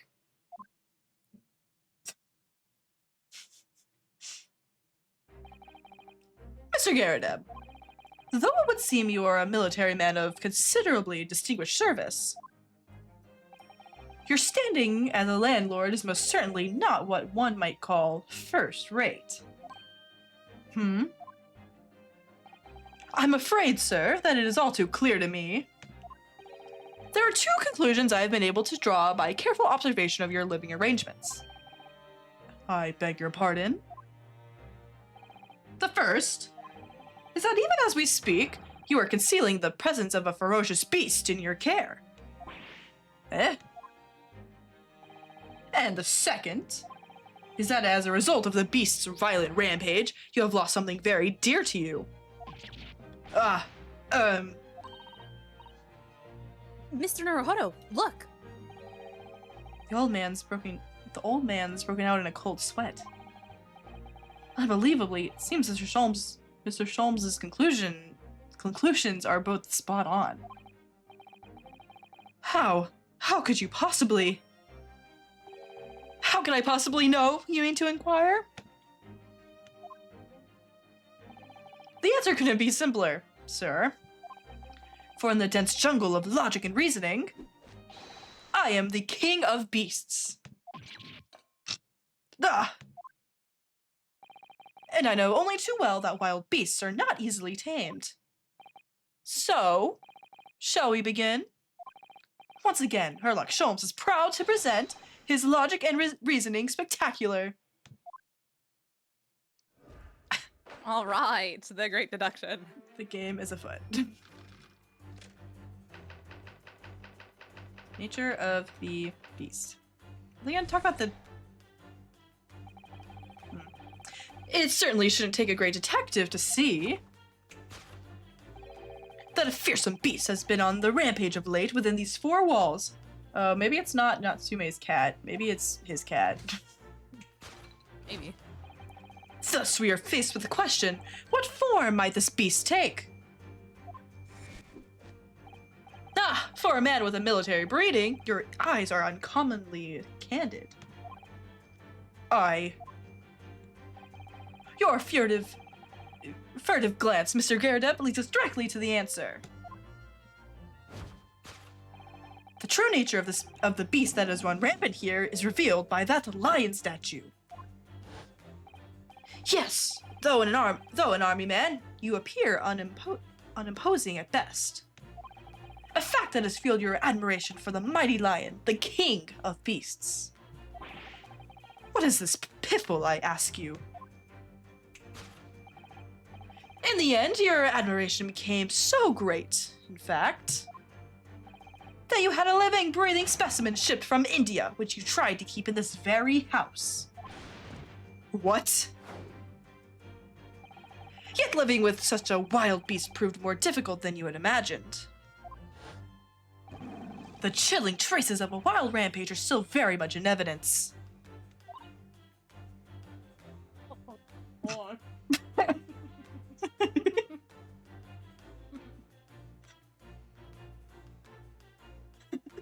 I was not expecting an AJ line. Well, Yet as we look around, the beast in question fails to present itself. Where could this angry creature have disappeared to? Madam? Me? I pray you not consider me unchivalrous, but it is plain to me with one glance in your direction. It is? Your dress pocket gives us a handsome clue as to the beast's current whereabouts. For protruding from it is a handbill advertising a circus show. Ah, Yes, you sought to dispose of this terrifying lion, Mr. Geradib. At Batty Circus. A traveling show currently sojourning in a nearby park. I have observed the tents. You sold the savage lion, sir, to the circus troupe. I most certainly did not. I believe I have made my point. The fearsome beast which ran amok in this room was an Indian lion. And a simple visit to the circus now will reveal the lion prancing jubilantly through a ring of fire. Yeah, man. oh right, sure. Oh, on to topic 2. Oh, God. Now, Mr. Geradib. It is plainly clear that you still have deep feelings for this formidable beast. Indeed, in that blithe pose, the stress this loss has caused you is veritably tangible. Your head weighs heavy on your shoulders, the pain you feel being revealed by that supporting arm. Amid fits of tears, you let your beloved beast go. The strain of losing something so dear to you is clearly visible in your visage. Nonsense, man. I simply...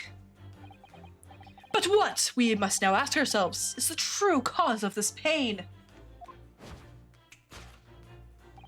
And we need only follow the direction of your gaze to find the answer. Yes, it is the pile of bills that has given rise to the pain you suffer. Every envelope contains another demand for payment. Ah, For cartloads of meat, potatoes, wheat, and tea. Indeed, feeding your beloved has had a devastating impact on the financial circumstances of your household.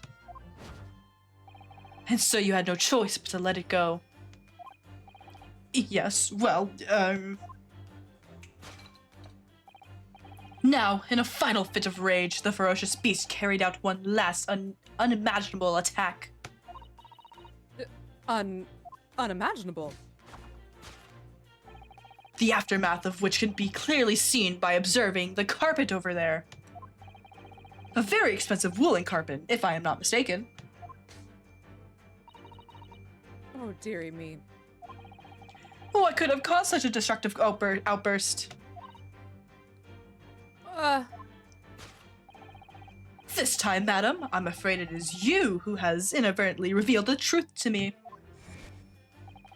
Your wandering eye has settled upon the answer very neatly indeed.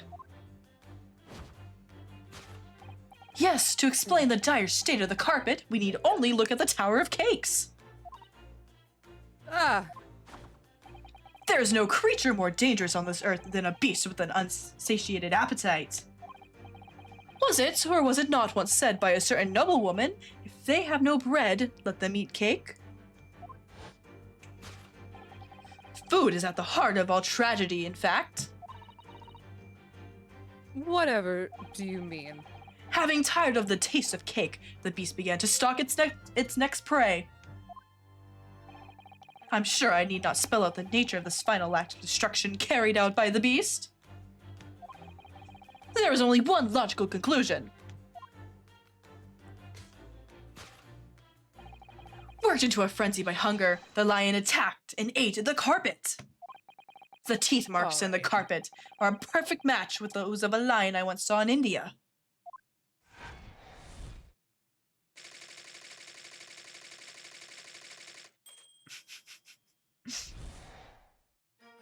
He's just so... Thus concludes Herlock Sholm's great deduction of this beastly puzzle. Okay. Also, quick aside, shout out to Herlock Sholmes for talking so much, allowing me to. Don't worry, I got you. Okay. Ah! What is the matter with you, Joanne? You're pouring scalding hot tea all over me. Oh, I'm sorry, Mr. Garadeb. I'm afraid I didn't notice. Bro. Bro. My deductions can be startling sharp. It stands to reason that your cup runneth over. Indeed, my revelations can make people spill tears at times, too. Oh. Mr. Sholmes, sorry to butt in again, but could I make an observation? Why, certainly, Mr. Naruhodo. What is it? Again. Well, your deductions just now. Do you really think a lion could have fit inside a room of this size? Indeed! It is the only explanation for the facts. Bro, how big does he think fucking lion is? The I terrifying... don't know. He did say that he saw, like, the teeth marks from one in, like, in India, so, like... Do you think he would have seen a lion there? I doubt it. The terrifying truth all too often lies beyond the realms of common sense. But wouldn't it be an idea to consider what lies inside the realms of common sense as well? But if an uncaged lion had run amok in this very room, surely Mr. Garadeb and his maid would have been hurt. Worse. Ah, that's where you were stuck.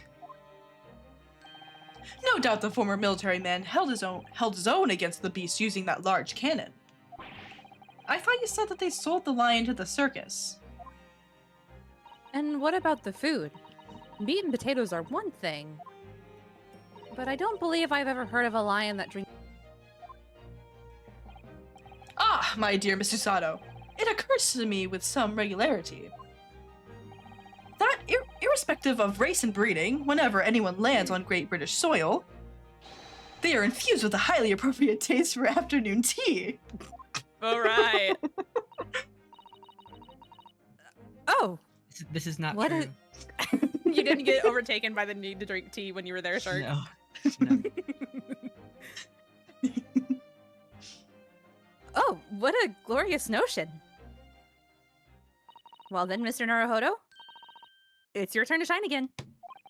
I had a feeling that was coming.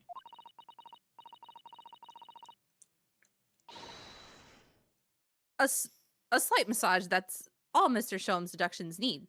You can do it. Excellent! I've been waiting for my trusty partner in deductions to step forward, Mr. Naruhodo.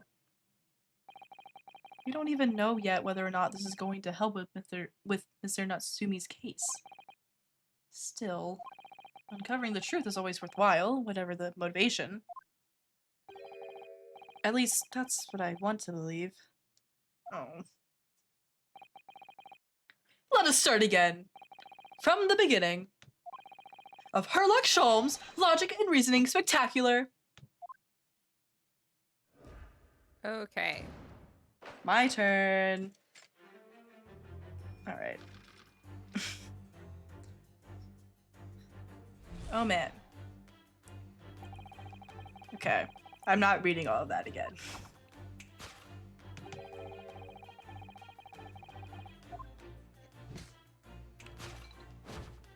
Okay. I'm guessing it's the cat downstairs. Yes. I don't know why that's like a reason for shame or whatever. I don't know, but I guess we'll find I out. don't know. Okay. I'm trying to think. Ryunosuke just chimes in. Okay. Yeah. I really didn't see the lion thing coming. No, but if you observe Mr. Garadeb's reaction, it rather seems as though some beast did indeed run amok here in this room. Yes, something with a very fierce nature. But it couldn't have been a lion. Oh, sorry, my bad. Oh. But it couldn't have been a lion transported from India. So what was it then? We must follow Mr. Garadeb's gaze. That'll lead us to the true answer. Okay. Oh. I'm... Oh, how did the fucking movement shit work? Okay. Oh. Oh, I see. One. I'm guessing it's... The photo?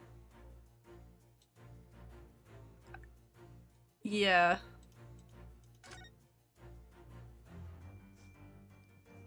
Are you struggling there, meds? Yeah. Well, I had to. The movement was being a little weird. Okay, so interesting. Okay, what's this photograph? It appears to be from Mr. Garrideb's wedding. He looks very happy, doesn't he? It does, but you can't make out his bride. No. How unfortunate. Something must have struck the glass directly over the woman's face. I wonder what happened.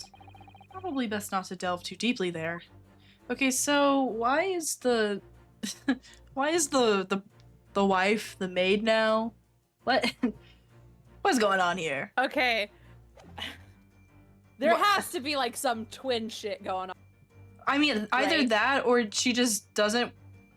Maybe from the when he went to the military, maybe now he has like memory loss or something. I don't know. No. They're really into roleplay. Where she pours hot tea on him. Yeah. Yeah. I would assume the shells. Right? Oh, I was just going to. Can we press more on the newlywed? I don't think so. Oh no, it does give more words. Okay, I'll click on it. Hold on. It's so like.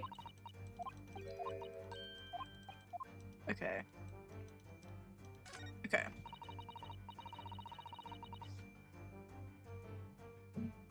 Oh fuck. Hold on. The glass is broken, so you can't see the bride's face at all. But no amount of cracks could hide the woman's plump form. I think powerful would be kinder than plump, Mr. Naruhodo. Yes, she certainly looks that. There's a lot of horsepower there. But not someone you'd want to upset, that's for sure. Oh, look! Have you noticed her wedding ring? It's very large, isn't it? Yes, that's an unusual design. Looks like some sort of embellished sunflower. Oh, Okay. Good information. interesting. Mr. Garrideb? True. This must have been when Mr. Garrideb was still in the army. Sorry, I clicked out of it. No, you're good. He seems to be carrying his rather stout bride effortlessly, and beaming a smile at the same time. I suppose he was very strong in his younger years. Hard to imagine now. He's as thin as a rake. Okay. I think we are done with the photo now. I don't know. I want to say it would be the mortar shells. Well, because he's looking in this direction, so he might be thinking of the photo, but I don't know why. We can check out the mortar shell, though. These are shells from for the cannon, are they? What a strange place to keep them. I imagine they have some significance to Mr. Garrideb from his time in the army. Ah, of course. He mentioned a battle to us before, didn't he? Do you remember? He said that he'd been shot in the knee. Perhaps it was one of these that hit him? If a round that size had hit his knee, there'd be nothing left of it. Or Mr. Garrideb, for that matter. Mr. Sholmes has a Persian slipper. This man has spent shells. Perhaps it's customary in Britain to display, well, rubbish on the mantelpiece. Maybe it is. Are you presenting the mortar shells? Like, because like, yeah, he's looking at this direction, but it's asking, like, what caused the damage in the room, right? So I feel like Yeah. him looking in this direction The would be, mortar shell. yeah. Take that!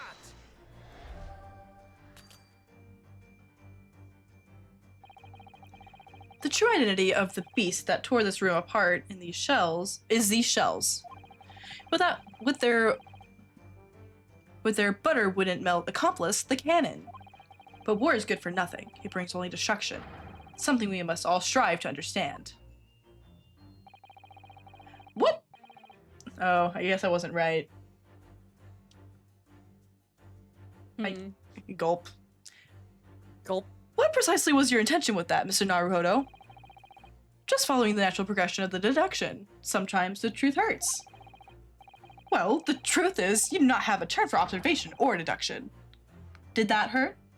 Oh, right. They give I you. forget that it gives you wrong voice lines. Yeah, Damn it. it gives Okay, you. I was like, why is this not matching up? Yes, a lot.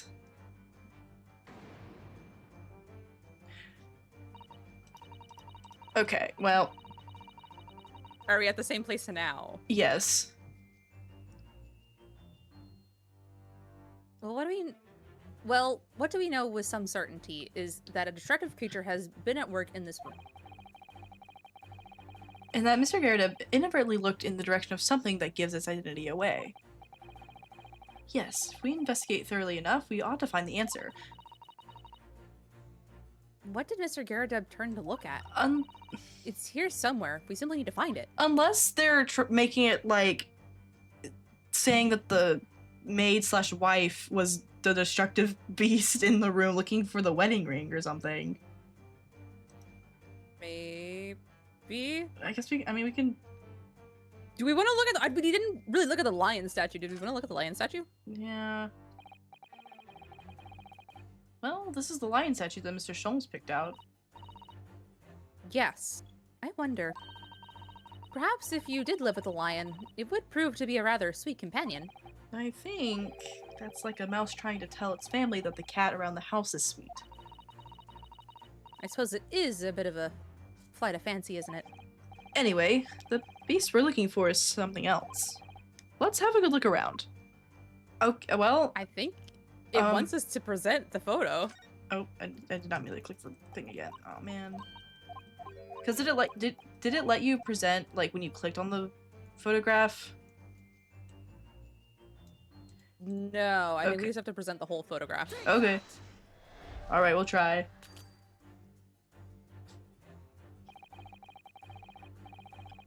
Behind the lion statue on the mantelpiece, almost deliberately hidden from view, is a photograph. Though I have yet to examine it in detail, I can assure you that it holds the answer. Because I'm employing an extremely advanced detection technique called jumping to conclusions, you see. Okay, that also seems wrong. Okay, Hold on. well, that deduction was wanting in every way. Yes, I was did I wanting miss you it? to hear it. I'm quite proud of it.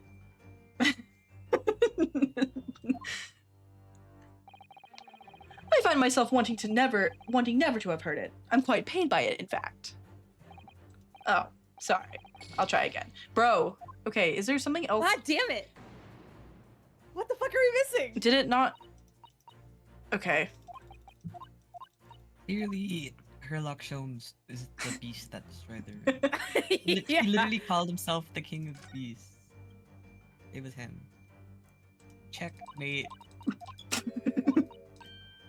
Arrest that What? guy. The hell? Yeah, we have 3 things we can look at, and it is the shells, the lion statue, and the photo frame. Oh my goodness. Hi, Joey. Hello, Joey! Hi, Joey. Is there like a, I don't know, like a button on the lion? Let me look into the photo more. Let me see if you can present. No, you can't present. Like, is there? I'm gonna save. No. Actually, I what the can't hell? save. I lied. Oh, can we not save? Ah, shit. Is there in the? There's nothing hiding like in the lion statue. Is there something we didn't look at in? What did we miss? Yeah. Okay. You can only look at these 2 in the photo. It looks like.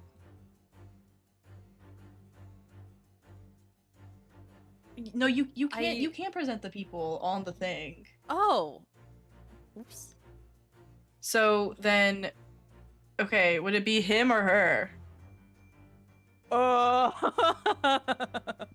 I would assume her. I mean, yeah, sure. Sure. There it is. It was. Yeah, man. Yeah, man.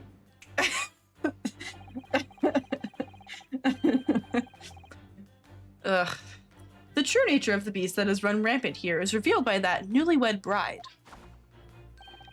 Precisely, Mr. Naruto. No other explanation could possibly fit. Except for the lion. Hello, Emerson. Hi. Yes, this frame pictures of your wife, Mr. Garrideb. And while we lament the fact that her face is obscured, we can still make out her mighty arms and note the considerable horsepower they must contain.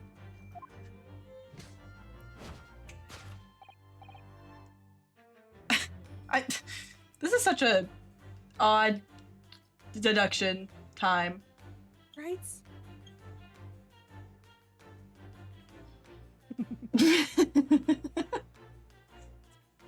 Oh, indeed, surely any woman of such powerful constitution would be honored to be described as a beast. Honored might be stretching a point. Too late! The fact remains that the beast, which so clearly savaged this room, was your wife, Mr. Garrideb. Yeah. The chilling traces of a wild rampage are still very much in evidence. Well, Okay, I think this is... We read this, okay. I did read this. yes.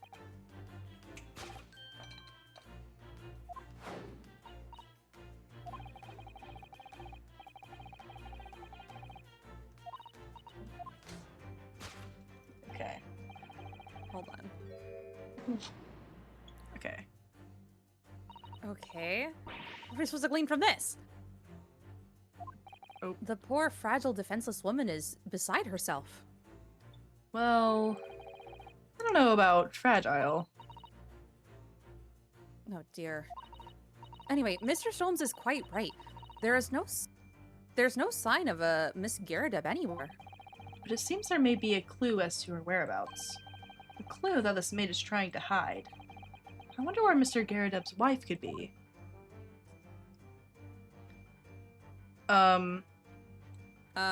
What? Oh, the fuck has controls. I mean, do we just... Can we just present her? Present the maid? I mean, Yeah? your maid gives us a handsome clue as to the beast's current whereabouts.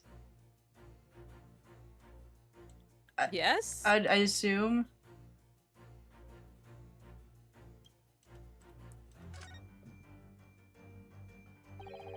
Too tightly shut eyes to avoid even the chance of a giveaway glance. Pursed lips to prevent any secrets from slipping out. Rounded cheeks to deflate any abuse that might be hurled her way. Yes, this is an unnervingly powerful woman, Miss Usato. It's your turn of phrase that's unnerving, Mr. Naruhodo. I mean... We need to present. Haha! LOL. I hit the wrong button. Nope. Okay. I guess not. Well, Okay. yep. Yeah. Yeah, okay. Okay. Okay. I'm gonna save. Oh, we can save right here. Thank God. It's been a little long since we've played Ace Attorney. That's what I'm blaming it on. Yeah, man. Yeah, our logic skills aren't the best right now. That's what we're blaming it on. It's okay. I went to bed at 5 a.m., so that's what I'm blaming it on. Yeah. Yeah, man. Just Okay. whereabouts. Okay. We've already established who it was that caused all the damage in this room. Yes, Mr. Garrideb's wife. It's just a question of finding out where she is now. For some reason, I feel as though she's very nearby. We just need to find the evidence to prove it. Unless... Is there a way to, like, check inside the Oh, wait. Oh, wait, I found it. There it is. I found it. What? What is it? The wedding ring. Oh, shit. There it is. I'm gonna look at it first, and then we can present it. Okay, I like could not see that. Okay. She's wearing a very large ring. Look. Oh, yes, a sunflower design with some rather nice embellishments. And it's on the ring finger of her left hand, which means it's surely a wedding ring. It looks like it's on there for life, too. I can't imagine it would slide off a finger of that size, bro. That's something to that's something to think, Mr. Naruhodo, not to say. Do you know Mr. Garrideb's wife in the photograph had a ring very much like this one? It was a large sunflower design as well. Really? You have a great memory for these things. Large sunflower wedding ring. It's quite a coincidence that they have the same ring, isn't it?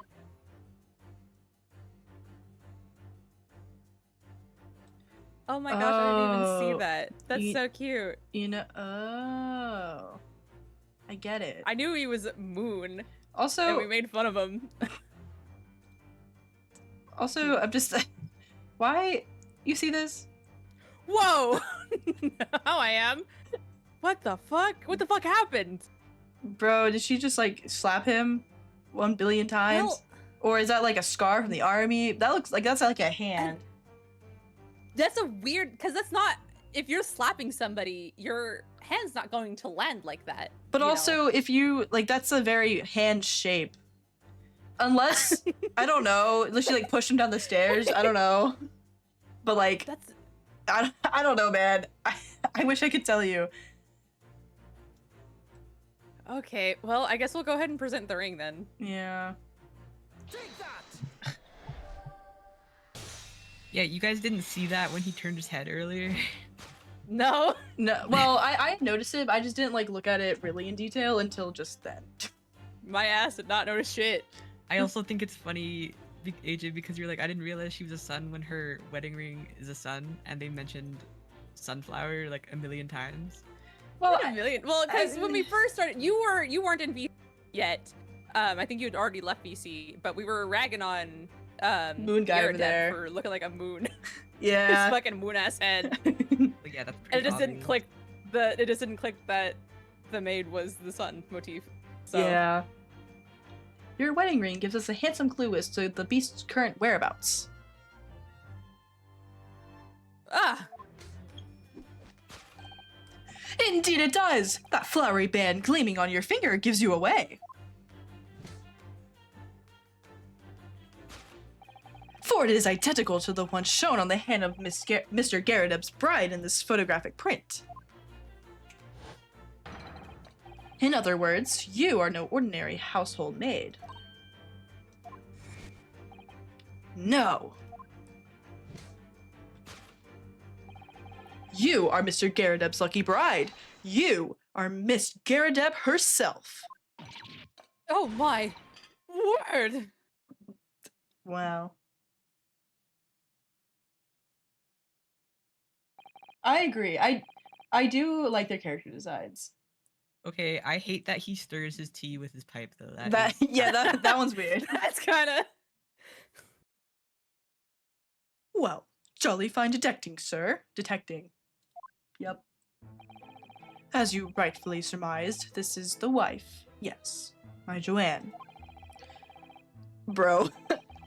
Rather let yourself. whoa. Yeah. Okay. He deserved that He one. deserved that one. Okay. Okay. Rather let herself go, you might say, but she was a bally corker back. Ah!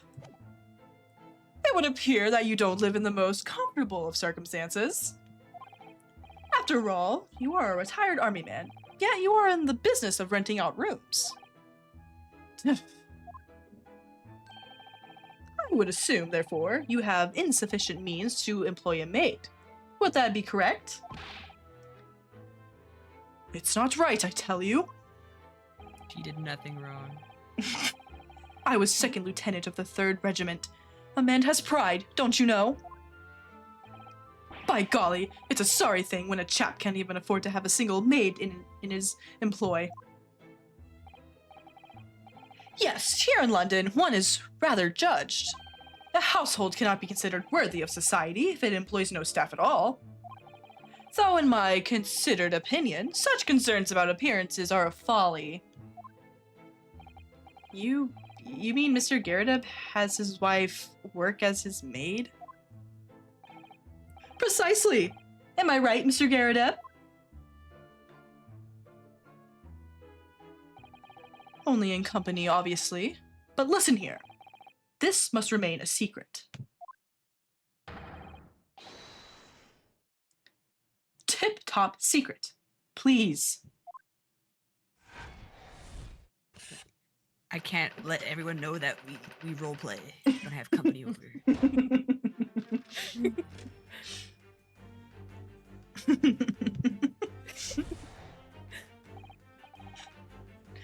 Okay, I think this was all. Yeah. Oh yeah. I'm gonna also save again before I just before our logic gives us a game over.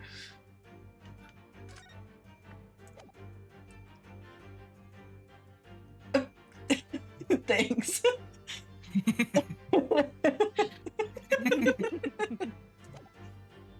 That's a good one. Okay.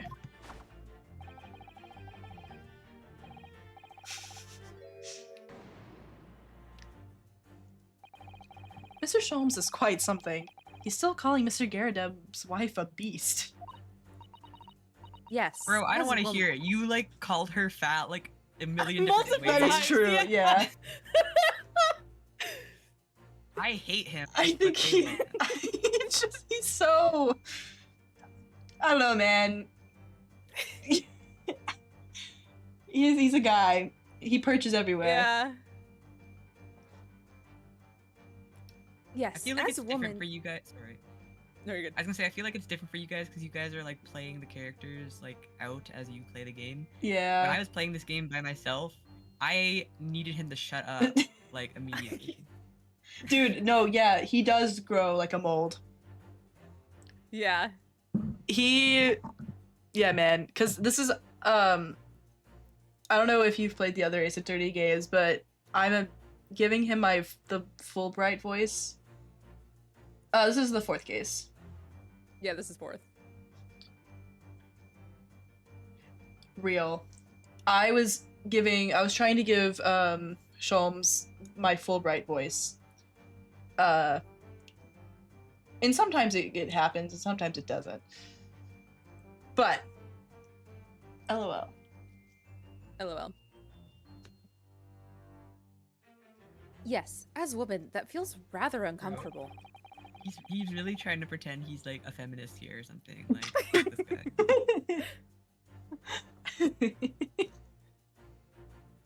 But Miss Garrideb is standing beside her husband as we speak. In other words, he hasn't lost his beloved at all, has he? Oh, how true. So perhaps that supporting arm that seems to be propping up his head has some other significance then.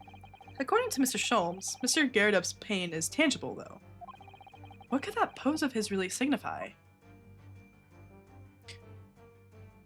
Probably his fucking cheek. Yeah.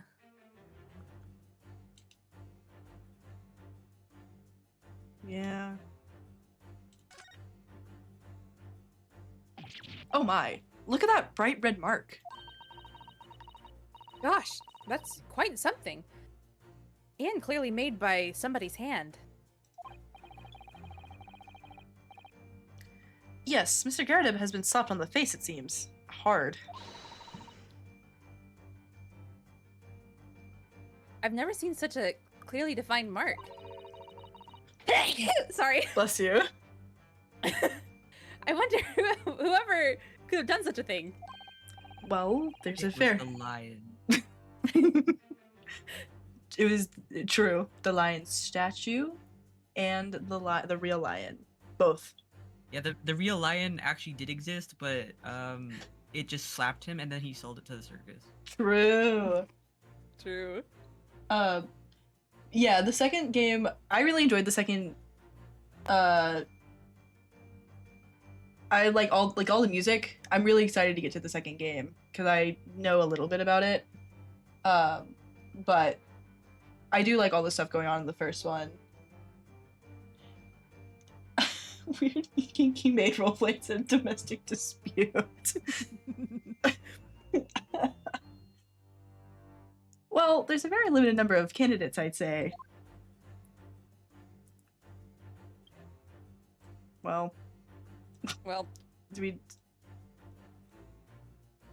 yes. Yeah. Take that! Your head... Yeah, okay, whatever. Sure. Your head weighs heavy on your shoulders, the pain you feel being revealed by that slapped cheek. And of course, the deliverer of that impressive mark on your cheek that refuses to fade was you, Madame Joanne Garadeb. Well, God, look at her yes. You have been desperate to hide the slap mark on your cheek, sir. Ah.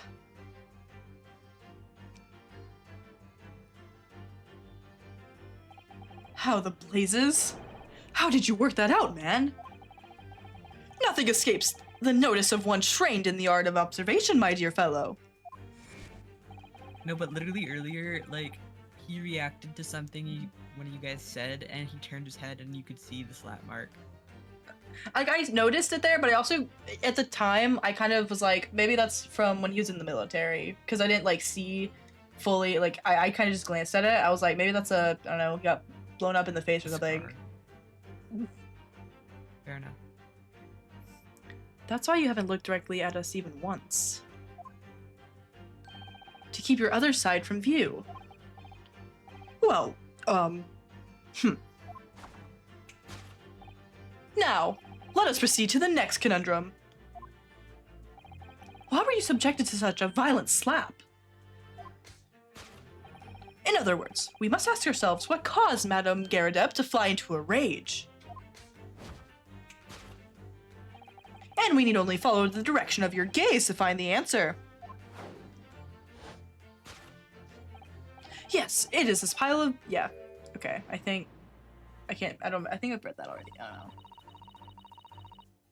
Didn't Mr. Sholmes say that the bills were all for lion fodder? Yes, but now we've established that the lion never existed. Which can only mean that the thing responsible for gobbling up all that food was Mr. Garadeb's Mr. Naruhodo, she is a person, not a thing. Bro. Yes, well, she's also a person who gave her husband a mighty slap around the face. One so hard that it left a perfect hand mark, in fact. Okay, well, maybe he deserved it. Yes, why would a woman want to hit her husband with such force, I wonder? I'd love to know the answer to that question. Why does he had have it his coming. Why does he have his wife dressed up as a maid? Like, it's not that deep. Okay. I mean, the He's broken... like, I spent all this money on lion food. But you didn't want to be the lion, my lion roleplay anymore. So now you're the maid. Did he break the plate? What happened? What is his bookmark? I was gonna say, what do we want to look at first? Because I feel like it's probably the bookmark that has a lipstick mark on it. Uh-oh. He's having an Yeah. affair. But that That's was the lion. crazy. I don't know. I'm investigating the bookmark. I need to know. Ah, someone must be reading this book at the moment. There's a bookmark here too. There's a bookmark here, look. Mr. Garadeb is clearly an avid reader. Oh, wait a minute. I don't think this is a bookmark. Oh no. So it isn't. It's a note written in a woman's hand. Whoa! Oh, James, I love you. Yours, Mary. Crazy! And look next to the signature here. Lip marks made with lipstick? Oh, what a passionate romantic gesture. He's having an affair, Susato. Don't get any ideas, Susato-san. Also, that note was so nothing burger. Like, okay. Yeah. dear. I'm sorry. So this bookmark is actually a love note then. Hmm. Wait. Did this... What did this note say? It said... What was the name? Was his name Mary? not... Was his name not John? I don't remember. Did he give him a fake name?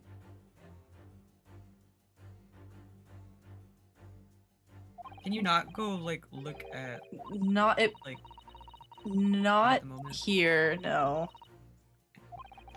My court record. No. I love Trucy.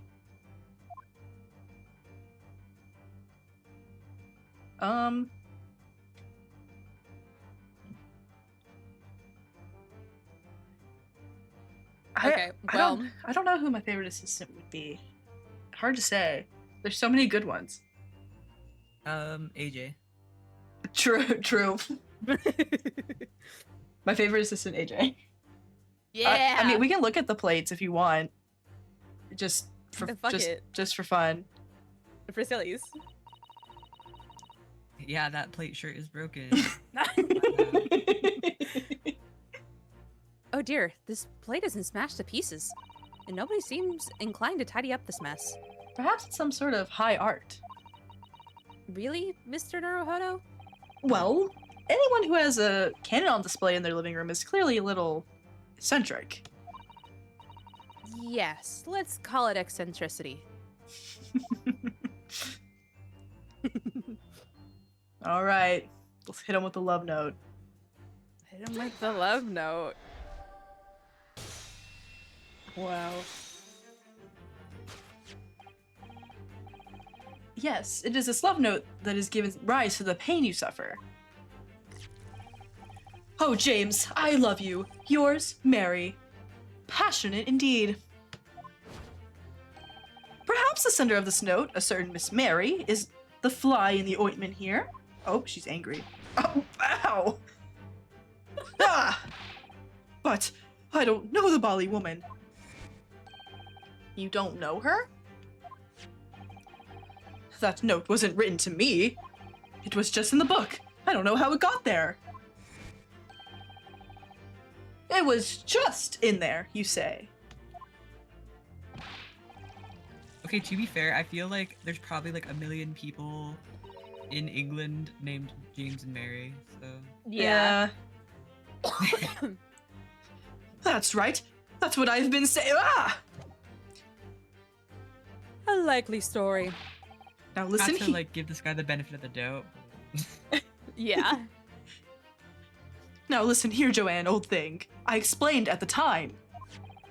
I bought the book at the secondhand place, and that note must already have been in there. So the previous owner of the book was using the note as a bookmark, you mean? That's right. That's what I've been saying. Ah! A likely story. For heaven's sake, woman, look at the name. It's written to James. My name, in case you'd forgotten, is John. Ah! Okay.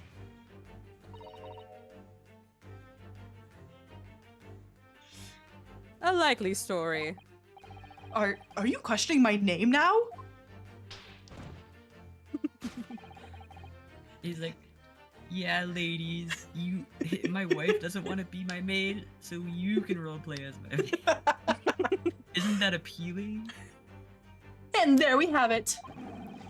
Arouse the suspicions of the female heart, and you unleash a beast with a most ferocious bite. Ugh. Now, in a final fit of rage, the ferocious beast carried out one last unimaginable attack. Unimaginable. I think we've already been Yeah. through this. Also, Yeah. surely she doesn't have any more tea left in that pot.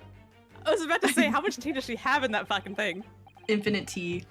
Also, that definitely is just the rug got burned by the candle that fell on the floor. Yeah.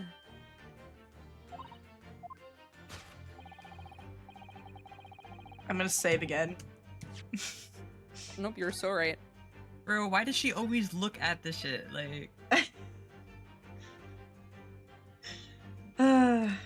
she's like, oh no, I don't want to be found out, but I'm gonna look at everything that they're about to talk about. I don't care that it's a video game.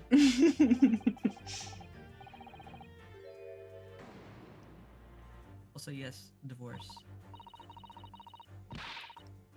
That's But- what the papers in her pocket are. Those are divorce papers. Oh, true. They're divorce papers, yeah, true. But surely Miss Garadeb didn't eat the carpet. No, of course not. But there doesn't seem to be any doubt that the state of this room is a result of her wild temper. No, that's true.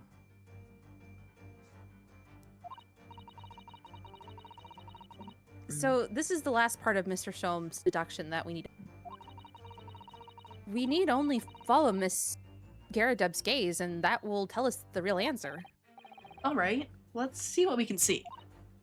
Yes. Okay. Imagine trying to do this IRL. It's just the candle down there, right? It has to be.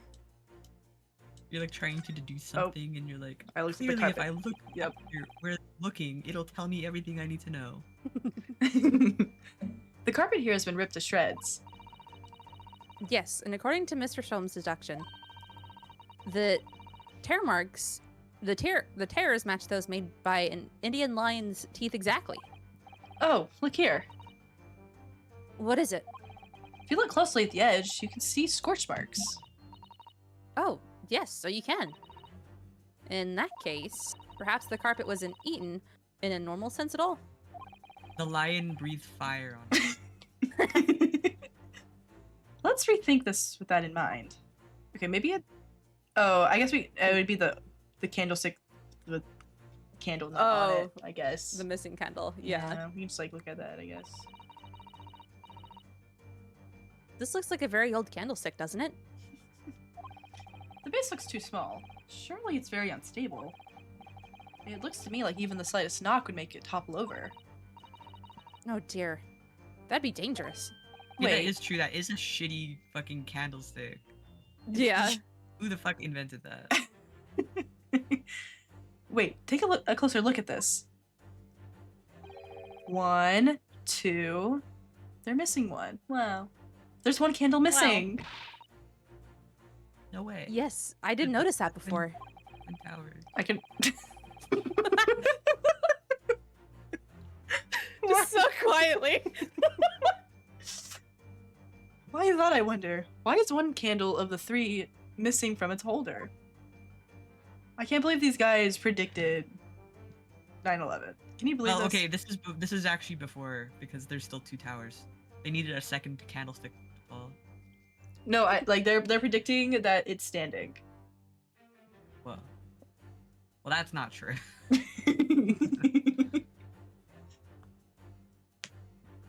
Wow.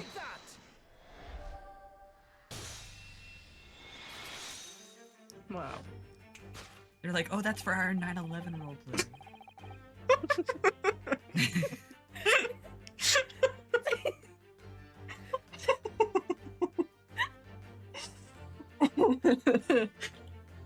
Yes, to explain the dark state of the carpet, we need only look at the candlestick. Most illuminating, my dear fellow, and of course the only possible way out of this logical labyrinth. Yes, the remnants of a ferocious attack in which the carpet was devoured are clearly visible. Indeed they are. The scorch marks at the edge clearly give the truth away. A plane hit the carpet. Scorch marks? It would appear that this room was the scene of a little marital altercation. Gulp.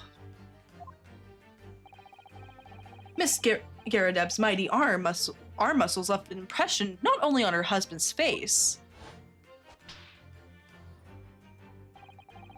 but on the entire room. The force of her strike caused a candle to fall from the holder.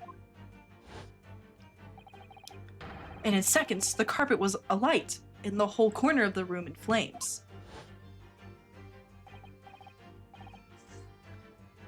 Yes, For the most ferocious beast in the world is neither a violent lion nor a vengeful woman, but fire. And in this room, that ferocious beast bared its claws and ran amok. Eloquently put, my dear fellow. So you see, there's but one conclusion here.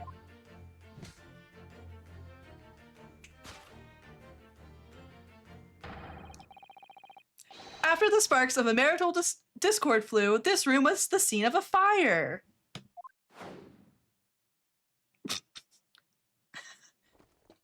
Wow.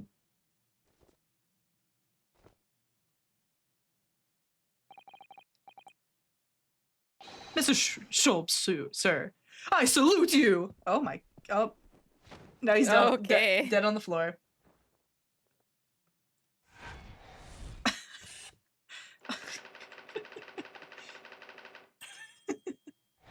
Okay. Why did we do that? What was the point of don't this?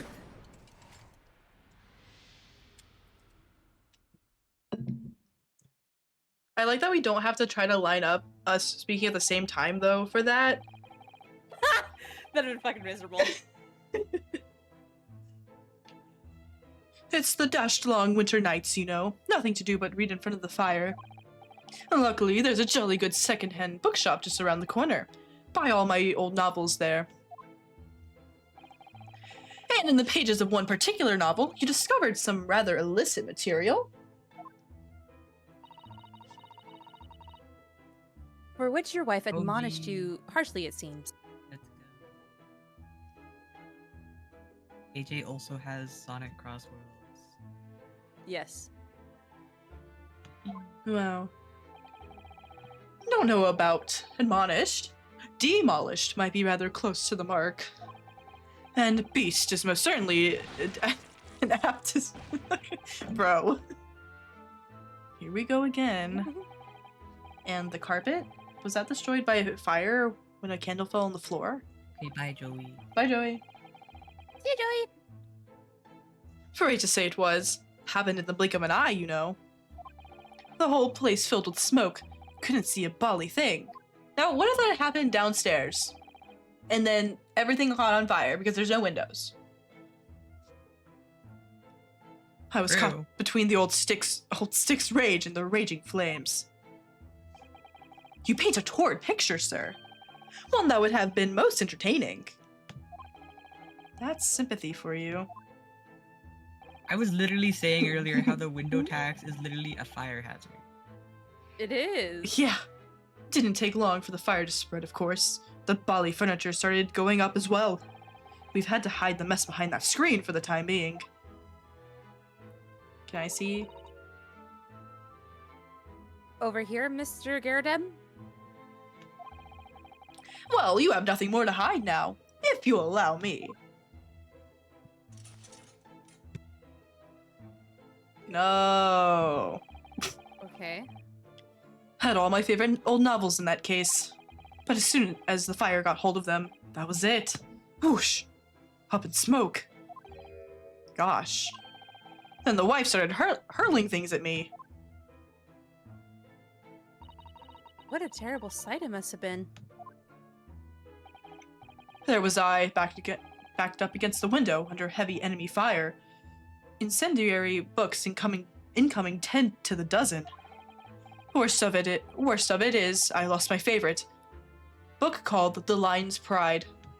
Oh, so it was a lion. Oh. I get it. Why is this dude upset? Why is this little part obsessed with lions? Just for fun. Pride. The Lion's Pride? Ah, yes, your notorious love of big cats coming through again. I assure you, the title didn't influence my choice in the slightest. Happy Pride. So, the poor man really did lose something dear to him as a result of the ferocious beast's rampage.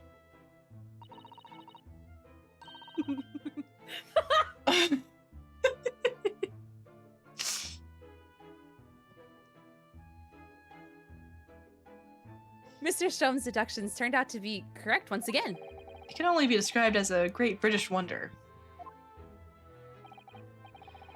I tell you, it was total carnage. Flames everywhere, and the old stick in full fettle. Out of interest, what time of day was that? Not sure I can remember. It was 2 days ago now. Let's see, around 5 o'clock, I think. So at exactly the same time as the terrifying incident was unfolding outside your window on the street below. Even more terrifying on the inside, I can assure you. The whole of Blighty could have been flattened outside my window at that moment. And I wouldn't have noticed a dashed thing.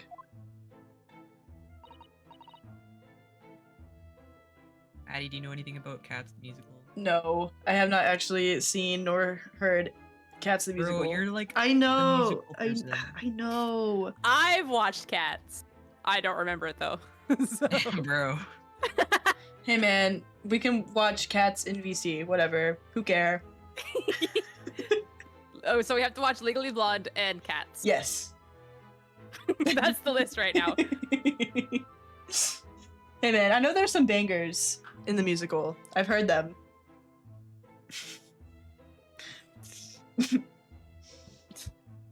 Oh, really?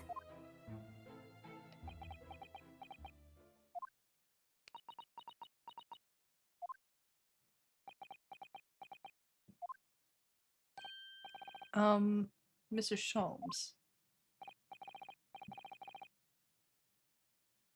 Yes, Mr. Naruto. What can I do for you? Well, I It's think like, why is this guy still here? Is he just standing there in aura farming? Yeah, probably. Yeah. He just I'm does sorry, that. I totally keep interrupting your It's guys. okay. That's okay. It's good. This is what a real Ace Attorney case would be like. Yeah. I'm just like the devil on your shoulder. It's like when me and AJ would say that like when we were playing the first one that like Phoenix could like hear us internally. Yes. That's like what this is. I Except miss you- those days. Except another one. Oh well, Yeah. thanks. Wow. I forgot that I set this as my follow sounds. Was the yippee. So when I heard the first time I was like I thought it was a soundboard. I forgot. Well, I think we've got to the bottom of Mr. Garadeb's situation now. But what does it have to do with Mr. Natsume's circumstances? I can't help you there, I'm afraid. What? My dear fellow, if you recall, I did say as much from the outset. I warned you that although I knew the retired army man to be hiding something, I could not be sure whether his secret would prove to be of relevance or not. You know, he did say that. I So we kind of can't blame him. He did warn us. just knew you were going to say that.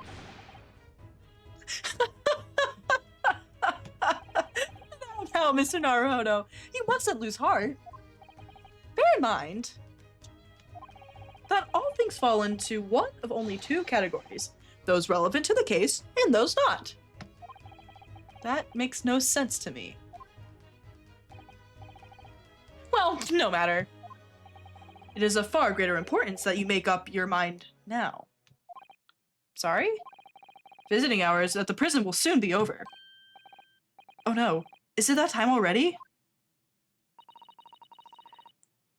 If we're to accept Mr. Natsumi's case, we have official paperwork to attend to. So that's it. No more time to think. Perhaps you'd like to betake yourselves to bidding us farewell now? I must prepare supper for Mr. Garadeb. Oh, yes. I'm so sorry. Why did we just, like, come in here to... Stay here. Like, why did we burst in, like, hey, here's a marital dispute. What's going on? We're- Yeah, we're- literally before fucking Sherlock came here, they were about to have dinner, and then he was like, "Wait a second, we Time need for a to deduction." Bring up these guys. We need to bring up these guys' dirty laundry. No dinner for you." But surely, in the world of Ace Attorney, everything has reason for why we do something. There's no way that we just did this for no reason. Surely it'll be important to the case, and if it's at the same time, like it feels like that's important. I don't know. Yeah. They love to pull that on us. Yeah, fair. I'm sorry if you can hear Luna barking. That's okay. No, it's fine. Thank you both very much for your time. So Seki-san will be waiting for us, and I'm going to have to give him an answer. All right. All right. Let's go give him a yes. Prison.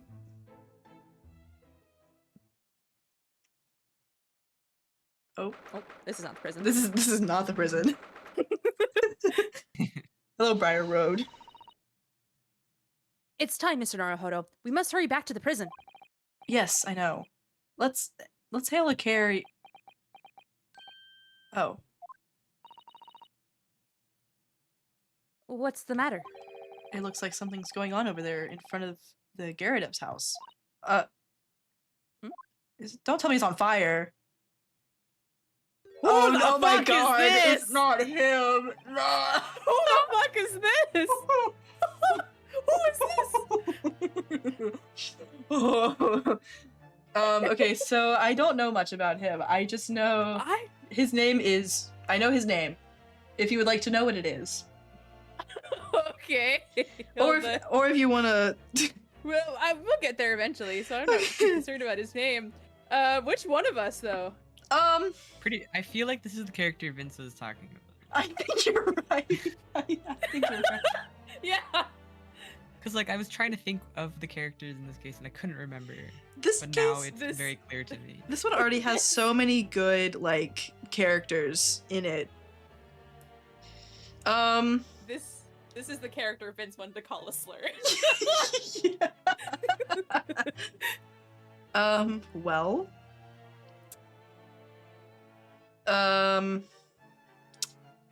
Up to you, man. Yeah, I'll take it. Fuck it. Alright. You gotta give it, like, your fruitiest fucking voice, though. I know, I'm trying to think. I'm trying to think how to do my fruitiest fucking voice. I need to bring back, what's his name? Oh, fucking Richard Wellington? Yeah, Wellington. If you want to if you want to channel Wellington, I'll give it to you. I don't, the thing is, I don't know how. I literally don't remember. You like blacked out when you did Richard Wellington. 'Cause, it was yeah. obviously such an experience. That I'm so sad it never got recorded because it was one of the best voices you've ever fucking done. It's like, you need to envision that, but then a little bit more. Yeah, I'm trying to like gesture. I got it. Oh yeah, gesture. Good one, Maddie. I was thinking the exact same thing. Okay. I know thee not, old man. Fall to thy prayers. Who are you All right, calling? Maddie, get this one. Who are you calling an old man? You rum-looking niminy piminy? There are more things in heaven and earth, Horatio, than are dreamt in your philosophy. Who is this Horatio fella, eh? What are you on about? This is the Gregson voice, because I don't think we'll see this guy very often. I don't know if that's true or Hopefully. not, but gulp. Gulp. Excuse me. Eh? What the? Who are you now? I'm sorry. It just looked as though there might be some problem here. And my associate here, Mr. Ryanosuke Naruhodo, is a lawyer, you see. Eh? A lawyer? What? If I can be of any assistance, I'd be happy to help. I'm from Japan, but I have studied English law. Is that him? Oh. Or Tisk. Fuck! I'll be on my way for today. Someone's disking. yeah, I guess. But you mark my words. This ain't over yet. Get thee to a nunnery. That was honestly kind of slay. Do I look like a bloomin' nun to you?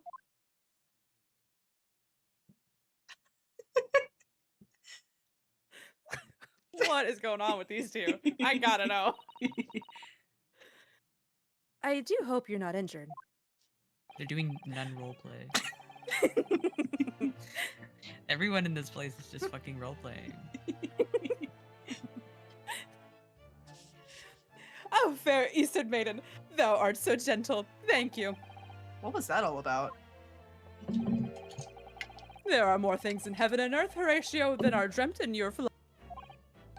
I'm not Horatio either.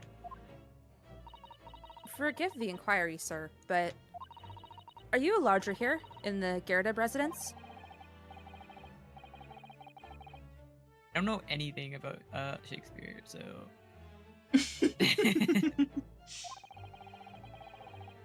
That guy. I'm so sorry. I'm so sorry. I also know nothing about fucking Shakespeare. I know a little bit. I only read what we had to in school, and that's it. We acted out a lot of the plays in high school. I got to play Brutus and I played Horatio when we did. Maddie is Horatio, so Uh-oh. you lied to this guy. No, Maddie's not in this game.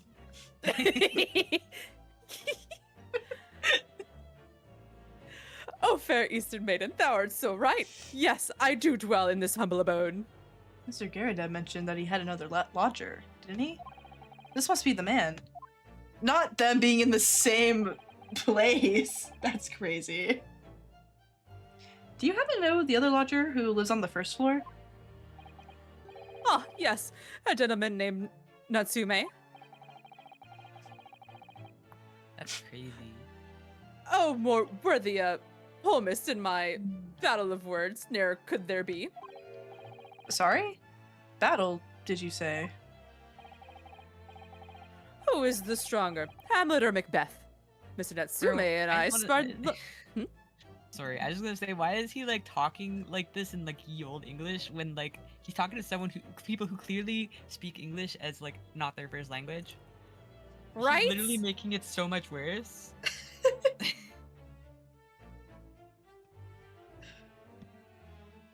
Mr. Natsume and I sparred long into the night.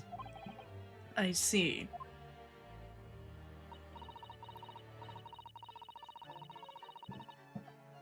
Oh. Oh, whoops, No. Automod. No, my auto. Hold on. I accepted it. Okay, thank you. I don't even know It what flagged it. What did it flag It flagged it for? for sexuality, sex, or gender. Oh. Wow. Can you believe Oh, it? why is my game on autoplay? What the fuck? Oh. Oh no. Oh fuck, where are we? I did you read the So Fair Baited? Wait, AJ, do you have mod view open? I do, yes. Do you see where it's like add permitted terms? Wait, hold on. I did.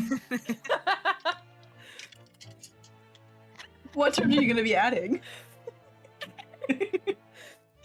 I feel like such a crazy homoerotic should be allowed to be said in chat.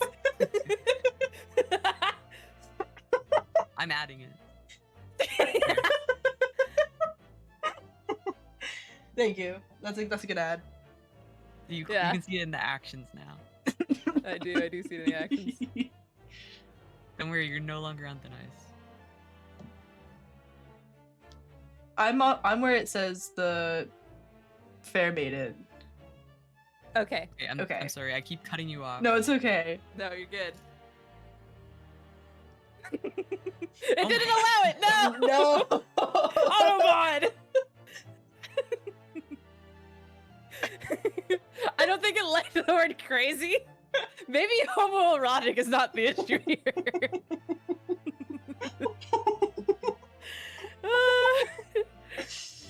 Em, can you just try typing homoerotic right now, just to see if it goes through? Wow. Dude, Anyway. maybe I need to turn off auto mod at this point. I don't know, bruh. No! Okay. God damn it, it's doing the fucking autoplay again. Okay. Anyway, So fair maiden, so good gentlemen. I can tarry here no longer. Fare thee well. Bye.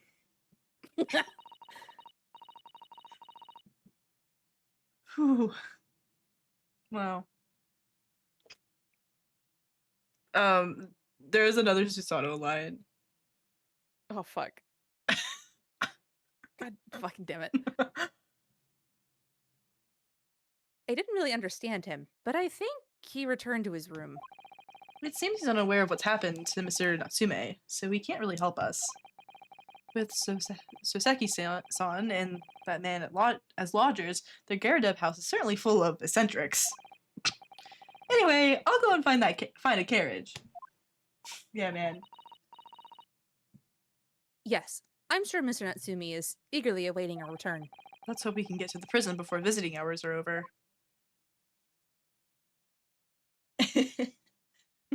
Hey! Alright, time to bust out. I don't even remember what I fucking did like an hour ago. Skittish. I was all over the place. That's all I Yeah, you remember. were doing the poses and everything. I was. Oh, it's you! You're here! You came! Locum student Mr. Naruhodo Esquire! If you came back, I'm so...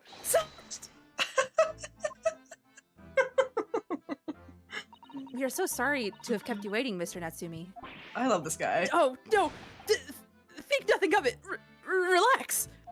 If I were a cat, I would purr with pleasure at the company of such fine compatriots! Noble, nurturing, never-failing Nipponese!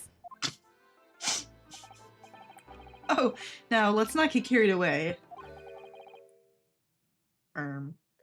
I thought I've heard that. Was this supposed? Did he roleplay as a cat? Is this... Hold on. I don't- I'm gonna skip ahead. Oh, yeah. It shows. Okay. Okay. Oh, I quite agree. There's nothing more reassuring than the familiarity of one's native land. On the other hand, it is through friendship transcending international borders that one truly appreciates the fact. Such is my belief at last. Oh, it's... Yes! It's you! The miserable, rotten spy! Hairlock Sholmes! Not admitting the pose in front of himself.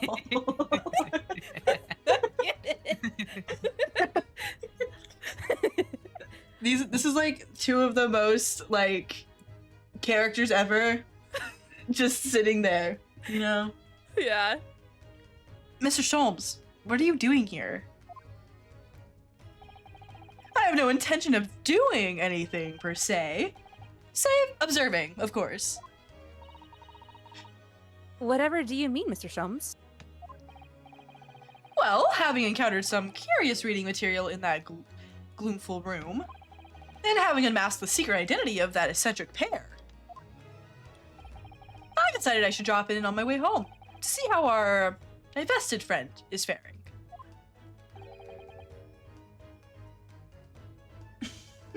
Gloomful room? At least your accommodation here offers a window, my dear fellow. In that sense, it is the superior option. Anyway, I must commend you on your taste in books. My day has been a delight and cost me not a penny. Ooh, how dare you, Hairlock Sholmes! Ugh. I've had it. I'm through. I'm at the end of my rope. I should never have come to Great Britain. It was a terrible mistake. Haunted by spirits of those accursed lodgings. No doubt my luck will be cursed in tomorrow's trial as well. My whole life is damned! OMG, what kind of ice cream? Ooh, What are you thinking, Mr. Naruhodo? he mentioned that once before, didn't he? That his lodgings were cursed, I mean. And there is much truth in Mr. Mustache's words. Mr. Mustache. What? Cursed is a wholly appropriate description, I would say. For the man's lodgings, and indeed for tomorrow's trial. What's that supposed to mean? Um, that is a good question. What is that supposed to mean? Mr. Natsume, what did you mean by what you said just now? About the trial tomorrow being cursed? Oh no! Why are you looking so grave? You're making me nervous. I was just getting carried away, that's all. I didn't mean anything by it. Oh, I see. That's really agitated him. You don't mean the trial really is cursed somehow? Natsume in a Muppet movie would be so. Oh. Are you referring to the prosecutor? The Reaper of the Bailey? The Reaper? Oh no. What do you mean? Please, tell me. Summarize it. Succulently? Succinctly. Succinctly. Thank you. Summarize this thing succinctly in 16 Bro, this guy Silly is words. giving you a tongue twister. This is gonna be fucking miserable for me. No defendant has ever survived a trial in which the Reaper stands for the prosecution. Ever. Why would you tell him that? Right? Oh my goodness. Can it really be true? That was 16 words exactly. Oh, that's kind of impressive, I'm not gonna lie. That was, yeah. Yesterday, Mr. Naruhodo successfully defended someone against the Reaper. Then, after the trial was over, the defendant passed away in unusual circumstances. Mr. McGilded. What? Bro, wait What? until What? wait until Z sees the other guy.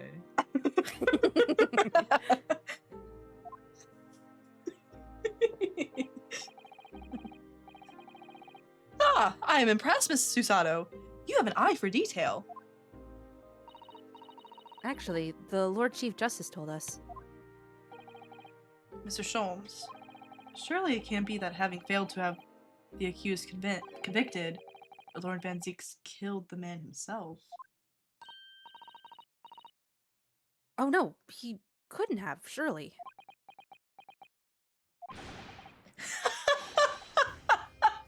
You have some wonderful notions.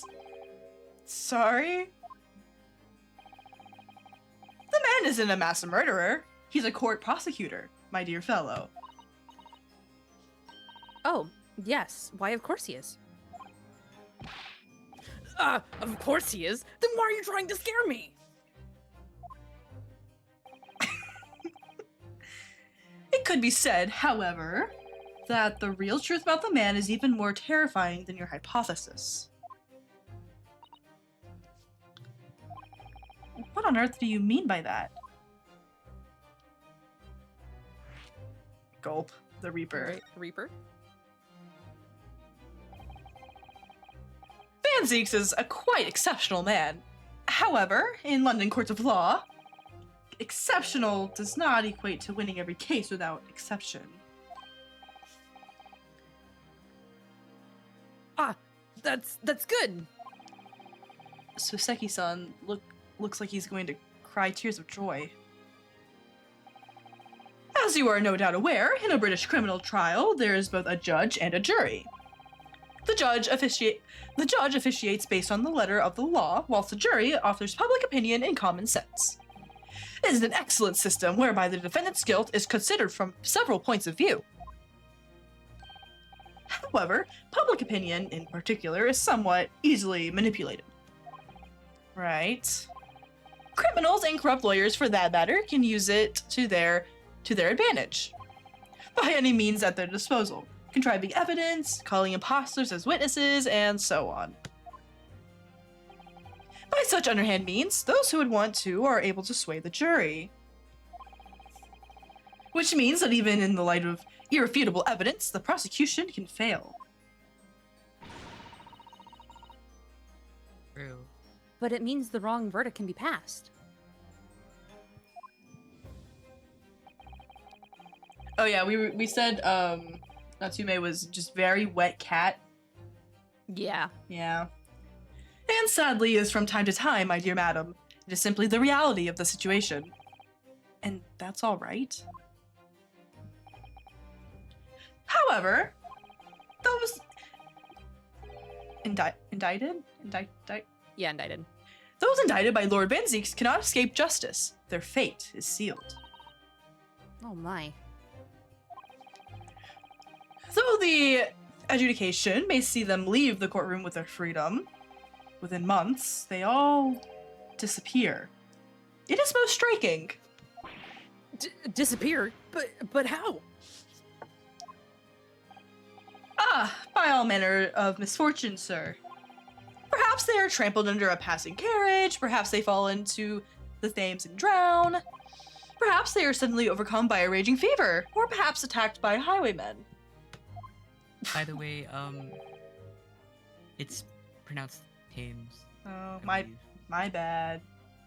I'm pretty sure when I was in England, that is what people were saying. For some reason, they have words with silent letters. Whatever. Who care? Makes sense. Oh, no. Why would you tell this man this? Literally. All examples of the reality of events here in London, I'm afraid, Mr. Naruhodo. I've mispronounced so many words throughout playing all these games. You know, LOL. LOL. Ha! I knew it! I'm... a dead dodo done for doomed!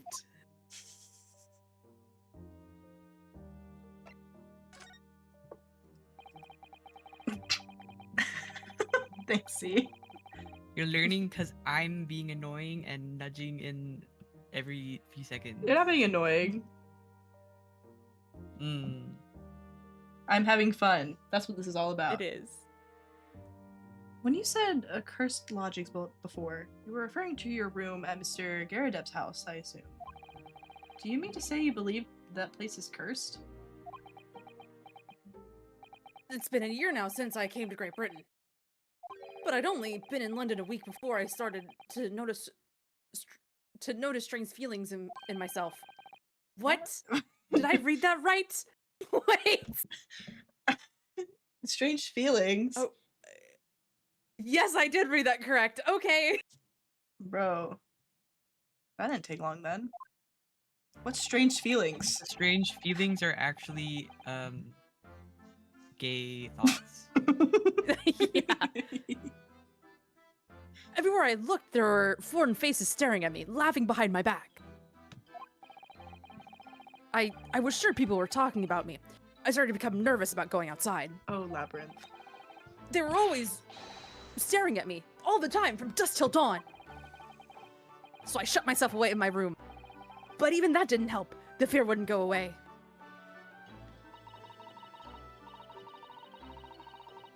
You must have been very lonely, having been away from your homeland for such a long time.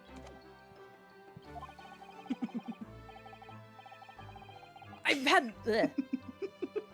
had to move a number of times, most recently to that room Briar Road, a week ago now.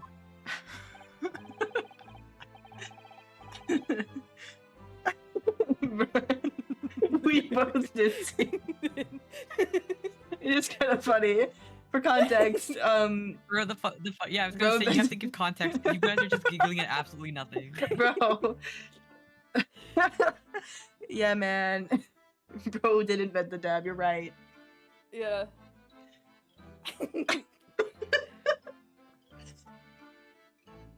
Yes, why did you choose there? It seems a little inconvenient. They're sheep. I have so little money. It appealed to me straight away. So, of course, I asked why it was so affordable. The landlord just simpered and said, "The room is cursed." Oops! He quickly tried to cover his mistake, but it was too late, so I told him. If you have something to say, then say it. But if not, don't mention it in the first place. Hey, this place is cursed. Oops. Yes, well said. But it was true. It was all true. You mean the room really is cursed then? Ever since I moved into that windowless hellhole, my sleep has been plagued with nightmares. I awake feeling as though I'm being choked to death. And in my waking hours, people are stabbed in front of me as I walk down the street. I'm branded a killer, thrown in prison. Nobody wants to know me. I'm surrounded by scary, sinister spirits. Seasonal impression dust to a man. You're so right.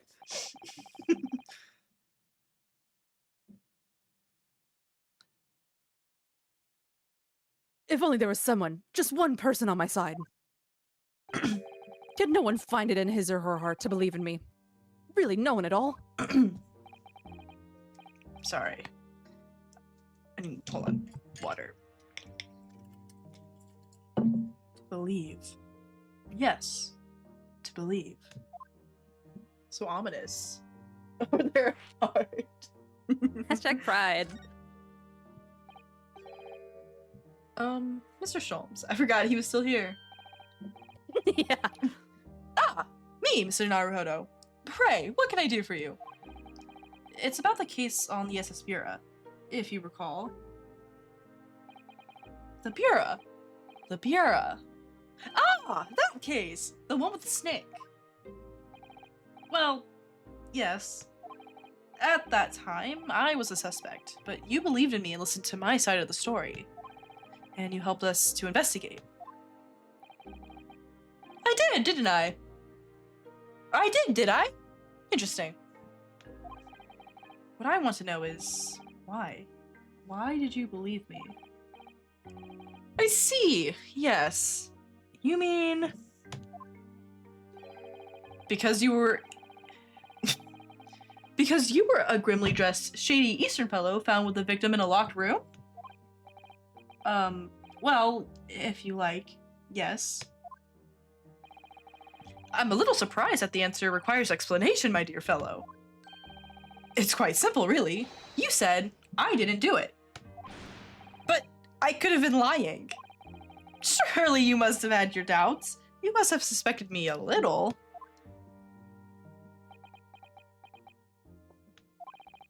I think perhaps you have misunderstood. I neither recall believing in you, nor in that which you were telling me. What? You see, the only things I believe in are those I choose to believe in. True. What? What? What do you mean, Mr. Sholmes? I make up my own mind about what is to be believed and what is not. Isn't that what normal people do? Right? If I should like to believe in something, I do. The circumstances can hang as far as I'm concerned. But I could have betrayed your trust. In case I should have made an elementary error of judgment, nothing more. Betrayal of trust is an overused excuse, in my opinion.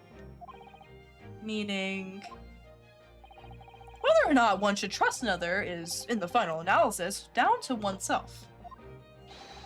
It is a matter of whether or not one can trust oneself. Yes. Yes, he's right. He's right.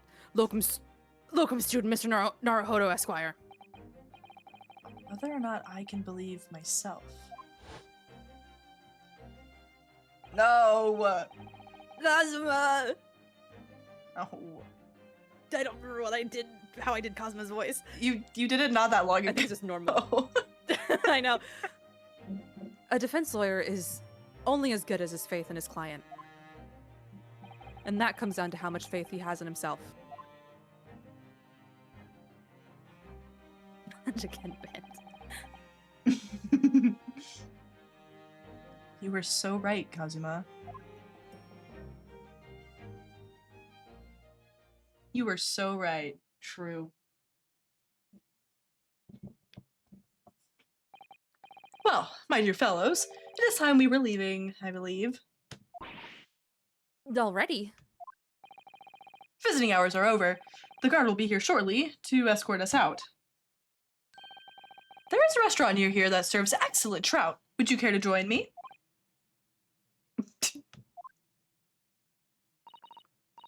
Oh, dear. There's never enough time, is there?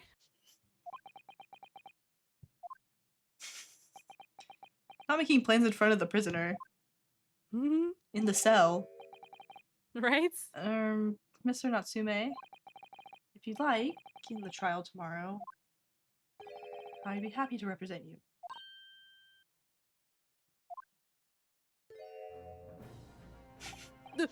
Locum student, Mr. Naruhodo Esquire. As I said, I only experienced the British courtroom for the first time yesterday. Although the man I was representing was found not guilty, I lost sight of something crucial. Something crucial. What to believe in. The defendant, justice, or the truth. How to believe, even. But I think I finally worked it out. I've decided I must believe in myself above all else, to trust my instincts. Yes, Mr. Naruhodo. And my instincts are telling me that you, Mr. Natsume, are innocent of this crime. And it is imperative that we prove that in court. Locum student, Mr. Naruhodo Esquire. I will fight for your innocence until the bitter end, with every weapon available to me. So I hope you'll permit me to represent you tomorrow.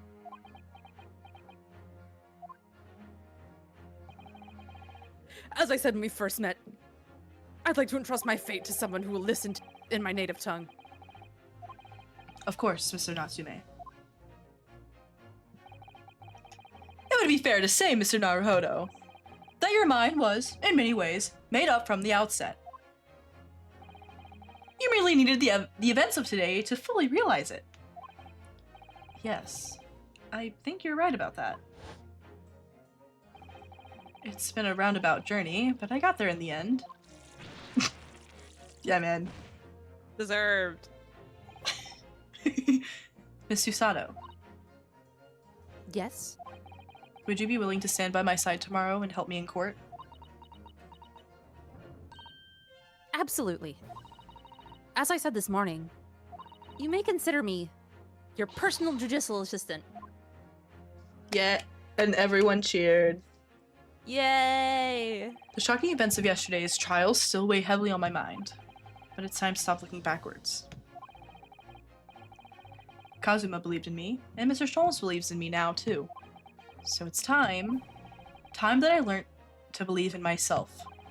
Soseki-san has no one. He's all alone. So it's my job to help him, to fight his corner. Tomorrow, in the courtroom, with all the strength I can muster. Wow. To be continued. To be continued. We are on the third part of the case. Oh my god. It has only taken us it's 10 292 o'clock. minutes. What do you mean it's 10 o'clock? You've been streaming for like almost 5 hours. Bro. Oh, fuck, you have. 10 o'clock. That's crazy. R.I.P. Vince. He's gonna have such a long stream to catch up on tomorrow.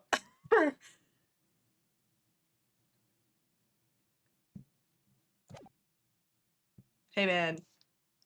If we wanted to finish this weekend, you know. We have to finish this case tonight. And then we have to finish the next case tomorrow, which is a work night. Yeah, and I have to be up at 8 a.m. And you have to be up earlier than that. Yes, I have to be up at about 7 in the morning. Well, yeah, and it's gonna take us all 12 of them to do the 5th case. Lock in. Okay, Well, I guess... does this one have like another investigation section, or was it only that? I pray to God not. I don't know. I don't know how many any knowers? How long is this? How far along are we? I honestly don't fucking remember. Sure. Honestly, maybe. That'll give me a chance to check my messages that are blowing up. Yeah. Oh my so God. as long as there's only like one trial day, we can definitely get through this case tonight and maybe start the next one tonight. But if there's like a trial, then another investigation, and trial again, we might be fucked.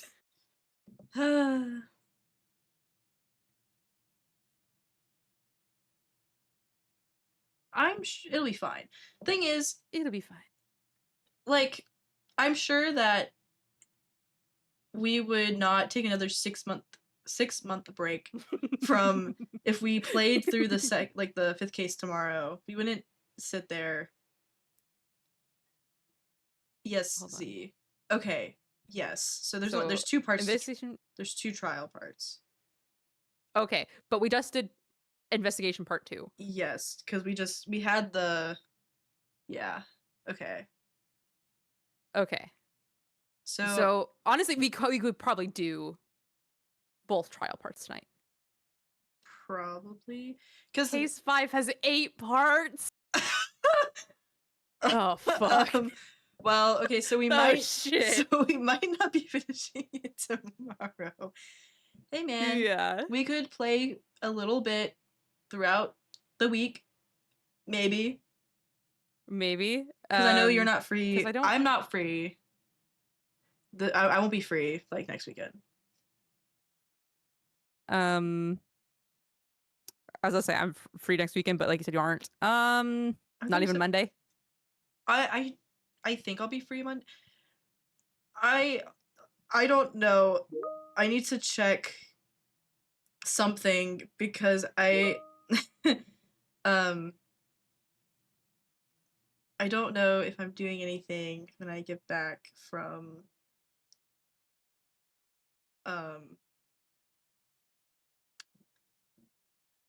my thing that I'm going to that weekend. Okay, So I don't know. we'll figure it out. Yeah. We will Like I'm see. not super hard to track down, so Yeah, true. AJ constantly ghosts me every day. Trying to hang out with AJ. Is this true? Slash S. okay. To be fair, I got really tired last night. I was so tired. Okay, well, I was also tired. So Anyone else tired? I think everyone's tired. Yeah, the other problem is I really need to practice trumpet tomorrow, or else. But we'll figure it out. It'll be fine.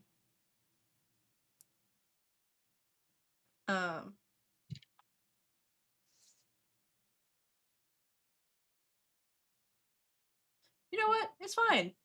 It's fine. We'll figure it out. We ball. We ball.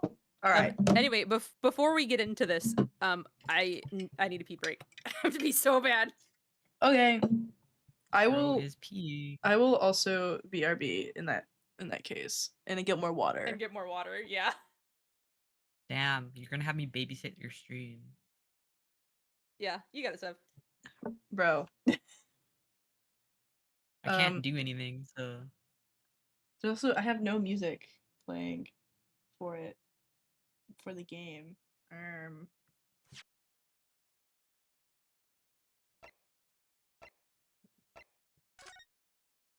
It okay. You know what? I'm afraid to turn on any. I have a great idea.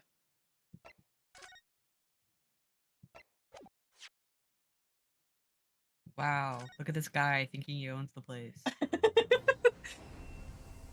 I have a special content. Literally no one knows who you are. Whoa. Okay, instrumental. Let's see.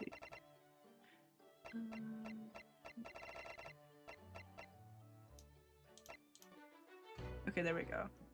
Okay.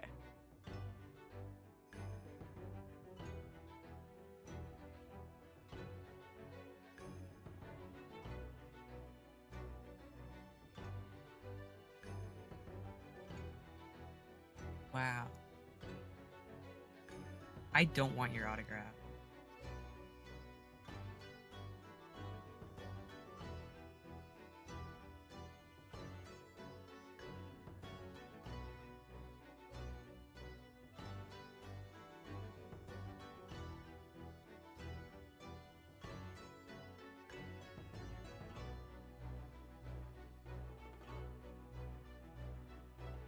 That autograph would be worth like, I don't know, 10 cents.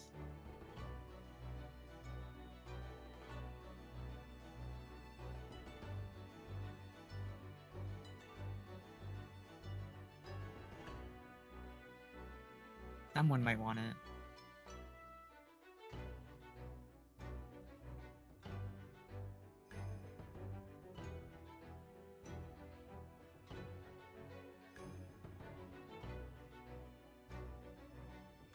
You know, I respect the hustle.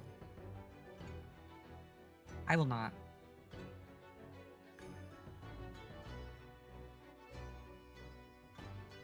Bro, why would I waste my money on your autograph?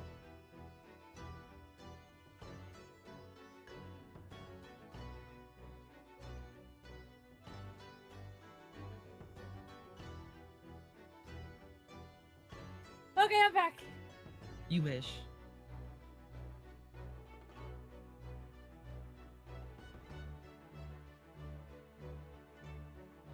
What did I miss? Z pretending to be famous.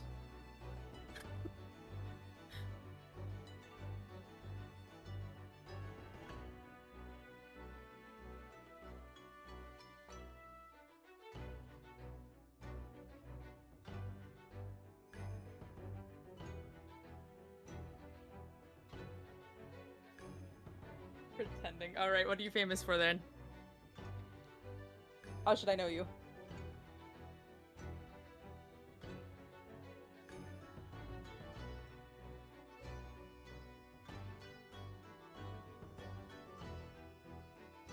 Guy. Okay. I know a lot of guys.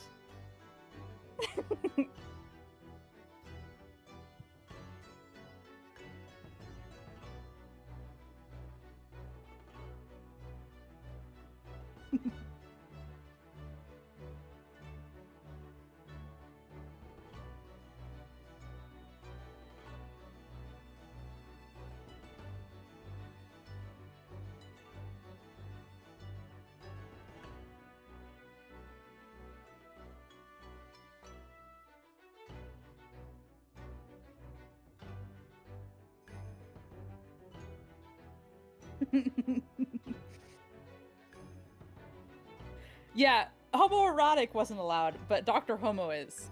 Unfortunately. I don't know why the auto mod didn't.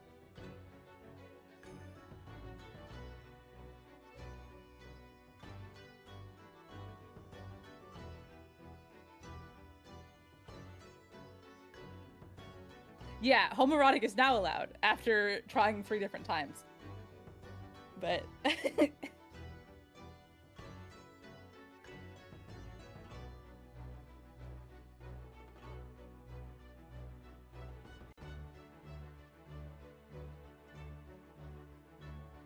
legalized homoerotic.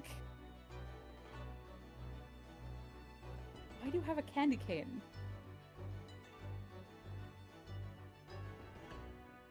Dude, it's gonna have penny fur all over it.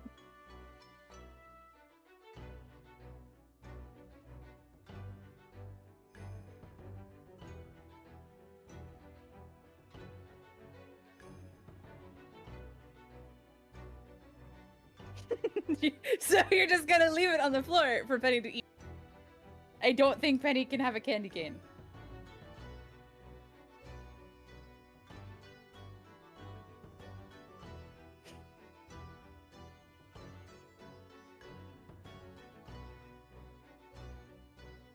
Yeah, don't worry. I made sure that homoerotic was an okay word in this chat.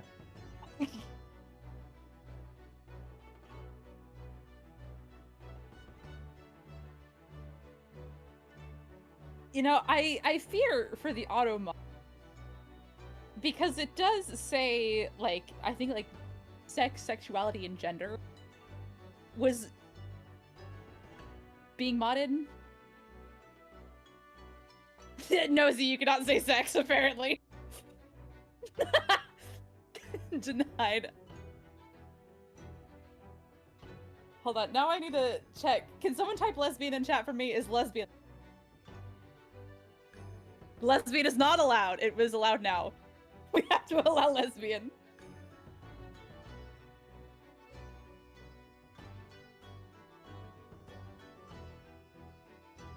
Add lesbian as a term. Allow.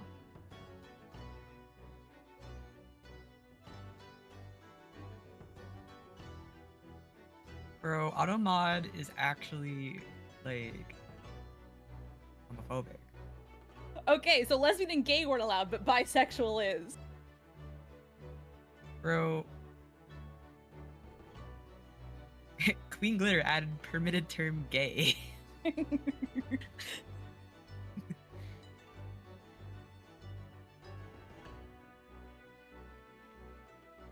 Queer being allowed is shocking. But not lesbian and gay. What?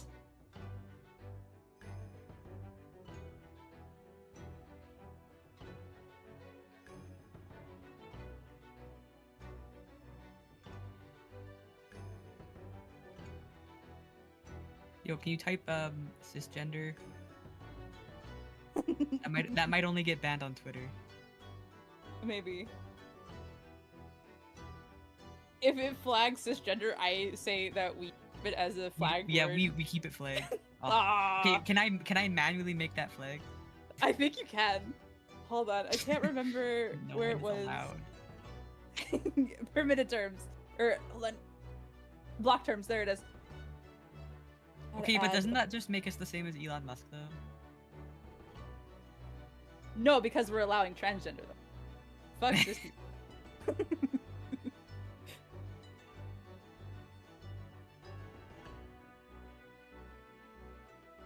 Okay, we have some cis friends though.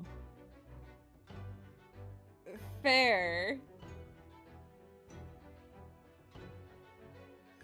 Bro, shut up. Nobody asked. I unfortunately have to agree with Sev here. Yeah, let's go. Yeah.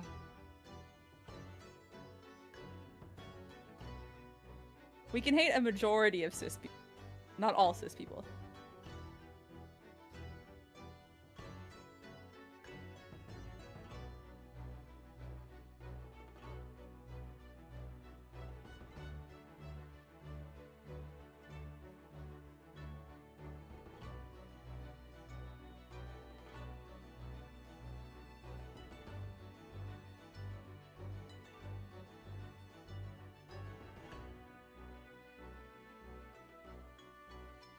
Oh, Tumblr. Flashbacks.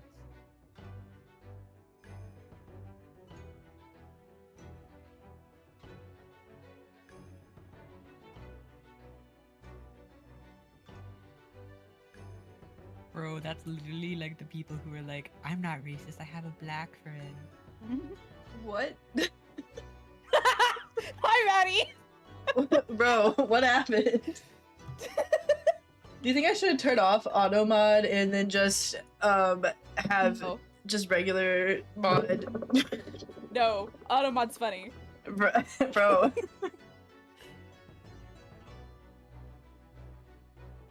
We did test, and we have now allowed the word lesbian and gay.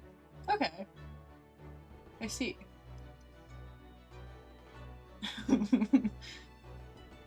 We've legalized homoerotic. Yeah. Wow. Okay, sick. Oh yeah, okay, so Kazuma's theme is like my favorite one ever. In this entire series. Sorry, I have to get back to... Oh shoot. Okay.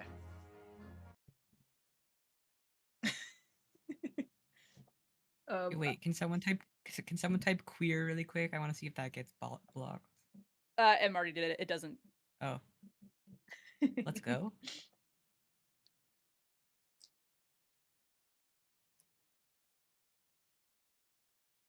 Let's go. Everyone cheered. Queer is okay, but not lesbian or gay. Everyone booed.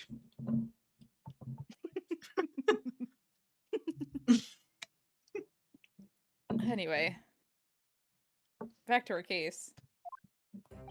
Well, I never expected this. Who'd have thought we'd be back here again so soon? Me. I did. We are on a study tour of Great Britain with the intention of learning the country's legal practice. In order to research the latest court procedures here, we need as much court experience as possible. Well, yes, I suppose that's true. But for the person in the dock, it may well be their one and only time in court. And it could be life-changing. In which case, treating it as research may seem a little crass.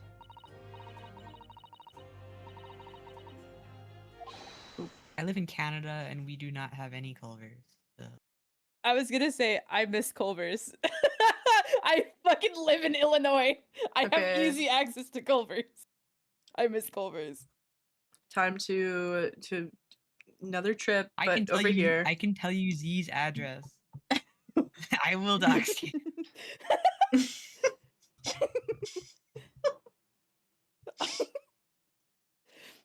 Still think of the time Joey put my full fucking legal address in my stream. Bro, Oh, that was what? funny. Oh, was I there for that? When? No, you were not. Why? I was streaming Outlast. Why? Why? Why did Joey Yeah, do that? and then Yeah. AJ had to make sure that VOD didn't get saved. Why did Joey Or do like, Yes, I can't remember. Did you download it so you could edit it out and then? I like, did. Get rid of it? I- Okay, yeah. I did. It is up. It's up on my channel. Yeah, Bro. it's really funny. Joey, later. I will send you that VOD. I was there. It did happen. Yes. Bro. Anyway, Oh, when you put it like that, you're quite right. I don't know who this is.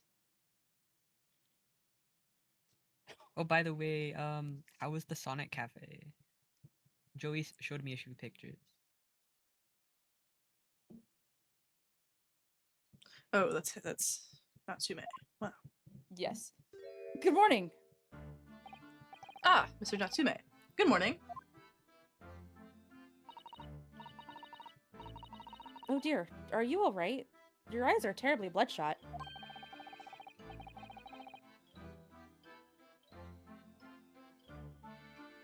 What? The 3D World The Stream? early bird catches the worm, as they say here in Britain. Open the thing with the IP address. Bro. 3D.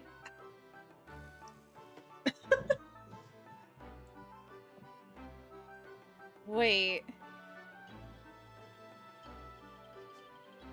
Did you get No, doxxed? it wasn't that, Joey. Have you gotten doxxed twice now? I don't remember that one. I don't remember the. Have I been doxxed twice? Bruh. Wow, why does Joey keep doxing me? That's the real issue here.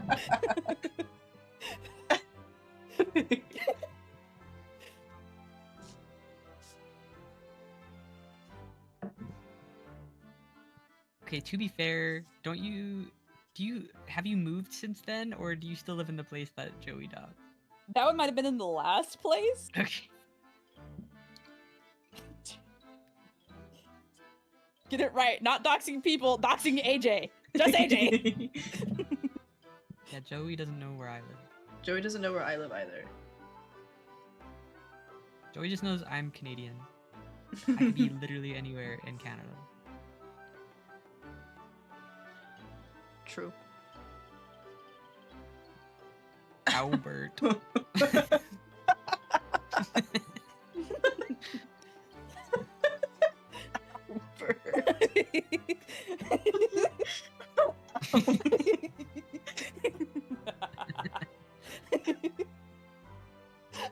Albert. Oh, I goodness. do not live in Calgary. Bro does not live in Albert. Albert.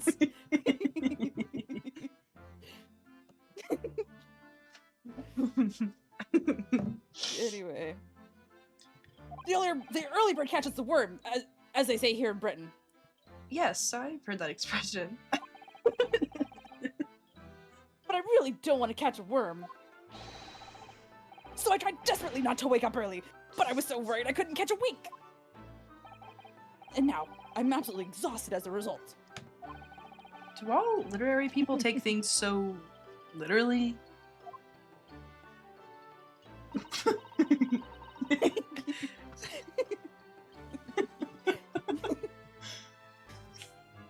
Thank you for putting your faith in us today, Mr. Natsume.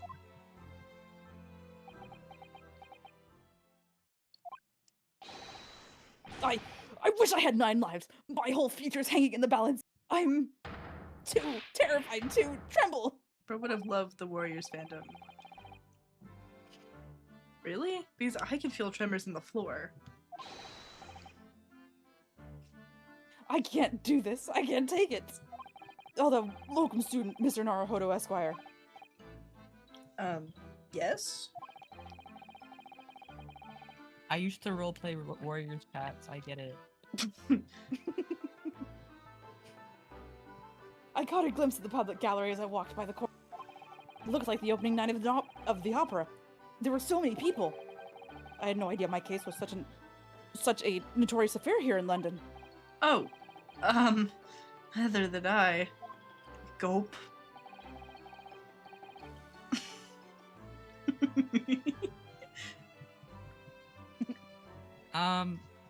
My OC was just me. I wasn't very creative.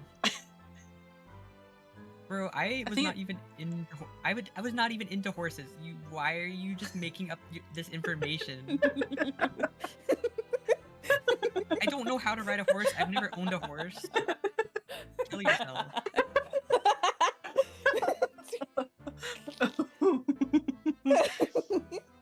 Do you know why that might be, Miss Susato?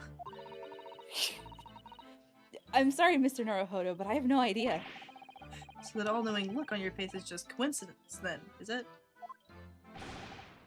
Don't hide the truth from me. It's because of the Reaper, isn't it? Lord Van Zeeks. Is that right, Miss Susato?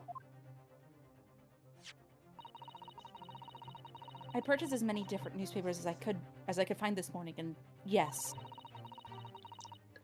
Sure. I fear we already can't did it, stop but you.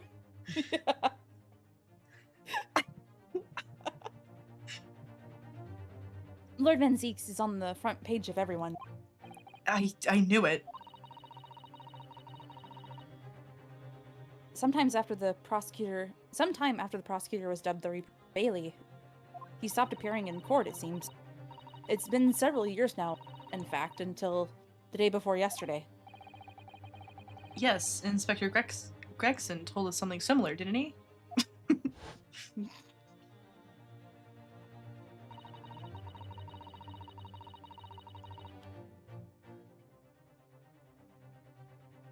I don't remember who said this. This is Gregson. Oh, okay. Right. The trial 2 days ago marked Lord Van Zeeks' return to the court. Trial. You're on Trial. application. After a very long hiatus. The trial of Magnus McGilded. Ugh, what a Oh, a how really long experience that hiatus. was. Just like you guys. Took.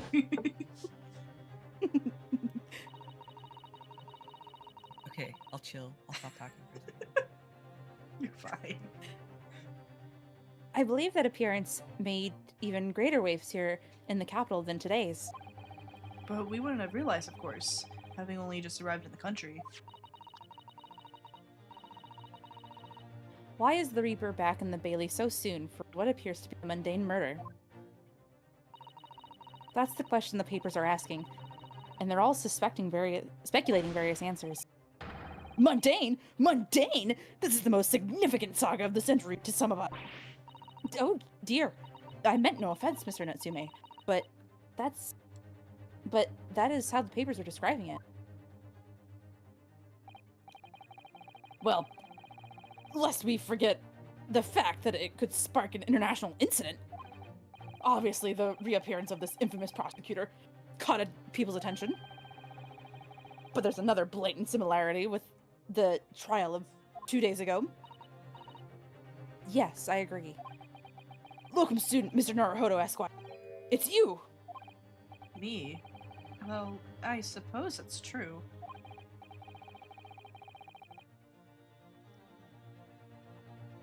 Both times. It is you who stands against the legendary prosecutor. It can only mean that you're friends with the Reaper. Please, I don't rub shoulders with the Deathbringers. I am afraid that there's really only one other explanation. It can only be another example, Mr. Naruhodo, of your... I definitely did not get the last little bit of that. That's okay. Oh. It's okay. I fear I might need to leave and rejoin V. Okay, I mean, fair. Why am I seeing hashtag war? Get that out of here. Hey, Automod didn't block it. That's what I'm Autobot gonna didn't say. block it. Do you want to Anyway, leave and, yeah, let me come leave back? and come back real Okay. quick.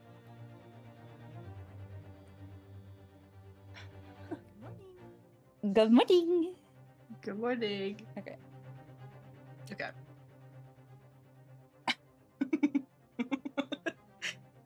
When are we gonna get Hasanaga back? I miss that guy. Thanks for that. I don't know, Z. I remember you saying you were very much not into war when I tried to say you were into war. So, That's true. because you were like talking about how you like cannibalism, and you were like, but war's Yeah. gross. Cannibalism though. Bro will eat one of his friends, but not Vor. It's not Vor. Yes, I will beat this horse to death.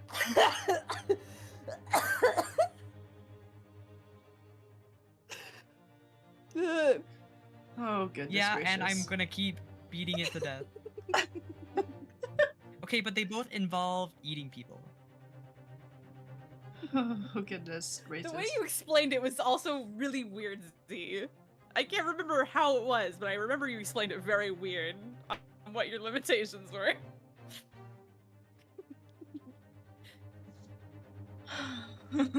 Oh, this is just my luck. Why must I be represented by a man with such frail fortune?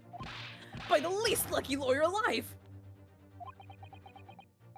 Well, let's not forget that it was you, Mr. Natsume, who asked me to represent you. Yes, it's true that I'm just a student, new to London, with little in the way of experience or skills or luck. But I promise you this. I will fight your corner until the bitter end, and I will believe in you, Mr. Natsume.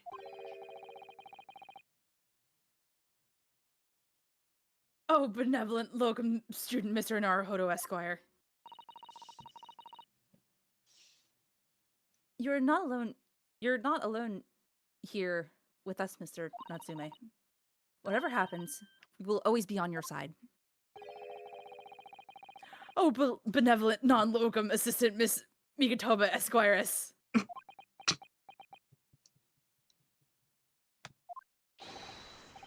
I am in your debt forever. I shall never forget his great kindness for as long as I live. Mr. Natsume, counsel for the defense. The court session is about to begin. Kindly make your way into the courtroom at once. I really like that bit. I think that's a good bit. It's a good bit. Alright then, Mr. Natsume, it's time. Let's go. Yes. Yes! Why does he sound like that? This is it. My second appearance in a British courtroom. And my second trial against the Reaper. I hope you're watching over me, Kazuma. Because this time, I won't let my faith waver. I'll believe in my client to the last. Just like you believed in me. I believe I can do this now. I'm ready for this fight.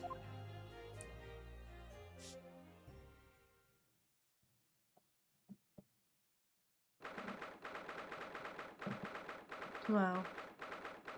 Wow. Oh, and we have I was about to say, I was gonna wonder if we were gonna have the same jury or if a different jury. I'm just gonna save now. Jury. I mean, it makes sense it's a different jury, but I was just like, Yeah. okay. Did we still just want to split it even and odd? Yeah, I Split think it up that. that way. Yeah. Hello. Okay. In the name of Her Majesty the Queen, I hereby declare this court to be in session. I now call upon the counsels for the prosecution and defense to declare their willingness to proceed. The prosecution is fully prepared, my lord. The defense is ready, my lord. The Nipponese are a truly fascinating breed. Sorry, what? Lord Strongheart has told me all about you. That you are a student who arrived in London, but 2 days ago, a mere amateur. Do you have a point? Being a compatriot, you feel compelled to try to help the accused, I suppose. Typical Nipponese arrogance. Forgive me, but I do believe arrogance is an appropriate description. I do not believe arrogance is an appropriate description. I love missing a whole fucking word. Susada-san. After all, at our previous encounter, the defendant was found to be innocent.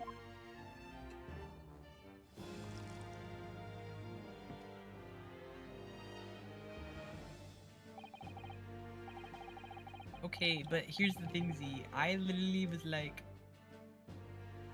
I was literally like, okay, you get human meat, and you know it's my meat, and you still said you wouldn't eat it, and I'm like, but what if I was okay with you eating it, and you still wouldn't do it? Yeah. And I You was were like, very against the idea. why? Like, you think I would taste bad or something?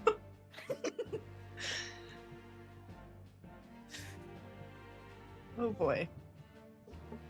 Very true. We're, In a most we're taking over Maddie's stream. They're talking about cannibalism.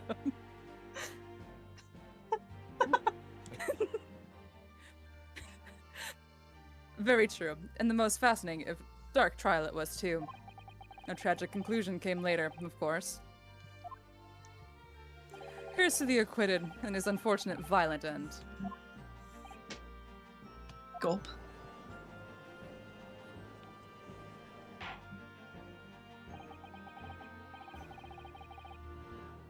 Thank you, counsels. I see both sides are in fine fettle. Now, ladies and gentlemen of the jury, are you ready to carry out your duties here in court as impartial members of the public? Oh, wait. Oh, wait! Wait, it's him. Yes, him! I was this dude! Wait, Wait a minute. Wait, this is great because it can match 1, 2, Okay. 3, 4, 5, 6. Z, I fear I'm not the one being thrown under the bus. I feel like Z has more issues than I do. Bro literally gets a migraine every single day. And a also stomachache every also single day. complains about it tummy hurting every single day.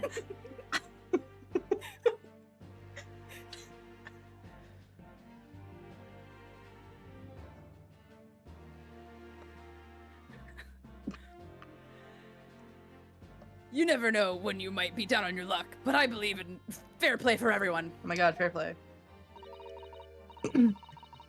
Well, I must warn you, I'm rather more ruthless than I appear. Oh wait, it's him! Bro, why are they- Oh wait. Is this him? It looks like it.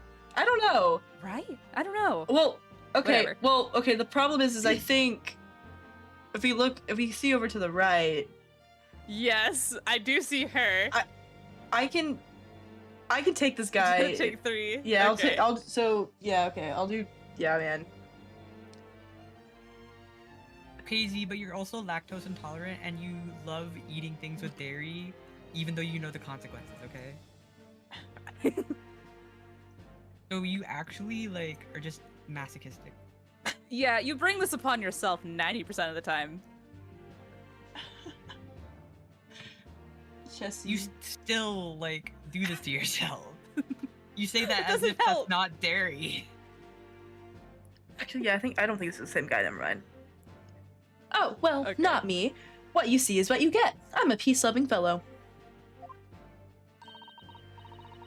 I'm afraid to say I think it's quite possible that Mustache Foreigner did the deed. Then I need to be jury number 5? Question mark?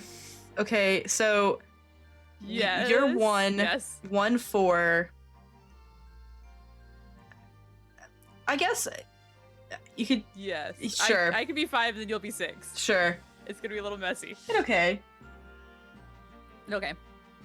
Come on. What are we waiting for? No, Daddy did it anyway. Sorry? Didn't quite catch that. Very well, let us proceed. Your opening statement, if you please, Lord Van Zeeks. Very recently, Great Britain signed an alliance with a rising power in the Far East. The accused in the dock today is a student from that same land, a certain Mr. Soseki Natsumi. And while our country has extended this foreign student the warmest of welcomes, regrettably, the kindness has not been returned. In fact, the student is accused of the most sinister act of plunging a knife into the back of an innocent woman who was doing nothing but walking down the street. A knife crime? I tell you from bitter experience, those are the worst. Bloody oath they are. Just look at that sallow complexion and short stature. He's one of those dreadful Japanese. That is Come on. racism. Yeah. It is. Yeah. Come on, let's get this over with. With me now, everyone. 1, 2, 3. Sorry? Didn't quite catch that. Bro, why is this guy deaf? Pray forgive the Pray forgive the Hey. discourtesy of smashing my hollow chalice here in the Great Chamber. Sorry, I just wanted to say, I've never been in court, like real court. Do they not have like a interpreter for deaf people? This is also like the early 1900s. Okay, well, that makes sense. I kind of forgot. I was like, that They're not before helping. They're not like giving this guy like an aid. Okay. this is set during like the Industrial Revolution. So allow me to call the first witness to the stand. Very well. Bailiff, lead the inspector in, please.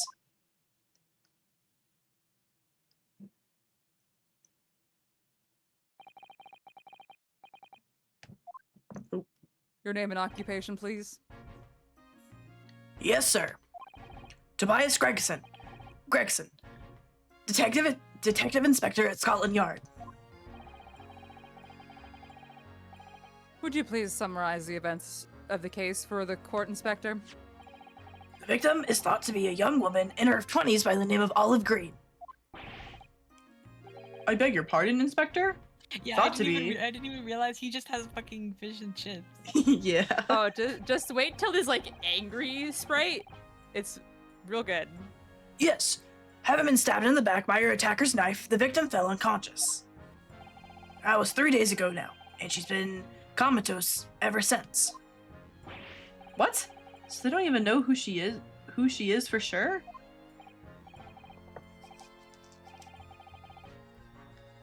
Comatose, I see. But her life is not in danger? Fortunately for the Eastern student, the charge will not be murder. Pray, elaborate on the details, Inspector. This was my, very close to my gumshoe voice.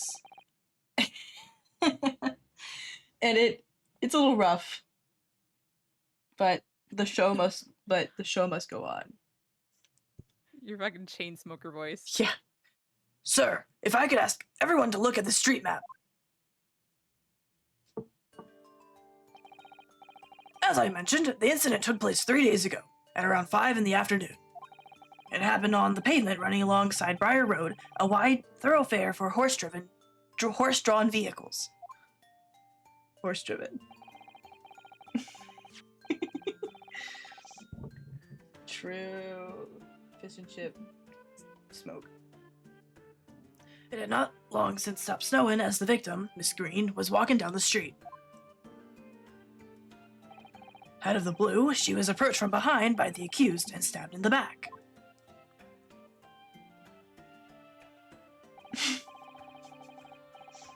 Luckily, the young lady's life was spared, and she's currently being treated in one of the city's hospitals. But being unconscious as she is, we've been unable to take a statement from her, of course. This is the case file with everything we know about the victim so far. Thank you, Inspector. The court will accept the documents as evidence, if you please. You know, I haven't really looked at any of the evidence that we... I was about to say, That we we have. totally didn't even look at the map that we fucking got at the very beginning of this case. Oops. Hold on, let's take a moment. Let's look at the court record real quick. What all do we got? Okay. Local map. Okay, so so it's just that. Okay, awesome. Yeah. 2 Like, shillings. literally, like, half of the dialogue was fatphobic jokes. A picture of... What's your look at? Okay. I think, Sato should have been, meaner. True. Yes. Rolly beat.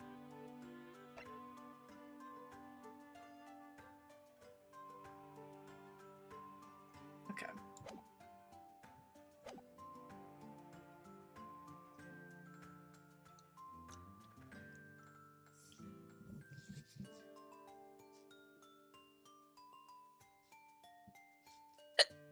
Okay. What of the weapon that was used? Sir, I have that here. It was removed from the victim's back. Ouch. That big thing is starting to make me scared to walk down the street now. With a heavy blade like that, almost anybody would have been able to stab the poor woman. Even the scraggy-looking Soseki-san, I suppose. A common or garden jackknife, I would say. Rather nondescript. Thank you, Inspector. The court accepts the blade as evidence. Interesting. Now then, Okay. what do we know of the motive? Money or valuables, I presume? From what we can tell by looking at the woman's possessions, it seems like she's a poor student herself. Hard to imagine she would have had anything much worth pinching, my lord. She's fucking poor as shit. I see. Well, in that case, are we looking at some deep-seated resentment toward the victim? I'm afraid I couldn't say. Apart from visiting second-hand bookshops, the defendant, Mr. Natsume, doesn't appear to get out much. At this moment in time, Bro, what the hell? That's so mean.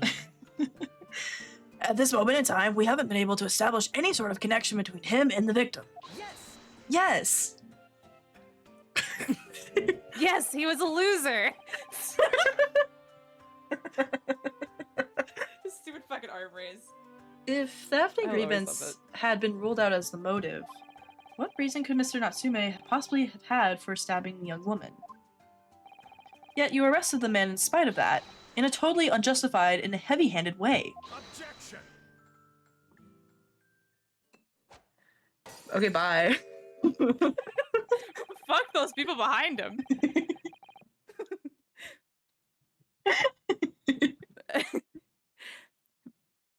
Pray forgive the discourtesy of flinging a freshly uncorked bottle into the public gallery.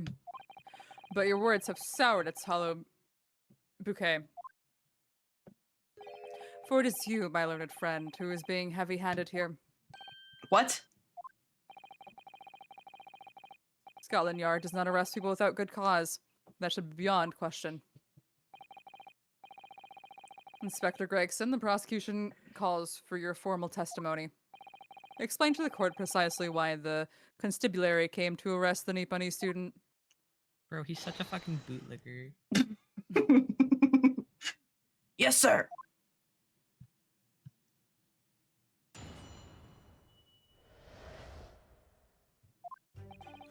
As I said, it was 5 o'clock in the afternoon when the incident occurred. And there was an Mr. unusually Not racist. light fog. Whoa. I fear what that sight might be.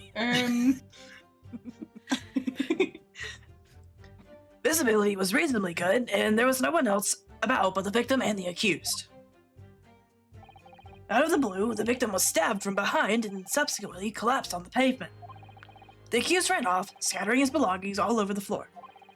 Those being a number of old books he just bought. He was on his way home from a bookshop, it seems. It was just a matter of working out who the books belonged to, and we found the bloke to arrest him. Man, this guy's a fucking nerd. Old books, you say? Reads books, doesn't leave the house. Yes, my lord. I have a photograph here of the scene of the scene of the crime, taken immediately after the incident. What? Okay. I was gonna say it earlier, but why is this the Peter Griffin death pose? It totally is, too. God. Ah, yes, I can clearly see the books to which you are referring. Actually, I can't see them. Can you zoom in a little bit? I will take that photographic print as evidence, please, Inspector.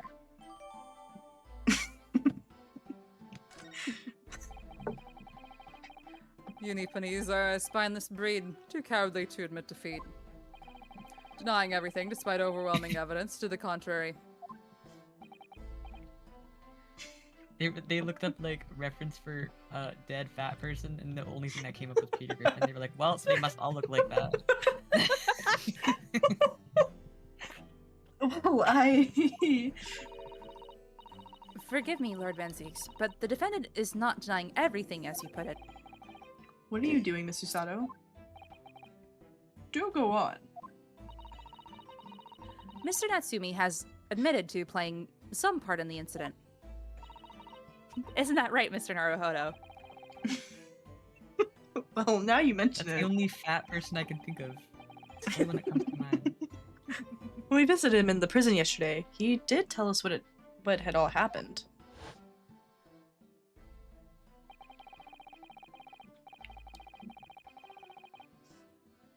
As I was walking along that accursed pavement, I could make out the sole silhouette of another... Fucking whoa. McGilded came out. I could make out the sole silhouette of another ahead of me. A woman, wearing a green overcoat she was. And just as I went to overtake her, she suddenly let out a little scream and collapsed into the cold, hard slabs of the stone at my feet. I was terrified. I had to get away from there. So I ran, as fast as my legs would carry me, back to my accursed lodgings.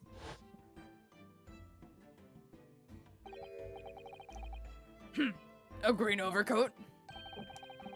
Well, that's exactly what the woman in that print is wearing. Oh my, a photographic print in full color. What will the world come up with next? True.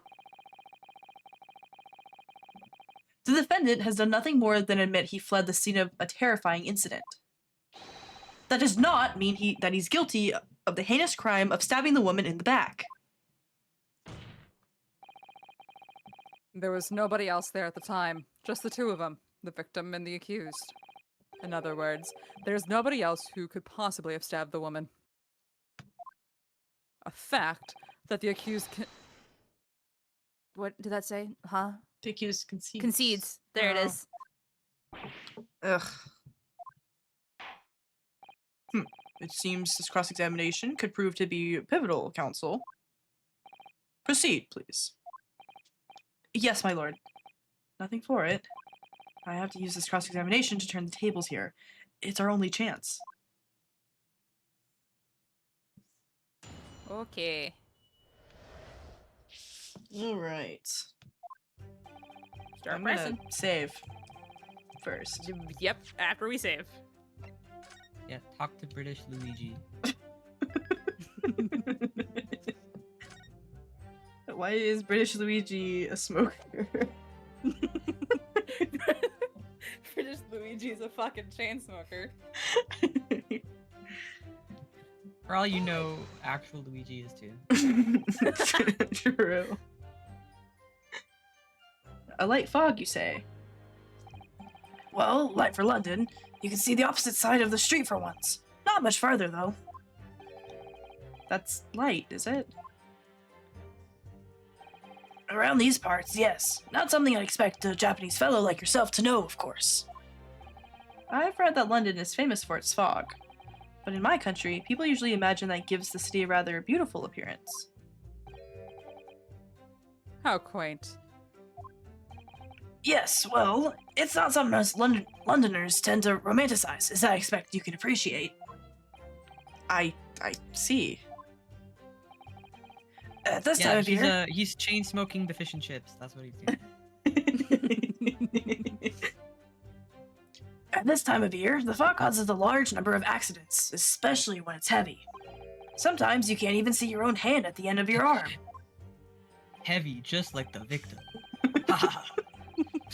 Indeed. The other day, We insert another fat joke in here. The other day, I was very nearly trampled by horses before I could see the carriage they were pulling. Ugh. Susato-san and I should definitely remember to stop, look, and listen. However, on the day that concerns us, the fog was somewhat lighter than usual. A fact no doubt lamented by the accused.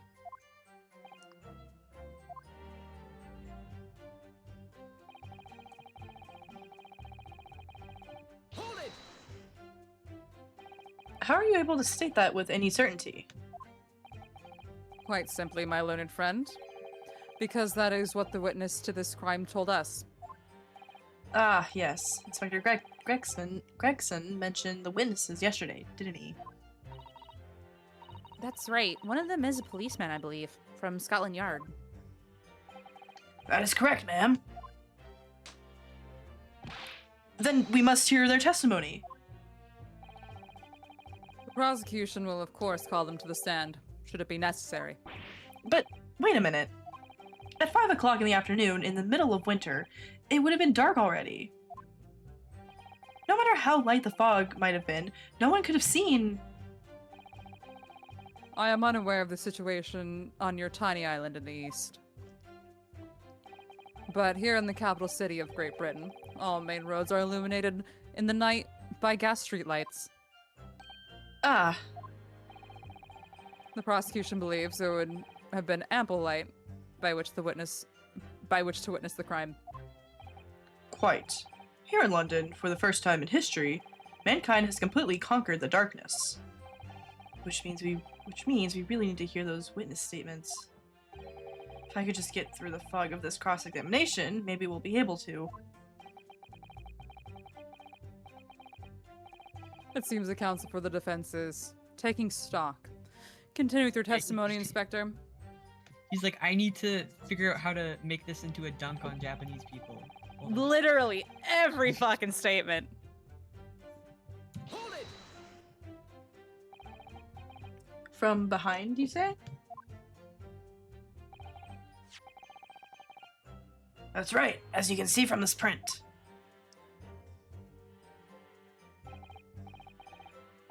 How many fat jokes and how many racism jokes can you fit into a case? Shockingly too many. True. He's like, I don't know if you guys have heard of toilet paper in Japan, but here in Great Britain. Yes, quite so, Inspector. The handle of the weapon is clearly protruding from the victim's back. And you say this poor woman, Miss Green, remains in a critical condition? Comatose, no less. Comatose? Comatose? Comatose. Comatose. I True. don't know why AJ is trying to like tell you how to pronounce words. What do Well, you okay, mean? okay, I did ask. Bro, you are What the literally fuck? the worst person to ask. Okay, Yeah. what the hell? Yeah. I'm afraid so, You my say lord. things- What? Warsher and Cran. It's Cran. Okay, no, you're also from Illinois. It's Cran, correct? That is how you pronounce it. It is. There's no 2 syllables. It's not It's crayon. crayon. It's Cran. Okay, but that if you're asking someone who's from the same place as you, of course they're gonna fucking agree with you. Exactly. everyone I need else- someone to back me up when- that when it is everyone- 1 syllable. When everyone else is like, no, it's crayon. Then like that doesn't mean anything. I don't have time for 2 syllables. It's Cran. Bro doesn't have time for 2 syllables, except for like almost every other word ever. Yeah. Okay. Warsher. Okay. Volume. I'm afraid so, my lord. Yes, she's being treated at Bart's. I was hopeful that she'd come round before the trial started so I could take a statement, but it wasn't to be. Yes, that is indeed a pity. It would have been most illuminating to hear the victim's own account of events. Luck is on your client's side, it seems. On the contrary, my client has been exceedingly unlucky. I like that is when he hits the desk, it's not like a pound that you heard in like the other Ace Attorney games. It's just a slap. Yeah. Your force of tone is seriously undermined by those disturbingly wide eyes, I'm afraid. Ugh. Warsher. Mr. Natsume's belongings? I think you'll find it's all there in the photographic print of the crime scene.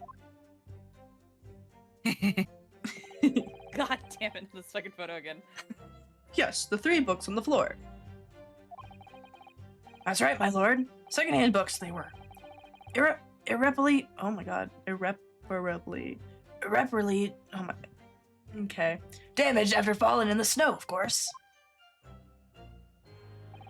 Irreparably. The accused could easily have carried all 3 books in one hand, which means his other hand would have been free to wield a knife, for example.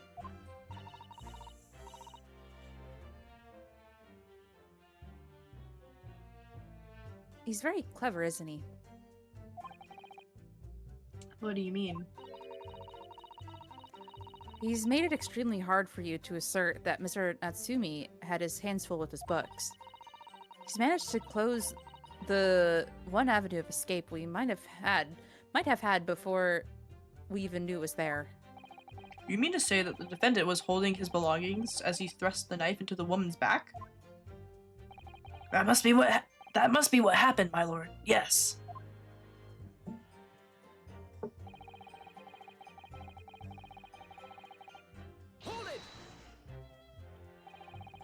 The defendant apparently visits a secondhand bookshop on a daily basis.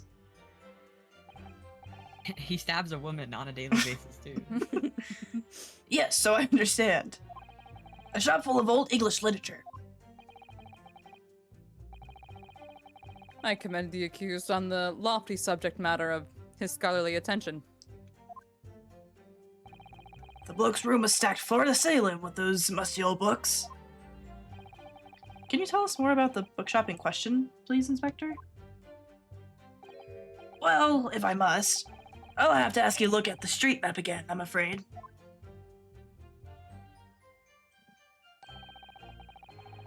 The closest secondhand bookshop to the accused lodgings is this place here, Bourbon Books. A little place on the corner of Briar Road in Mearsham? Mearsham? Mearsham Street.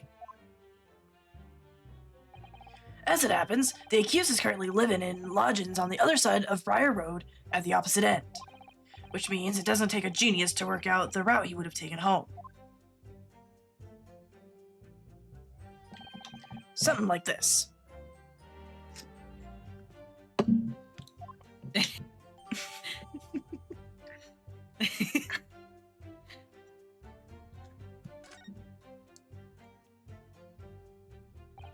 Yes, I concur with your conclusion, Inspector. The defendant would certainly have passed the scene of the crime on his way home from that particular shop. Mr. Naruhodo, I think that what the inspector just told us could turn out to be of vital importance. Yes, I agree. Yes. The most important point that the inspector just made. The most important point that the inspector just made being The bookshop's name. Because I don't think that's where he bought his books. no, because it said it on here, right? I'm pretty sure. Yeah, it was your hold on. books. Your books, yeah. The name. The bookshop's name. Inspector Gregson, may I ask you a favor? What? Would you kindly add the name of the bookshop to your formal testimony, please? I believe it may be of vital importance. Maybe. Oh, well, you know, I mean, yes, it could be a very important clue. Very well. Not that I can see it being of any great significance, but please revise your testimony accordingly, Inspector. Yes, sir, my lord. Whatever you say. Could the man be any more sardonic?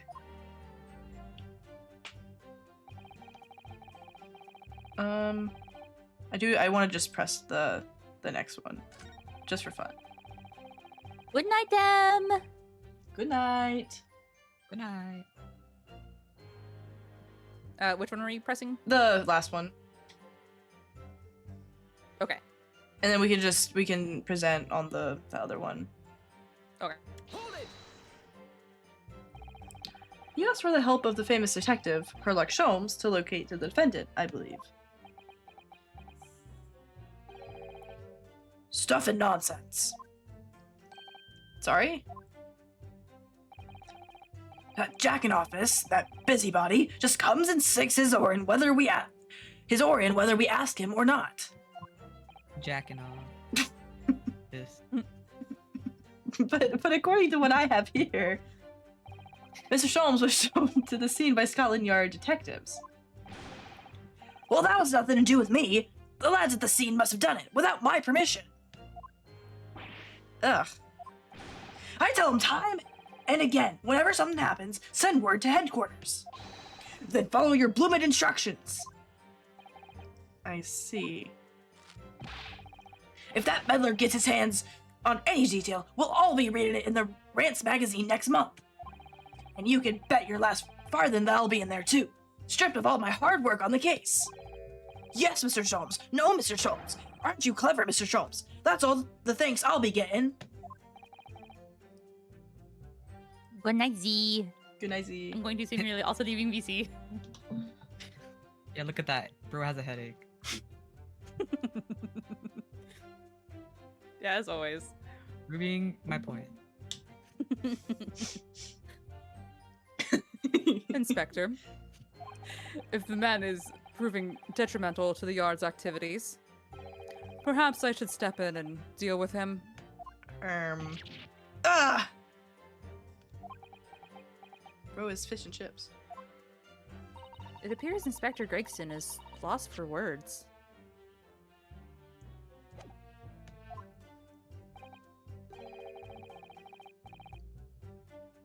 Yes, the Reaper's words carry a lot of weight, obviously. Anyway, the point is this. That little Japanese bloke's already admitted it. He's admitted that those books all over the pavement at the scene were the ones he bought that day.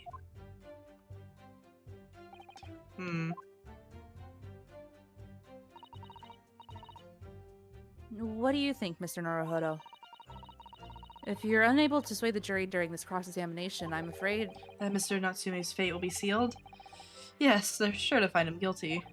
So one way or another, I have to expose an undeniable inconsistency in the inspector's testimony. Okay. Okay. It was number 5, I think. Yes, yes. Do we just want to immediately present on it, or do we want to present? I think we can just present it. Okay. I'm sure it would say the same thing. Probably. Um, Present. if I could just stop you there, Inspector Gregson. What is it, Sunshine? I'm a busy man, you know. This is a receipt that we found in Mr. Natsume's room. It was issued on the day of the incident, and details the purchase of 3 secondhand books. And you found that in the accused's room, did you? Yes, but the point is not where the receipt was found, but the name of the shop printed on it. Would he have also... Okay, like, maybe dumb thing. Would he have had to have gotten home to drop off the receipt? Am I dumb? He probably would have had it on him when he was like panic running home after the incident, you know?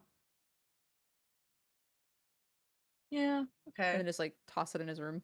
Okay. Go on.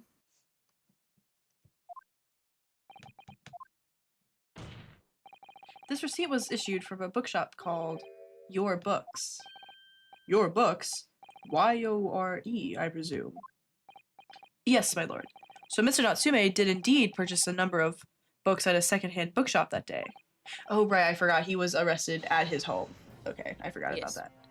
However, the bookshop in question was not Bourbon Books. Eh? What? Inspector, do you know of this other bookshop? Yes, sir. Your Books is another secondhand bookshop not far from Bourbon Books. It's just that, well, it's such a small place. I didn't think the accused would have known about it. But in fact, that is the bookshop which the defendant visited on the day in question. And this receipt proves it. Objection!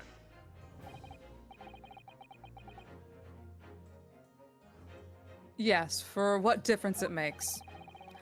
Wherever the man purchased his musty tomes, it makes no difference in the final analysis. Objection! I disagree. I mean, after all, I have the street map here if that might be of help. oh, yes, thank you. Have a look at this, please. If the defendant had been returning from Bourbon Books, then yes, he would almost certainly have passed the place where Miss Green was attacked. However, if we take into account the fact that he was actually at another bookshop, Your Books, it may very well turn out that he wouldn't have passed that location at all. Could that be true? My, it rather depends on where this other bookshop is, but I do declare it may be a possibility. Is that right, Mr. Lawyer, sir? What you just said? Absolutely. It absolutely could be right.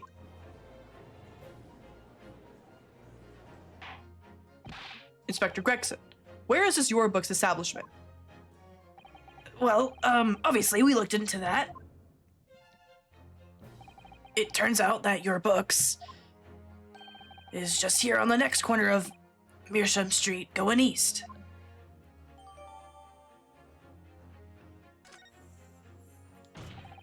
And there you have it. As you can clearly see now. Oh.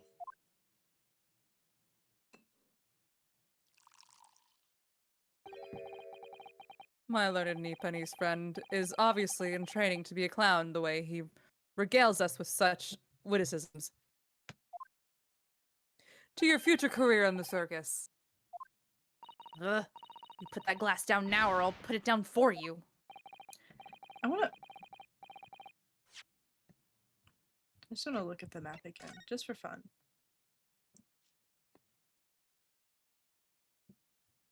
So, Realistically, he could have gone this way, like down through Calabash Road, and walked this way to his place, and he wouldn't have, like, he would have seen the crime, but he Yeah. wouldn't have been like. Technically, if he had went this route, that would be one thing. So I don't know. I don't know. I, didn't think I needed to spell it out, but here we go. If the accused was coming home from Your Books instead of Bourbon Books, there's no doubt he still would have passed the place where the victim was stabbed. Yes, thank you, Inspector. Ugh. Not if he went the other way, technically. But Right? Allow me to reiterate for my learned, learned if somewhat slow Nipponese friend. bro. Oh. Wherever the man purchased his musty tomes, it makes no difference in the final analysis. Ugh. As I suspected, you can't fool me, and I don't suggest you try. What did I say, eh? I've had enough of this now. Beg your pardon? Terribly sorry. But would you mind repeating that? Mr. Naruhodo, we mustn't give up. What? What do you mean? If the prosecution's assertion is correct, the members of the jury may very well decide that Mr. Natsumi is guilty. She's absolutely right. We must think. We must consider the assertion that put forward by the prosecution very, very carefully. They claim Soseki-san must have passed the location of the incident on his way home from your books. But Raise an objection. I'm gonna save, and then I'll raise an objection.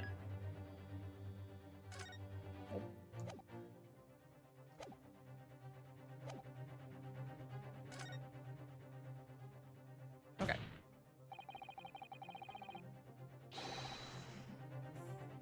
The assertion just made by the prosecution is fundamentally flawed. Ooh, I don't like that. Explain yourself, counsel. Yes, my lord. You can see what I mean on this map. Can we? When returning from your books to his lodgings, Mr. Natsume could have followed this route suggested by the prosecution. However, that isn't the only conceivable route to take between the two places. If the defendant used these streets, look what happens. He arrives back at his lodgings without passing the location where the victim was attacked. Objection! Talking back to a clown is a fool's errand, of course. However, I feel compelled to point out that that route is what is commonly referred to as the long way around. Okay, and? So? And Ah. on a cold winter's night, why would any man choose to take a longer route home? The fresh air, because he doesn't have any. Exactly. Well, The answer is extremely simple. He wouldn't. In other words, the accused took the obvious route back to his lodgings, and is the obvious perpetrator of this crime. but, aha! Yes, I've got it. Obviously, we must ask the man himself. Ask Mr. Natsume which route he took home. I have already informed the court of the accused's response to such questioning. He claims he has no recollection. That's right. As I said, the bloke seems to spend his time outside wandering aimlessly from A to B. That day was no exception. He says he doesn't remember where he was or which route he took home. I don't believe this.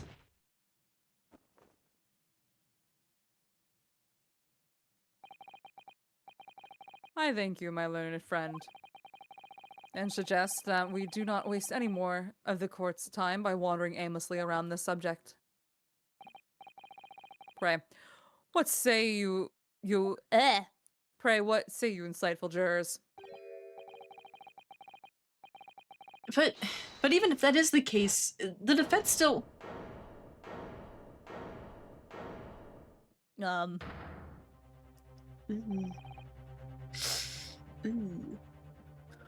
agree with Lord Van Zeeks, wholeheartedly and in every way. What? I don't believe it. Does this mean...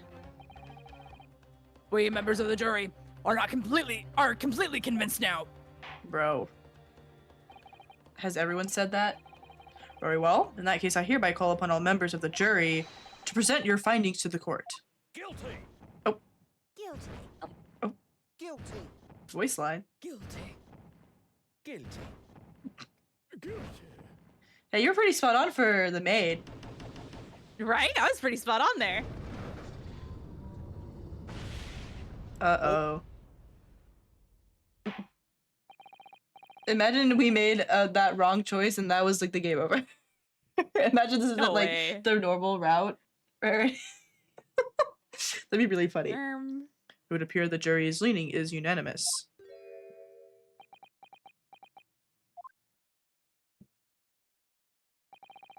To the insightful members of the jury, I applaud your brave resolve. You serve Queen and country admirably. Mr. Naruhodo. No, not yet. This isn't over yet. I still have one last chance to sway the opinion of the jury.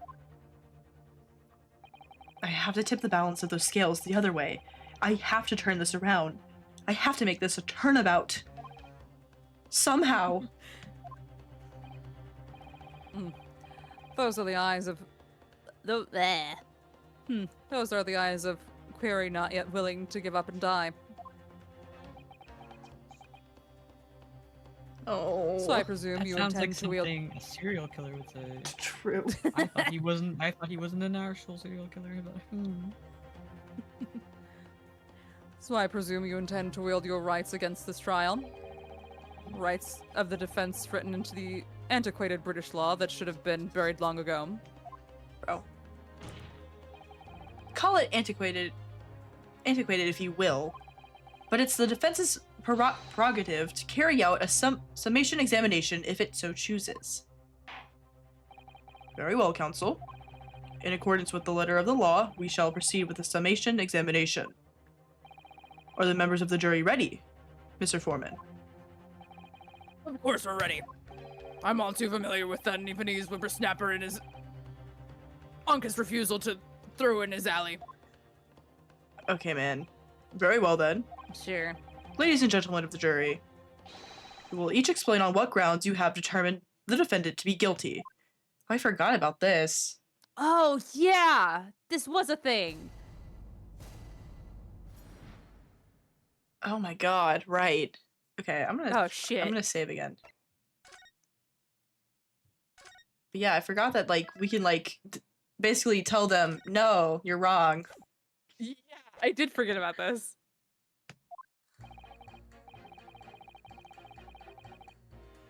For pity's sake, that little Nipponese oddity already admitted it himself, didn't he? If he said that a woman in green collapsed before his eyes, why, it can only have been the victim. The man wouldn't have gone around the houses on his way back from the bookshop. Not in winter. So the poor woman was attacked from behind, was she? How dreadful. I really don't care. Can we just wrap this up now? I've got work to be doing. Your books, yes, and I shop that. But bourbon books? No, not worth a visit. Okay. Okay, sure. With only minor exceptions, the reasons for finding the defendant guilty are all too clear. When the stabbing occurred, the only two people at the scene were the victim and the accused. And the accused himself has admitted to seeing the victim on her in her green overcoat sink to the ground before his eyes. Furthermore, we have heard from the inspector that the defendant then fled the scene. I must say, I would have ample grounds to convict this man already. Oh dear. Even the judge appears convinced of Mr. Natsumi's guilt now. Ugh, why did he have to run away like that? And how are we supposed to believe in some phantom attacker that nobody could see? This is impossible. How can I possibly make a case for the defense? Mr. Naruhodo, this is no time for grumbling. If we want to force the trial to continue... Yes, I know. I have to turn the tide. I must make the jurors change their minds. Well, 4 of them at least. Exactly. We have no choice but to forge forward. You have the floor, counsel. Begin your summation examination. Yes, my lord. I just need to keep this trial going somehow. Whatever it takes. Come on, Ryunosuke. You can do it.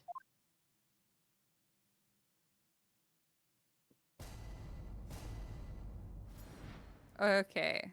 Oh yeah, I remember he like. Yeah, I'm gonna save again. Now that a little bit closer to it.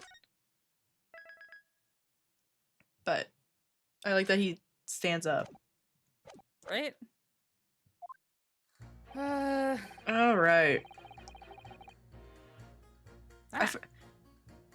And then okay, I forgot. Is the pit like if one person says something and another person contradicts them? Yes. Okay. And we can pit them against each other, Yeah. I think. Yes. Okay, so I guess we can just start pressing for now. Yep. Excuse me, but aren't you? Yes, that's right. I was in the witness stand myself just 2 days ago. Yes, I had a feeling I knew your face, or the side of it anyway. If I remember correctly, you're a banker, aren't you? That's right. After the gold rush down under, I came back to London to work. It was all going swimmingly until you started Fossicking? Yeah. fossicking around. Bruce Fairplay was a man of repute. Sorry. Don't think I've forgotten how you treated me the other day. You had me and the young hatter pegged as criminals. Oh well, you know, water under the bridge. Now there's all sorts of rumors buzzing around. The police have been badgering me nonstop. If I could turn back the clock. Well, anyway, I don't know about the hatter, but at least I'm in the clear now. And I'm free to make up my mind about who's guilty and who isn't. Thank goodness. Alright, maybe I might struggle to change this man's mind, given our awkward history. Oh dear. I wonder what's become of Mr. First now.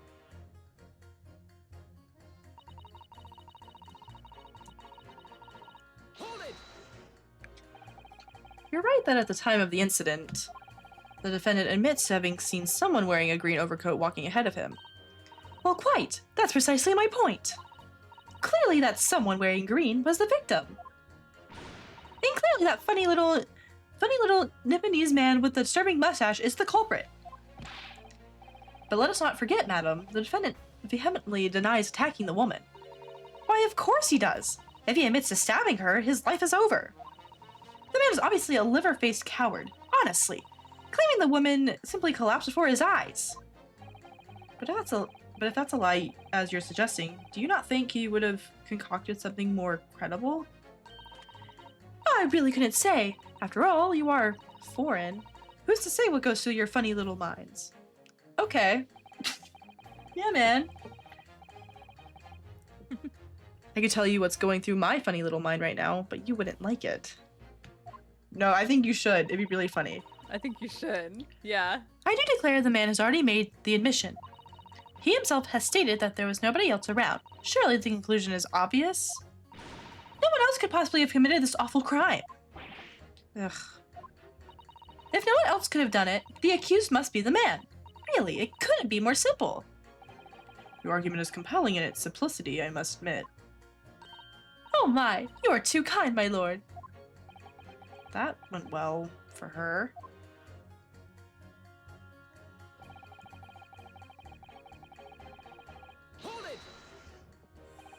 But you can't deny that there are other routes Mr. Natsume could have taken back from your books. Oh yes, like you drew up on the map, you mean? What was it? Calabash Road or something? Precisely. But it seems to me that what counts is whether the little Japanese fellow actually went that way or not. Well, yes, that's true. And at the moment, there's no proof that shows he did, is there? Well, yes, that's true as well. And as I understand it, the accused himself doesn't remember which way he went, does he? Well, yes, that's annoyingly true. Winter nights are dark and cold, so the way I see it, you'd want to get home as quickly as possible. Well, yes. Why is all of this true?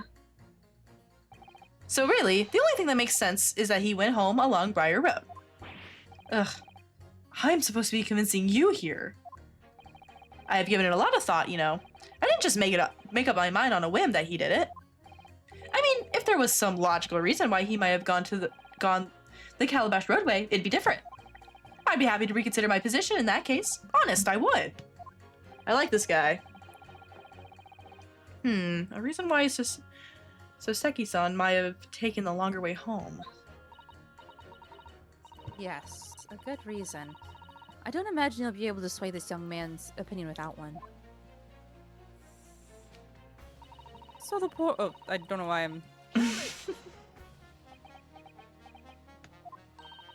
Whatever's the matter, young man? You're the wife of Mr. Garadep, aren't you? The landlord who rents Mr. Natsume his room. The master's wife? Where did you get your. Bleh. Where do you get your ideas, sir? I am the maid. The maid, you understand. She's keeping up that charade. Ugh, this is going to be awkward. Why didn't you mention this yesterday? That you'd been selected for the jury in this trial, I mean. Well, I was told not to mention it to anyone until the day of the trial, you see. It was in a letter I received. The instructions were very clear, so I'm afraid I had no choice. I see. Anyway, Mr. Natsume, the defendant, takes lodging in your master's house, doesn't he? Yes, that's right. Although he's only been in a little over a week now. And in that time, surely you must have taken stock of its character. Does Mr. Natsume look like the kind of man who would commit a crime such as this? Oh my goodness me, yes. He's just the sort. What? Spending all of his time in the dark in that dingy room, sporting that unscrupulous mustache. The man never speaks, and don't get me started on those shifty eyes. All the neighbors are talking about him. I've heard them, you know. People think he must be building a bomb in there or something.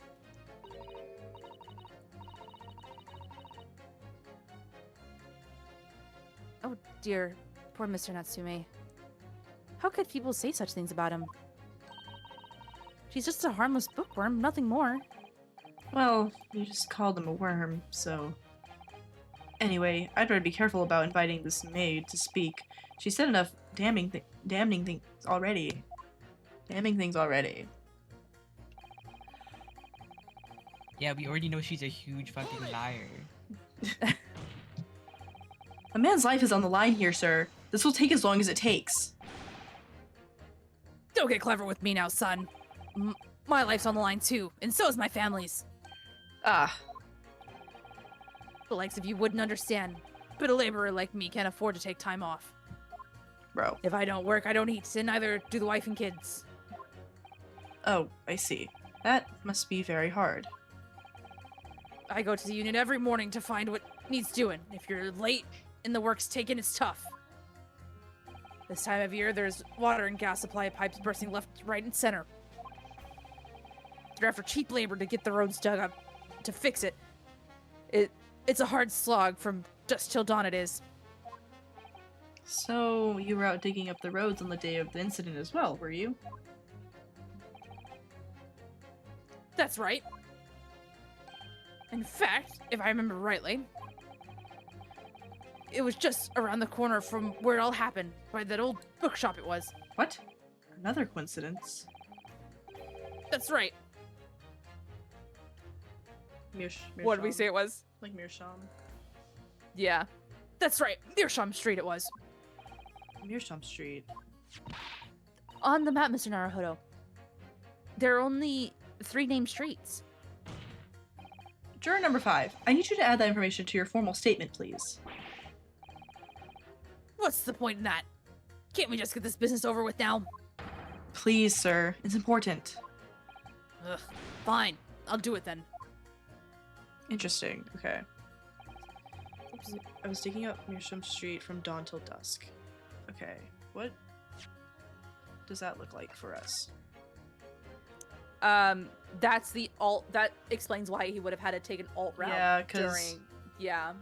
Because it was... Right? Yes. Because if he since he was at your books, they're saying that he would have went through Meerschaum Street, down But- Briar Road, and But then, he couldn't have if there was this happening, like, right here. yeah, if there was road construction, Yeah. so he would have had to gone down Calabash and And down around. that road. Okay. Yes. So then we can pit this and juror number 3. 3? Yeah. I think we pit 3 on 5. Yeah. Yes. I think.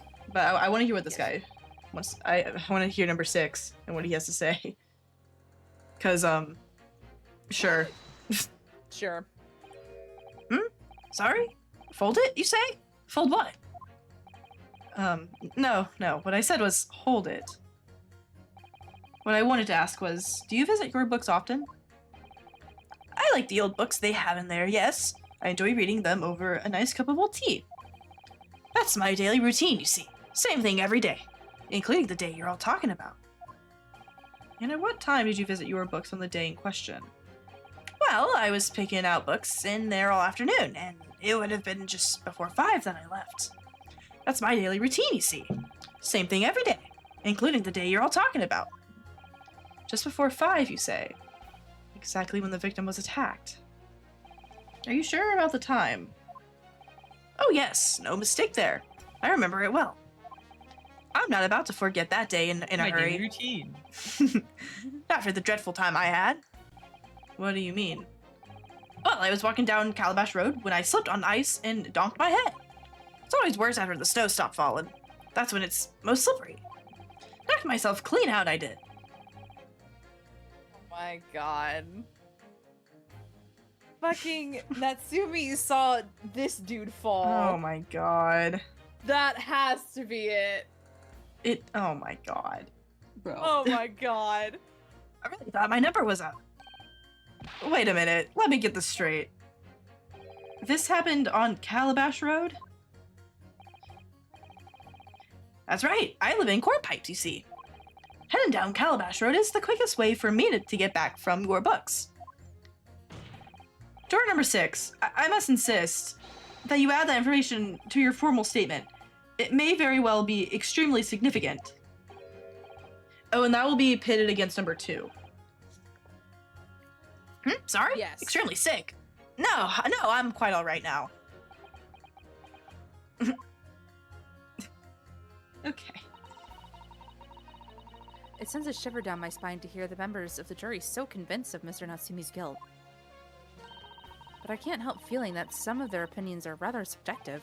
I agree. It's the irrelevance of what some of them are saying that sends a shiver down my spine. Still, at least some of their assertions don't actually incriminate Mr. Natsume of anything. That's something. We must use that to our advantage, Mr. Naruhodo. Yes, you're quite right. Yes, you're right. Let's listen to the jurors again, carefully. And if any of their assertions are at odds, I'll pit them mercilessly against each other. Yes, don't hold back. Pit them all against each other. True. Okay, so... I'm gonna save. Yeah.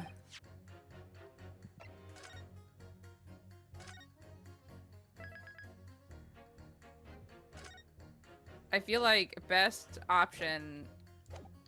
So, We can. do you want to do juror number 3 first? Yeah, we can do that one 3 and first. 5? Okay. Okay, and then. Yeah. Objection! Those two statements are clearly at odds with one another. At odds, counsel? Explain yourself. Please, don't point. It wasn't me, I swear. What? I just want to get this done and dusted. Well, juror number 3. Oh, me, sir? What do you mean? Juror number 5's words just now are extremely significant. Let's take a moment to consider the implications of what's been said on our map of the local area. On the day in question, Mr. Natsume visited this bookshop to purchase a number of secondhand books. And on the same day, we now know that there were works being carried out on Mersham Street, making it impassable, which means that the defendant's route home could not have taken him along Mersham Street and down Briar Road. Oh, yes, of course. What do you think, sir? Well, yes.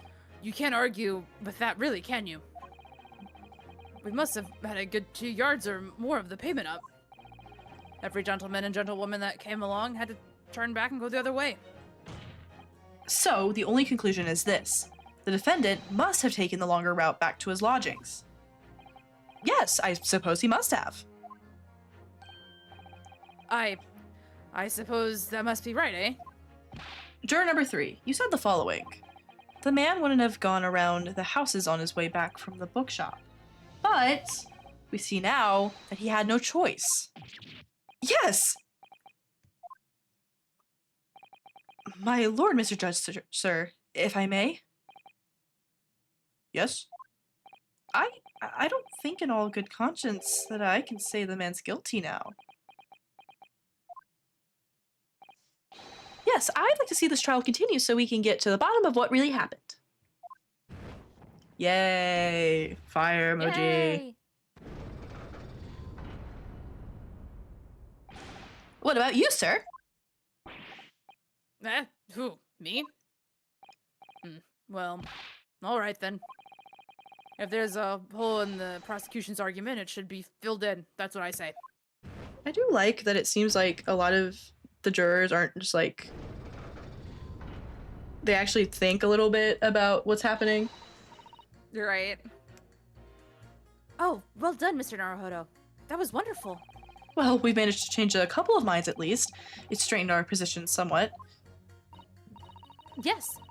It will prompt the other members of the jury to reconsider their stance as well. They'll be asking themselves if their current leanings are really right or not.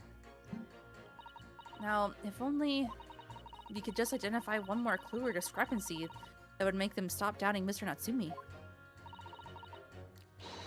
We might be able to tip the balance completely. Yes, that's exactly what we've got to do. Van Zieks is looking to bring this trial to an early conclusion. That's what we have to prevent by whatever means we have at our disposal. Yeah, buddy, we're talking about you. Thank you, counsel. On with the summation examination, please. Yes, my lord. Okay, and then we can... Ooh, juror number 2. Oh, shoot. I have to use my mouse for this. LOL. No, No? Okay. I'll just do this. In number 2. Objection!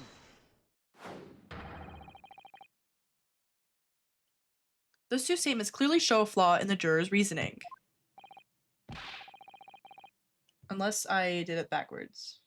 No, I think it's fine. I think as long as you pick 2 of them, because I had to pick... I did 6 against 2, but like I think it's fine. Be fine. A flaw? What are you talking about, counsel? Well, juror number 2. Juror number 6. My, whatever do you mean, sir?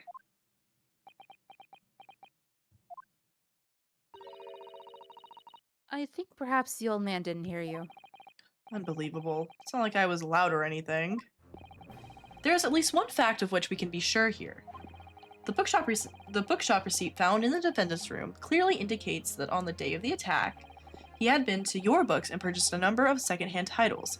He then returned home on foot. But the man says he has no recollection of his return journey. That's correct. But what he does remember is seeing someone appear in front of him on the way. Someone in a green overcoat, who suddenly collapsed on the pavement before his eyes. Yes, we are well aware of all this. The poor young woman was stabbed, obviously. Objection! Can we really be sure of that, madam? My, whatever do you mean? I'm sure you heard juror number 6's account of what happened to him that day. That same afternoon, there was somebody else apart from the victim, who was wearing a green overcoat and who fell over on the icy streets in the neighborhood. Oh my. My goodness, you mean... That's right. I'm referring, of course, to hard of hearing juror number 6. Are you really suggesting that the person in the green overcoat whom the defendant saw collapse in front of his eyes was the jolly old gentleman at the end of the bench here with me today? That is entirely possible, yes. After all, the old man has a somewhat similar build to the victim. Well, look at that. Bro. Oh, goodness me. Huh? Sorry? You need a pee? Bruh. And crucially, we know precisely where the old man in the green overcoat fell. On Calabash Road. Therefore, if the person who Mr. Natsume saw collapsing in front of him was in fact juror number 6, it means the defendant must have taken the long route back to his lodgings. And if that's true, then clearly the crime scene on Briar Road where the woman was stabbed was not on his way home. Oh my.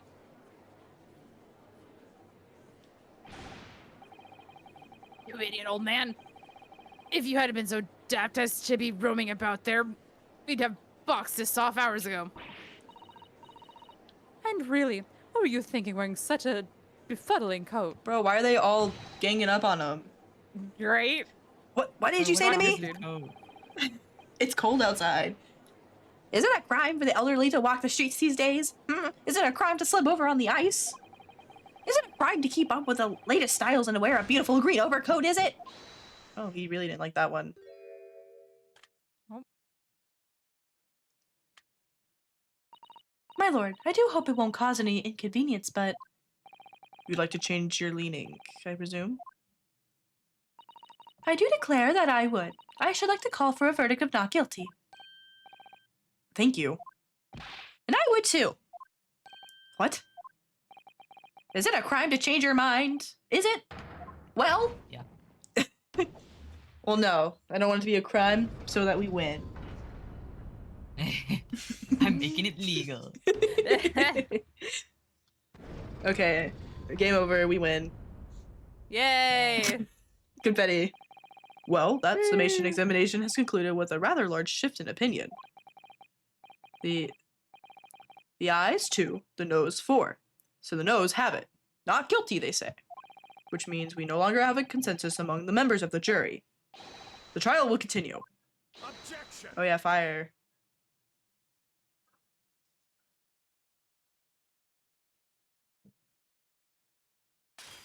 Bro.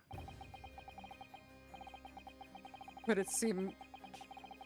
Churlish? Churlish? Could it seem churlish to me to drink from my hallowed chalice moments after raising an objection? Yeah. Only to crush it in disgust. Yeah. Pray, forgive the discourtesy. No. Lord Van Zeeks? It seems I must retract my earlier remark. What do you mean? I mistakenly credited these jurors with intelligence by describing them as insightful. Bro. Yet, we have just witnessed them falling for a cheap trick performed by an Eastern entertainer. Whatever do you mean? Objection! Bro, okay, literally one of those is just like fact. Like okay, the coat thing, you know, is kind of like okay. But like when the road is just blocked, Right? I don't know what you can say to that. Like, what do you mean? I haven't tricked anyone. Everything I've said is the truth. And also, if you put those two things together... Calling the jurors stupid is not going to make them want to Yeah. Yeah. Indeed, stalwart juror number 5 was undoubtedly repairing the road, as he claims. I believe you said it was a good 2 yards of the pavement, which you had excavated, sir? That's right. Took me a whole day and they paid me a measly tuppence for it. Oh. Now, my learned Nipponese friend, tell me. Do you have any notion of the distance that 2 yard represents? Bro. Well, if I'm honest, I don't have a clue, no. 2 yards is a little less than 2 meters. Less than 2 meters. That's not much at all. But he also... In other words... Huh? He literally said that they were turning people away. Did he not? Yeah, people were turning around. Bruh. Okay. In other words, a distance readily vaulted by anyone of moderate vigor. Would you not agree, my stalwart friend? Me? Well, I can't say you're wrong, no. What? And did you perchance erect a sign to prevent pedestrians from passing the site of your works? I wouldn't dream of it. What a waste of time. Bro. No coaches would have hoped of passing anyway. And we just turned any gentlefolk back the way they came. Kids just jump right over us all the time. Hmm. The accused is no gentleman as far as I can see. I have little doubt, however, that he could spring over a 2-yard trench in his meanderings around town. Ah, Is this true, is it? The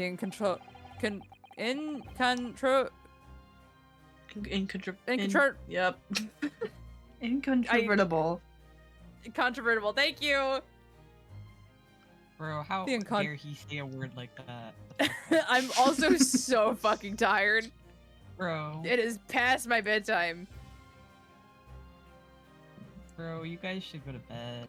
I don't care if I it's in the was- middle of the trial. I don't know. The thing is, I don't know how long part 1 takes. Yeah, Like, I feel like I we're was almost going done with to it. We have to be almost done with part 1. Anyway. fuck. Whatever. The truth. Truth is that the books just purchased by the accused were found at the scene. There can be no doubt that on his way back to his lodgings, Mr. Natsumi walked down Briar Road, Ugh. Crushed in a single sentence. and the old man, Cole, man, you can talk? you say that around 5 o'clock on the day in question, you slipped and fell on Calabash Road. Pray, was there a suspicious-looking Nipponese behind you at the time? Oh, I can't say as I remember. You don't remember? Bro, your daily routine. his daily routine that he reminded us of multiple times. How would someone not notice if something was different in your routine? Right. How about a wager, my learned friend? You say it was this old man that the accused saw? But I would lay 1,000 to 1 against you being able to prove it. Ugh. Bruh. Can we kill this guy? Right. Then you would be a murderer, and that is illegal. Well, apparently in Ace Attorney, I can get away with it. And for at least until a trial happens. Killed the Yeah. prosecutor because he was annoying. I think everyone. an asshole. I think everyone would cheer. You know, Yeah. it'd be okay. Order, order. Lord Van Zeeks, explain yourself. My lord. If you had such a trenchant argument up your sleeve, why in the world did you not proffer it during the summation examination? I wanted Because to I'm give like this wasting everyone's time. Literally.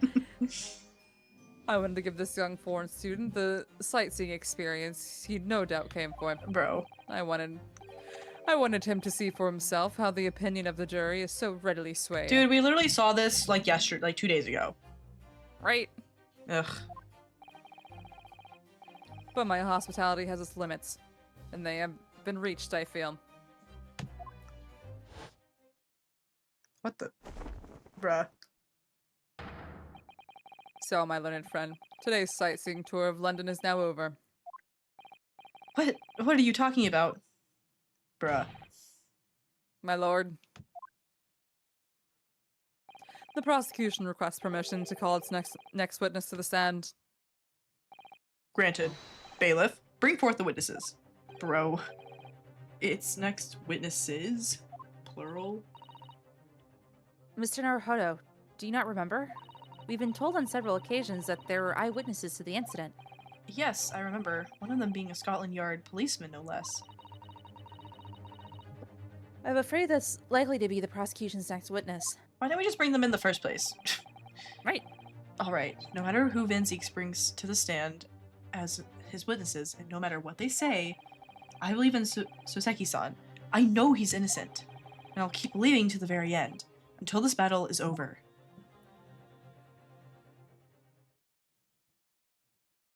What? Who the fuck are these two? The witnesses. Yeah. Witnesses, please state your name and occupation for the court.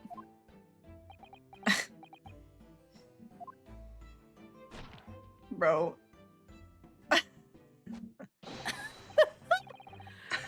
Ah, Oh my god, Fuck. I remember this music. I love this music. Oh my god, it's Rolly Beat. I know, really beat. Um.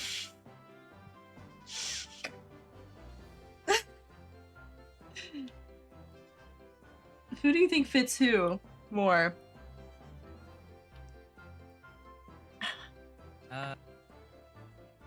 You're asking me? Yeah.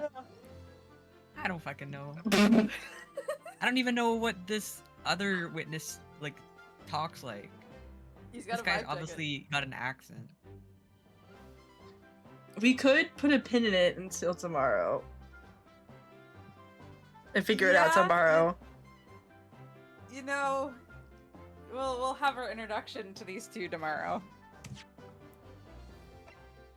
I am Sounds like a good- so tired. I already know that is Rolly Beat, bro.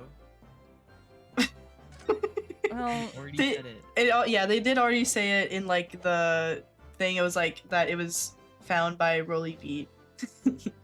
yeah. Yeah, I remember because you were like Rolly Beat. For some reason that stuck out to me. Hey man, it's Rolly Beat. We can. Oh. Celebrity Rolly Beat. I'm trying to quit the game. Hold on. Wow. What a fun stream. And then we can fit. Well, that was almost 7 hours. Oh my Jesus goodness. Christ. Good night, stream. I'm ending the stream. Good night, stream. Wow.